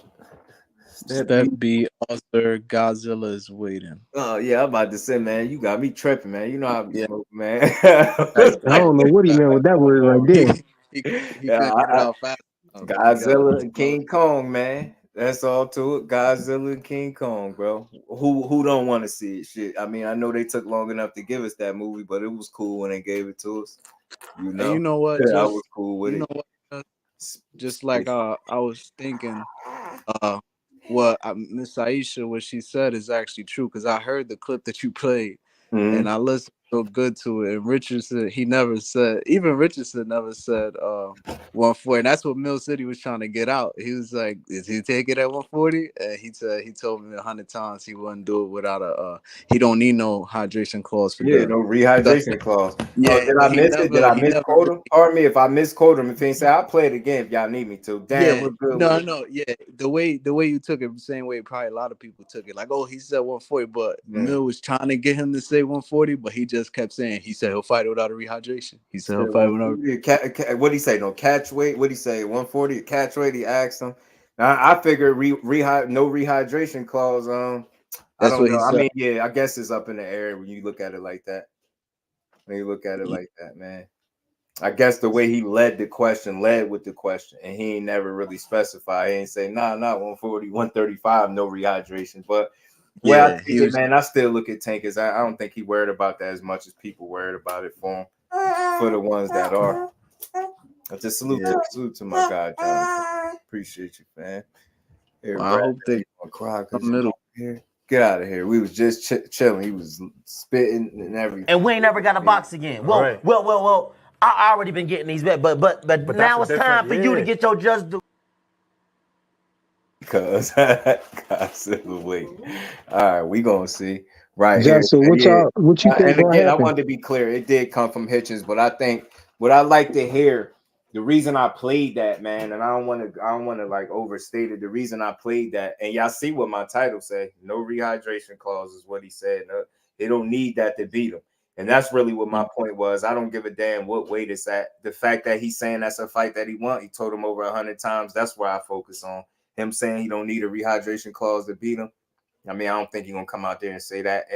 And he did say if he think he the man that he think he is, he'll go to 140 and do it. I could have swore he said that. Didn't he say that? He'll go and do it. He know the fight got to happen at 140. So I know I ain't completely just hear the wrong thing. I know he's made up like that. And he clearly do, like, you know, if I think, and that's why I'm guessing this is what he's basing it off. Like, why are you basing it off 35? A dude said he ain't going back down there. So that was just me. Maybe I picked that up and he didn't say that. Yeah, no, maybe he did say that. But I know on the clip, on the first clip that I heard you playing like 30 minutes ago before you dropped the link, I heard that one piece. I don't know if there was another part to it where they mentioned wild in chat. Yeah. So Miss Code, hold on. Look, we're gonna play it again. We're gonna play it again real quick. We got time. We got a little bit of time before we get out of here. Cause I ain't want to misquote him. I don't want to be caught misquoting him. I know I heard what I heard him say, but we gonna make sure I ain't tripping. I just hope Tank gives this man everything he wants, because if he don't do one thing, the fight not gonna happen. And when you publish, not like you said it in negotiation, but when you put it out to the fans, like, oh, I want this, I don't want that, and I'm not gonna do this. The one up stuff or the pissing contest, when it started in the media, it always rubbed the wrong way. You know what I'm saying? Tank like the wrong way. I hope he like ignore it and be like, okay, cool, like whatever he wants. He did say he was going back down though. I mean, look, it's tough. You can't argue that he didn't say that. He said the shit. He damn sure said it. Hold on, let me turn this up. Let me see. Let me get back to it. Yeah, at one point he did say that, but then he said he was never going back after he fought at 140 though. Yeah, I guess it's just this flip flopping. You know what I mean? But I listen. I think 135 should be in his rear view, and as long as he don't never say it again, I'm cool. Because or the only resistance I have for that is, and I guess it's just a matter of the way he phrased it, right? He said the biggest fight for him is at 35. You get what I'm saying? He ain't say, if he come up to 140, then me and him the biggest fight. Now he could mean that, but he ain't say that. He mentioned 35. And the only reason I think about that because he say interested in making the biggest fights. You know what I mean? So I don't know. I'll say this, bro. I'm not gonna crucify him for it. I think you're entitled to change your mind. I do, but I know some people that's not gonna be on it like me. I know some people that's gonna hold you to what you just said, but it's not that big a deal. What's up, y'all? Devin will have to keep his word. Yeah, and again, it's all the conversation for me. Like if I mean, it's not that bad. Like, I want to see the fight, period, but I just don't know. Jeff, I got a question. 30, just 35 just sounds so impossible, man. Didn't he drop his belt like a day or two before the fight or a week before the fight and say I'm done, I did everything I had to do at 135? So like I don't want to know why people in the chat posting clips of 4 weeks and 3 weeks ago, and the nigga already said he ain't coming back down. It's over. Well, said the run is over. You said that he said he did everything he had to do at 35, but if I'm not mistaken, didn't they accuse Shakur of ducking him since he sent Shakur a contract at 35 before he? Bro, he sent Shakur a contract like 2 or 3 months before that. So what? I just want to throw this out there for conversation purposes. Right? He ain't sent no damn contract. Well, the offer, my bad, Jeff. But it was 25% offer. I'm not letting y'all get that. I draw the line, yo. Y'all gotta stop believing that shit, bro. But you know what I mean? Making an offer and a bogus one at that. And why I called it bogus, and I told y'all it was. Let's not get on that, Jeff. Y'all just made me think about something all over again. Y'all put y'all foot in my mouth. So hold on, real quick. On one end, you want me to believe that he was about to fight Shakur at 135, but there's no way in hell he'll fight the most lucrative fight for him at 135. But that was yeah, before he he entered training camp, though, Just. That was before he entered training camp. Man, which one is it, man? That was Hell before nah, I know Shakur, your guy, and anything. Just at 35, then damn it, he could fight Tank there too. But Just, was he in camp when he sent the offer? That's all I gotta ask. Nah, hell no, I ain't giving it to him, bro. So when I'm just them people that's pushing that. Y'all said the offer was real cool, no argument. So he really was gonna fight him at 135 again. He really was gonna fight again. So if he send the offer, I'm gonna believe the timetable, bro. Is all I'm saying. It's not that far, man. It's not that far. All I'm saying is that's all. When Shakur had them ladies parading around with those signs, was it really a contract then? Frequent, man, don't do me like that, man. Stop bringing up old stuff. For real. Nobody. That's a little bit older. Because you try to hit us with the contract, John. I had to spin it back on you, bro. Send it bottles. Nah, I'm a little bit older, man. Don't bring that up. We forgot about that. Go tell him. Go tell him. Nah, I laughed. With all seriousness, though, when he did that, I laughed at it. I thought it was exactly what it was. I thought it was for sure. Like clout chasing. Let's use the word clout chasing. No. Now again, the reason why I don't think it's clout chasing, because again, that would be bad clout chasing, and I said this before. What would you saying something about why would you pretend that you're willing to fight a guy and not be willing to fight him? That's terrible. That does nothing. They're the only one who can clout. Bro, he was at a party that he was at, and instead of sliding over there himself, he sent some ladies walking around with some signs, bro. That ain't clout chasing. I don't know, man. I give him points for creativity, man. It was fun. It got people attention. It got everybody talking. He was clearly right, Zany. He was clearly trolling them, bro. Like, you can call it cap. I'm not gonna argue none of that stuff. I just thought it was fun. I think people take every little thing too personal. Think about it. He got in the damn ring and they had a problem with that. The same dude that get in the ring with people after their biggest wins or after they win, no problem there. But Shakur do it. He clout chasing there too. God damn, and think about it. Somebody had to let him in the ring. He ain't Debo is way in there. Think about it. How many people wanted to get in the ring after somebody fighting? They told they can't do it. Somebody let him in that ring. So my only issue with that, they got a problem with everything everybody do if it's not the way Haney wants them to do it. He get in the ring, yeah, he clout chasing. He said he thought Loma won. He's a coon. It's like, bro, y'all, this ain't boxing when it's like that. Y'all weird. That's weird energy. He can't. I heard somebody say even if he thought that Loma lost, he was supposed to say, yeah, he won anyway. Just cuz. I was like, yeah, y'all weird when it comes to this dude, bro. I don't understand what his opinion. No, just you trying to spin us. Just we not talking about when he was in the ring. That was perfectly fine. We just talking about the ladies walking around. Yeah, nah, but I again, I ain't had no problem with him coming in the ring. I don't think he's the kind of fighter that clout chasing him does anything for you. Like that word clout, I hate it in boxing because again, you had a guy that was fighting on TV in his very first fight. Like I don't know, like you known about him since the Olympics. Clout is not, I don't think that's the right word for it. Like I think people are sensitive to anything being done in boxing when it's a guy that they like. I thought it was in good fun. Nobody got beat up, nobody got hurt. You get what I'm saying? It's like when I seen how offended people got, I was like, so hold on, let me get this straight. You can't say you thought he lost or you're a coon. You can't get in the ring with him after a fight, and you apparently can't send him bottle service either. You can't do none of this. You get what I'm saying? So I was just like, I don't know. I think people just too sensitive in boxing. He said bottle service. I like it. I like it personally. I like the back and forth. So if Dave would have did that, I know he would have had hella slender. That's why I like it. Justin, you got to give him what he want, or else you don't want to fight and you ducking. And that's what the story gonna be. He said, "What was that?" Give him what he wants. You don't want to fight. Like saying their names. Hey, Gert say he keeping it consistent, man. That shit crazy. Only Tank got clout. Nah, I just think that they just don't garner the kind of attention where I don't know. I think it's a such thing as bad clout chasing. I really do. I think speaking on somebody's name and having no intent on fighting them is that's weak. You get what I'm saying? You really have no intent on you really just using a name just for some attention at the time. So you would consider Theo like a clout chaser then?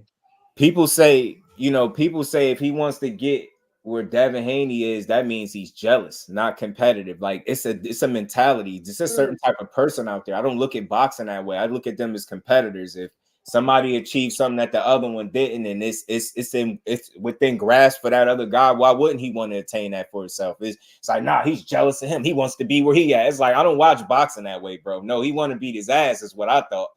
They want to beat each other. That's why I focus at. Like, I don't care about the other stuff, but I did like the creativity, man. Sign the contract. It was funny. It was funny. And again, I come from a different place. I enjoy this shit. I'm not mad at everything they do. I don't care. It's just funny. Because show me you can beat him or show me he's not a real fighter, then I won't take him serious at all. You know what I mean? Sign the contract, big boy. Sign the contract. Say that again. Sign the contract, big boy. He went from sign the contract to Thirsty Thursday. Sign the contract. It just went bad for him. What was it supposed to say? Like, Thirsty Thursday. Like, They should have said Thirsty Thursday. You know what I'm saying? Sign the contract just mean let's fight to me. You know what I mean? Let's fight. And again, I know people just be watching boxing to be mad at these young dudes. They don't really listen to the reason why he said he went about it like that. If you can't respect the reason why he said he got in the ring and none of that, you don't like boxing. Why he get in the ring? Responded off of what they said. You get what I'm saying? Like, and from a competitor, people, once he got in the ring, they, hater. He's trying to ruin his plans. I was like, bro, y'all sound like y'all scared to see that fight. What are y'all talking about? Nah, they know they had plans and but it's like them same people that said they plan not to fight each other are the same people that's telling me that Keyshawn and Shakur need to stop saying they friends and fight each other now. They need to stop saying that and fight. So it's like, why y'all don't have that same energy when they found themselves in the same weight class? A fight became in reach. You like, oh, and he's staying here? Because that's where he was coming from. He's like, oh, they said they staying here, and it ain't gonna be no other. He wasn't talking like, I don't like this dude, I hate him, and it wasn't that. It was like, oh, the competitor in me, okay, let's fight, let's make a fight. I never took that situation personal as people took it, and I'm gonna say this, and I'm standing on this, and I'm done with it. The people that took that personal think that it's a chance that he'll lose to Shakur. Anybody else outside of that, you just know it's boxing, bro. That's boxing. I just want to know after all that sign shit. So did an offer get sent? And I'm saying 3 fights because we know he stayed there 3 fights too long. And Shakur would have left and not missed weight on the scale. They would have never ended up in the same weight class again. So I think kind of their plans changed when one guy decided to stay at a weight class longer than he anticipated. And then if they found themselves in the same weight class, I think that's reasonable. I think it's logical. People make it about clout and all this other weird shit. I look at it like this: if you was born and bred fighting the best fighters in the world, you doing it under the lights with the money. Now you don't want to fight those. I refuse to believe that. So I believe the call out was always about proving I was better than you in the ring. None of that other personal shit. Like, I don't care for that. And I think it somewhere along the lines, the back and forth when I think it got a little messy there. So nobody spilled no blood, man. Them dudes could always fight, bro. Right? They were overly dramatic. Yeah, coon. They called him a coon. That's why I say some of the same people that called him a coon, they love Malik Scott. And Malik Scott said he had an 8-4 Loma. So please call that man a coon. Respectfully, give him his coon jacket too. And the reason they won't do that is because that's not a fitting title for a guy that just gave his opinion on who he thought won a fight. People be pushing it in boxing. I'm like, that's wild. Y'all sound like y'all nervous of the guy that's stepping to him, because if that was a Cambosis level talent, get what I'm saying? You wouldn't have cared. You'd have been like, man, he'd beat this dude ass. But I think because it was somebody that can give him a good fight, you took it as, you trying to ruin plans. Nah, if the fighter you like the most is as good as you say he is, he can't ruin shit. He could just be another name on a resume for him. You know what I mean? All right. I ain't say he was ruining no plans. I wanted him to accept the offer. I care who win, lose, or draw. Like, I'm not invested in no fighter. Unless I know I wanted to see that fight relationship, bro. I'm not emotionally invested in no one single fighter in boxing. I don't watch it like that. Some people go Shakur, yeah, cool with Eddie Hearn all of a sudden, yeah. All them that was a good fight for sure. Say that again. I said that was a good fight. I wanted to see that fight. What's that? Shakur and Devin Haney. Yeah. Now that would have been a damn good fight. I always said it was a 50-50 fight to me. I would have loved it, man. And once upon a time, I thought it was a real possibility. That shit had me thinking crazy. But I think I was being more of a fight fan and not really just using my brain, because once you heard certain things like numbers and things getting thrown out there, you like, oh, all right, they doing the pissing contest right now. This ain't gonna go nowhere. We just seen this play out. It's not gonna go nowhere. And then right now, it just might not be time for it, which is cool. You know, dudes still got time to kind of build their resumes and their names a little bit. I don't want to see it over marinate, but I think. Do you think Shakur going to end up there at 140? Say again. Do you think Shakur could possibly end up at 140? Hell yeah. Hell yeah. He said he got like 3 years at 35. So he think he got like 3 years at 35. And he said up to 40 he'd go. But he said right now 35 is the focus. But I think he said he got about 3 years in the last interview when I heard him speak on it. About 3 years, they'd go up to 140.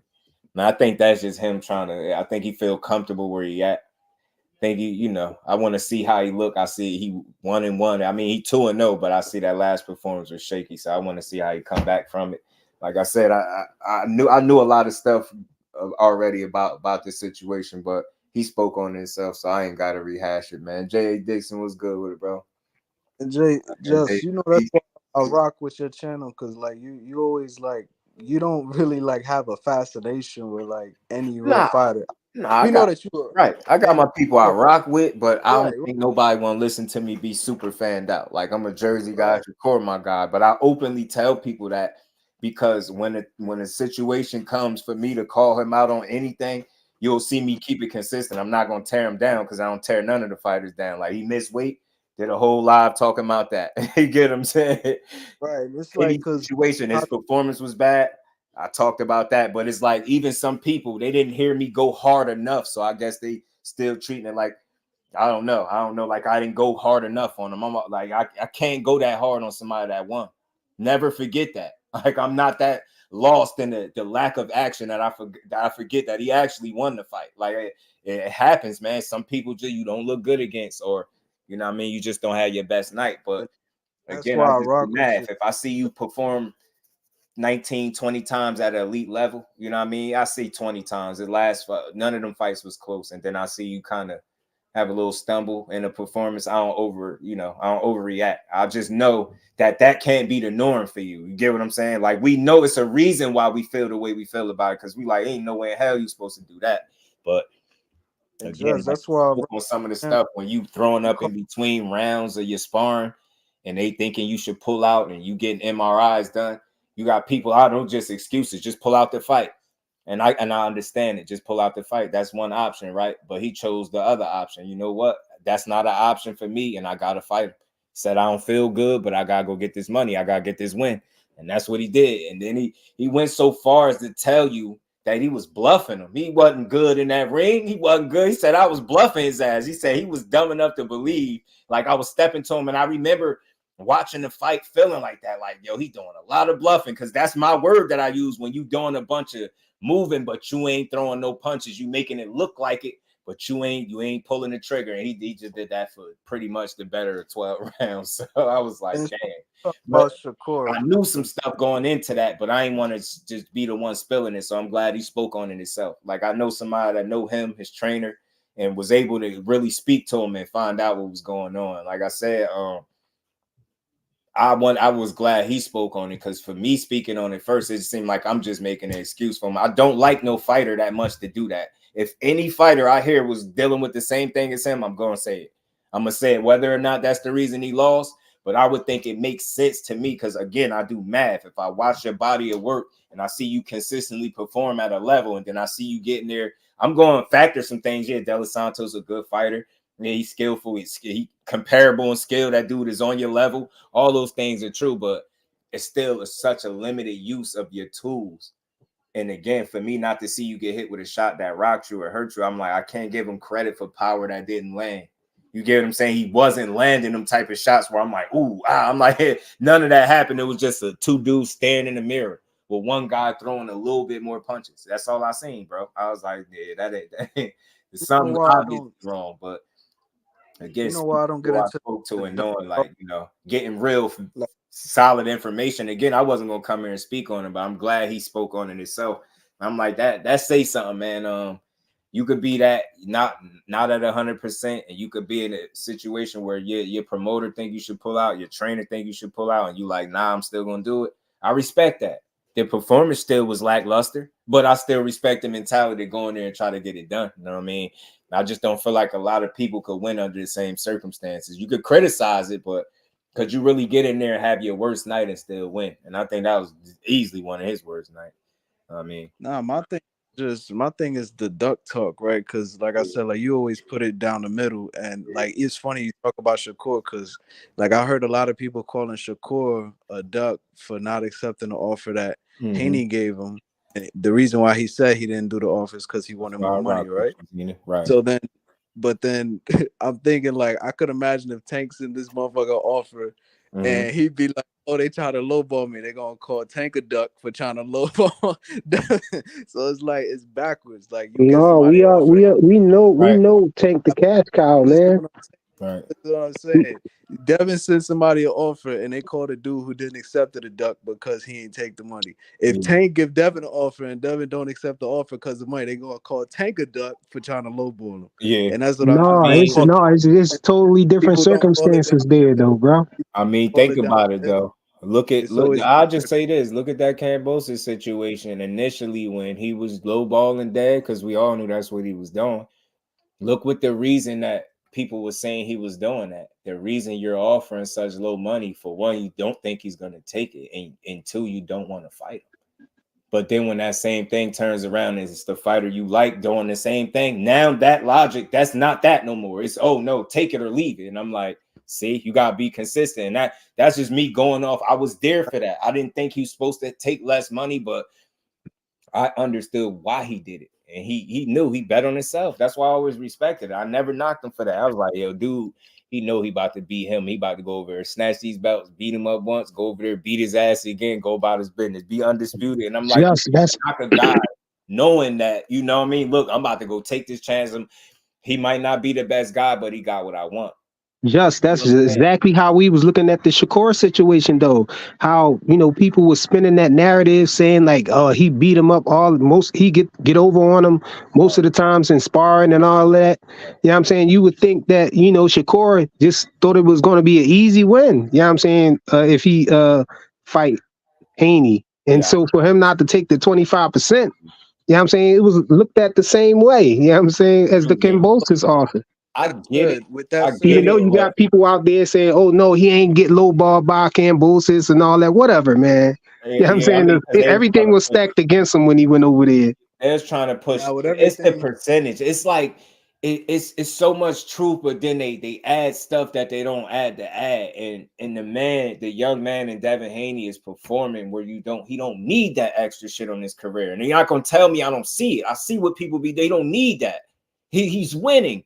That's the most important thing. Like, people still be stuck over people opinion on who they thought won, him or Loma. Who cares? He 31-0 now.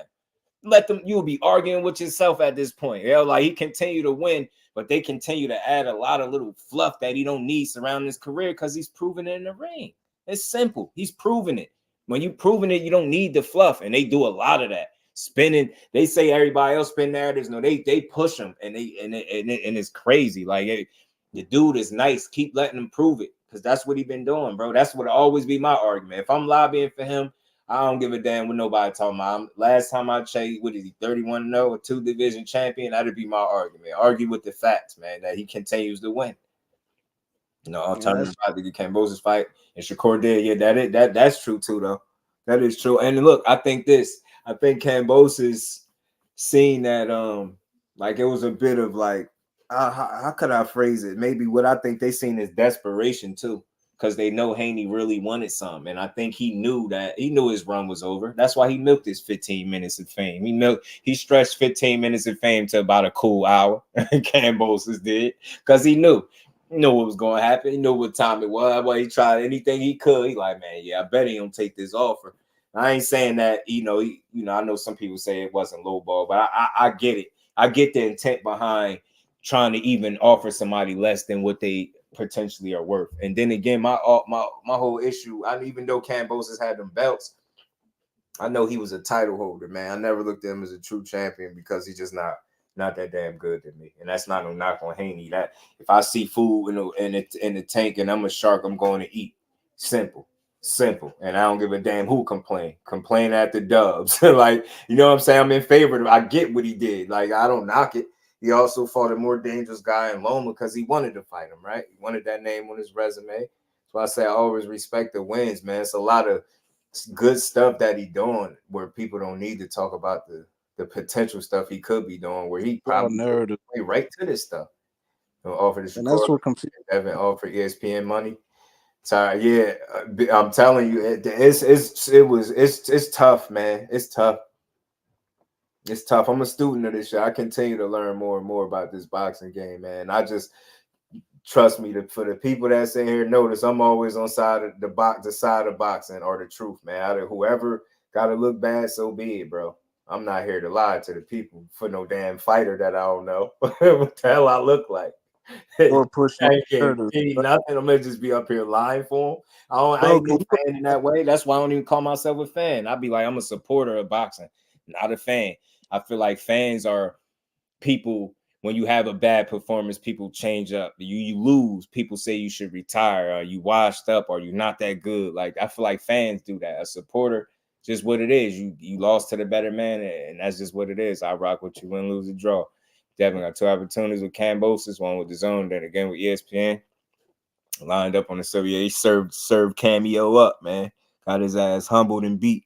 Salute the frequent flyer, man. Pound for pulling up, man. Salute to everybody in the building, man. Y'all smash the like button on the way out. Devin ain't got no money to offer shit. He lied. Yeah, I know that stuff sound good, especially when the person that's making the fight say the offer is not real. People will still go behind him and say he's the liar, but he would have been the guy making the fight. So why would he be lying? It's just weird. It's simple. It's simple to understand, bro. So I rock with Zine. If he on the side of the truth, man. I ain't never seen him in here pushing on narratives. And again, narratives ain't just because you don't believe, or agree with somebody, don't mean they pushing narratives, man. I don't see bro in here spinning lies and shit. And that's just real. A lot of these dudes, you got to take into account, like, their job is not always to tell the truth, it's to promote. Or it's always very important for you to recognize and identify what hat, what individual was wearing when they speaking to you. You get what I'm saying? And that sometimes that really determines what kind of answer you get. You got your promoter hat, your dad hat.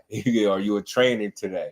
Are you being a politician? Like, this shit is real, because I've seen multiple people throughout this boxing shit get asked questions and go on multiple platforms and tell different answers to the same question. So that's how you get a lot of this confusion. You know what I mean? It's by money. It never made sense.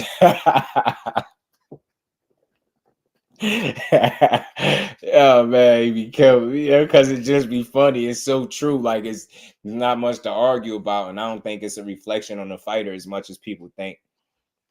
The fighter ain't, definitely show up and fight someone, overwhelming favorite over, and got all the belts in one fight. It's true. Zena said, I kept asking him what you do to bring to the table. Yeah, you definitely can't make those type of demands when you speaking on the sport of boxing and it being a business, man. You got to be reasonable.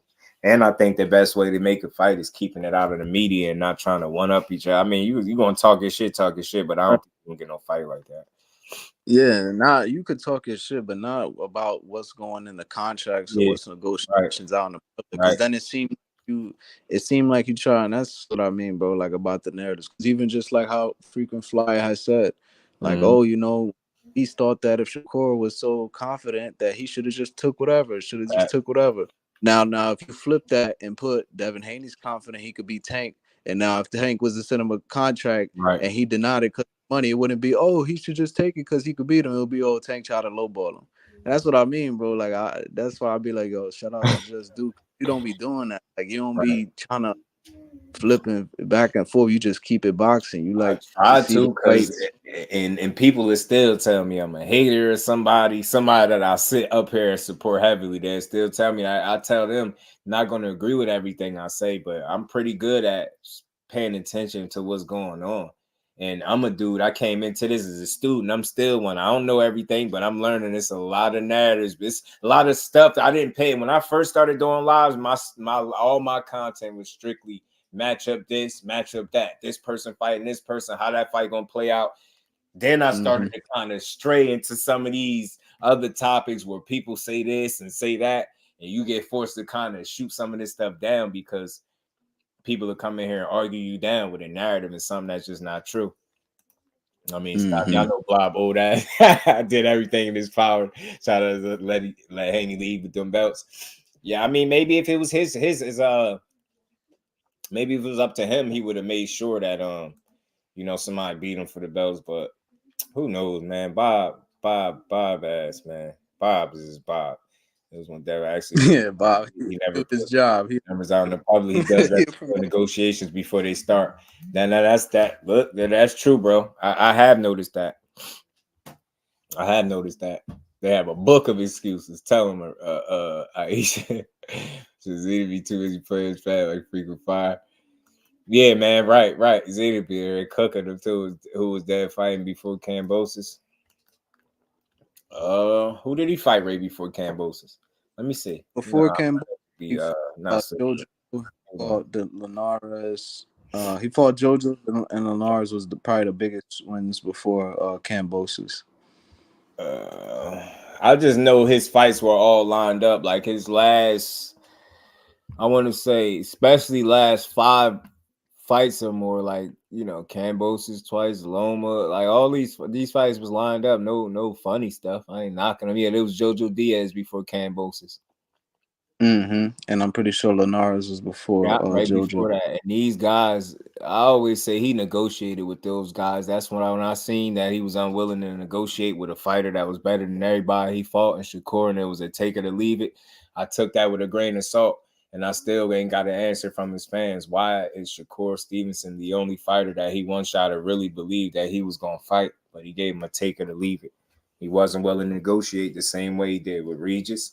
Don't give me that bullshit. He a champion the same way he did with Loma. He didn't give Loma a bullshit piece of the pie either. So it's a lot of holes in that. That's why it's easy to see. It's like you got to stop being a fan and you got to be real. I promise you, if that was my favorite fighter and you did that, I would be questioning it the same way. Because I'm like, if you move one way with everybody else and then you switch up the way you do business with this one guy, and it's nah, take it or leave it. It's like, nah, that ain't realistic. That's what. And guess what, Just? Even if you questioning it, you would still like that fighter. You would just question like, damn, he did do. Yeah. So then say you be like, go totally crazy and start making a blast. You'll be like, damn, he normally don't do that, but you'll still watch Dev. You'll still for sure. Because it's to me, it's ego and pissing contests is like they be what I mean, flexing on each other and stuff like that. That's why he took whatever was offered. I think he did that because I think it was a means to an end. I think, and again, man, Shakur being a 2-division champion, I don't think should have been offered less than what the mandatory split would have been. And he said Shakur said 50-50, nothing else. I never heard him say that. I heard them put that out there. I know I read the letter.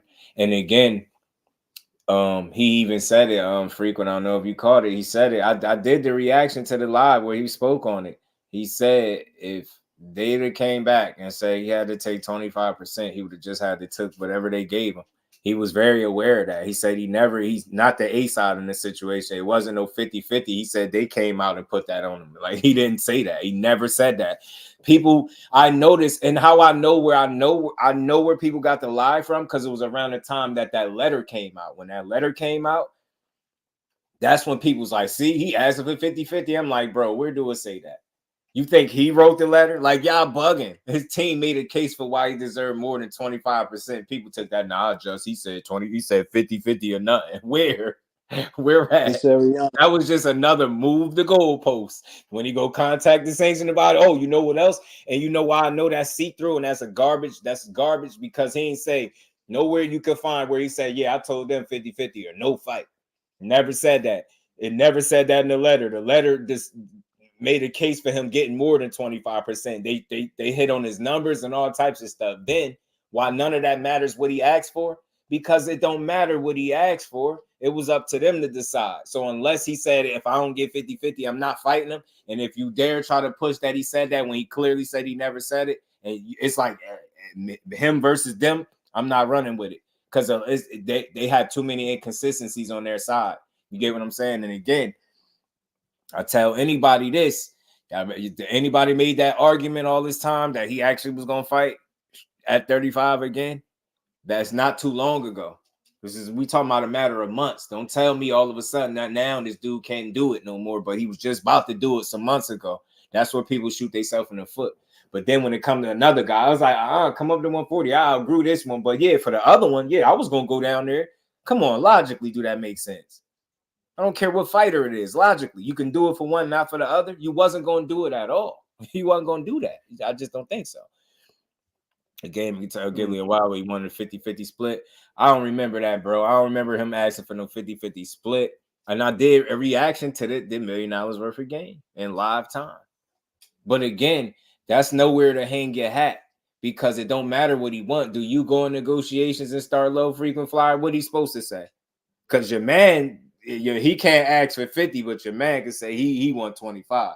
And I still don't remember that. I had to go watch it again, but I don't recall. I did react. I played the whole thing live, but I don't recall that. And I think that's another place where they try to hang their hat. Man, he can't determine the split. He would have to take whatever they decided. And he said that. He also said that. Well, so if they would have came back and said 25, that's what he would have took. But you know, they ain't get that far.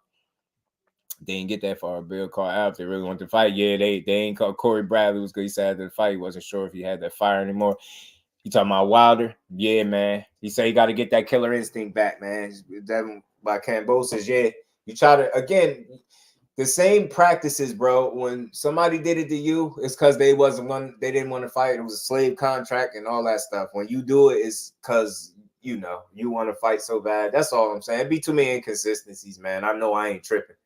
You know what I mean? People don't be making sense. Hey, you know what though? Yeah, he got 40%. Didn't bring anything fancy in Australia, but you can't pull that up. Gail asked him why not take 25%, get the belts, because he don't have to. It's like people ask that question, but y'all want him to. And again, we're not talking about going and sitting at a computer or a desk or an office and filling out paperwork or some shit. You talking about getting punched in your face. So again, if I know I have another option and I don't have to take the shit into the stick because ignorant ass fans at home want me to get punched in their face for their entertainment for less than what I feel like I know I'm worth and deserve, hell no, I got another option. And he went that route. Why didn't that man allow that business to take place? He went and hauled ass. And if they can't tell me 25% of what, I have a hard time believing that it was ever an offer when Bob Arum said it wasn't one. But I rock with all y'all, man. So salute to the fan, man. It's been another dope one, man. Shakur used his mandatory status to negotiate, and they was unwilling to do it. Answer was because he wanted a 50-50 split. You can have that, man. I'll get that to you. I won't argue with you. I won't argue. I just don't think that was the end-all, be-all. I think we know that a guy told you who they was fighting the whole time, and that's where his energy went, and that's who he went to fight. Not because he had ducked, because that's who he was planning to fight, because he was done at 35. You know what I'm saying? So that's why, 25% of what? From who? I always say that. Who money?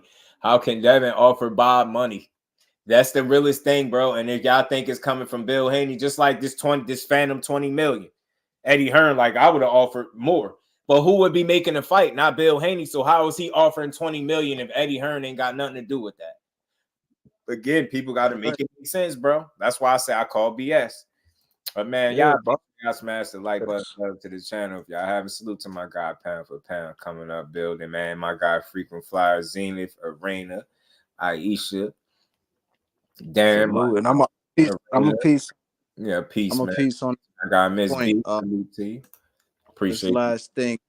Tank, he had recently put out that his judge is letting him train or nothing like that. So it's gonna be a minute until he get that situation figured out. We're not gonna see him anyway.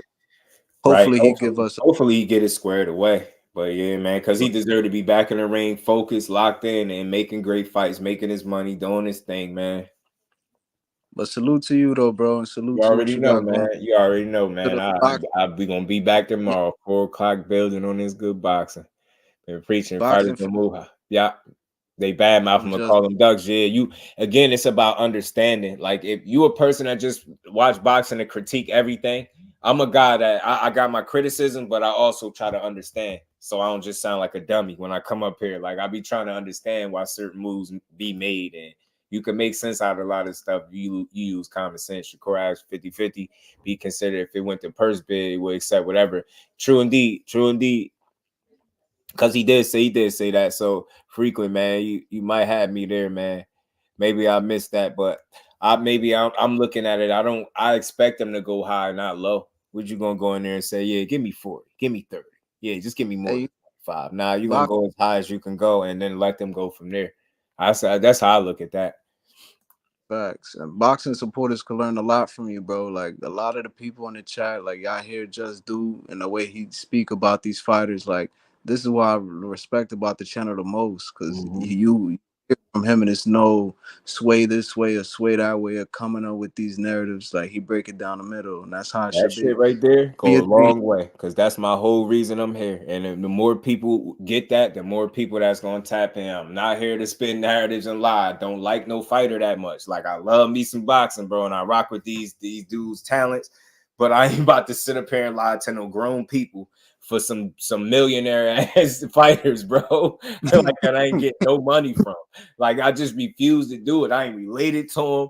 We ain't got no report. Even if we got a report, I'm still not doing that. And I don't think no fighter would ask me to be a sellout or come live to an audience of people for them. For that, right. I would never do it. It just ain't no need.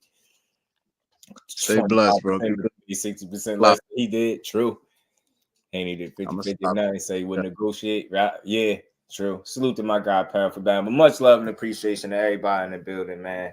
Appreciate hanging in there. There was another long one. Salute to everybody in the super chat, cash app.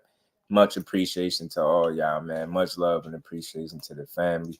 We will be back tomorrow, man. Pardon me, I've been a little absent lately, but we back in our slot 4 o'clock doing our thing. So we gonna keep building, y'all. Salute to my guy Zenith, man. Zoom verse, peace and blessings. Arena, Aisha, Frequent, my guy. Corey, Miss B, the rest of the gang, Darren. Peace, man. See y'all on the next one. See y'all tomorrow. Y'all make sure y'all enjoy the rest of y'all night, man. We back at it tomorrow. Peace to the fam.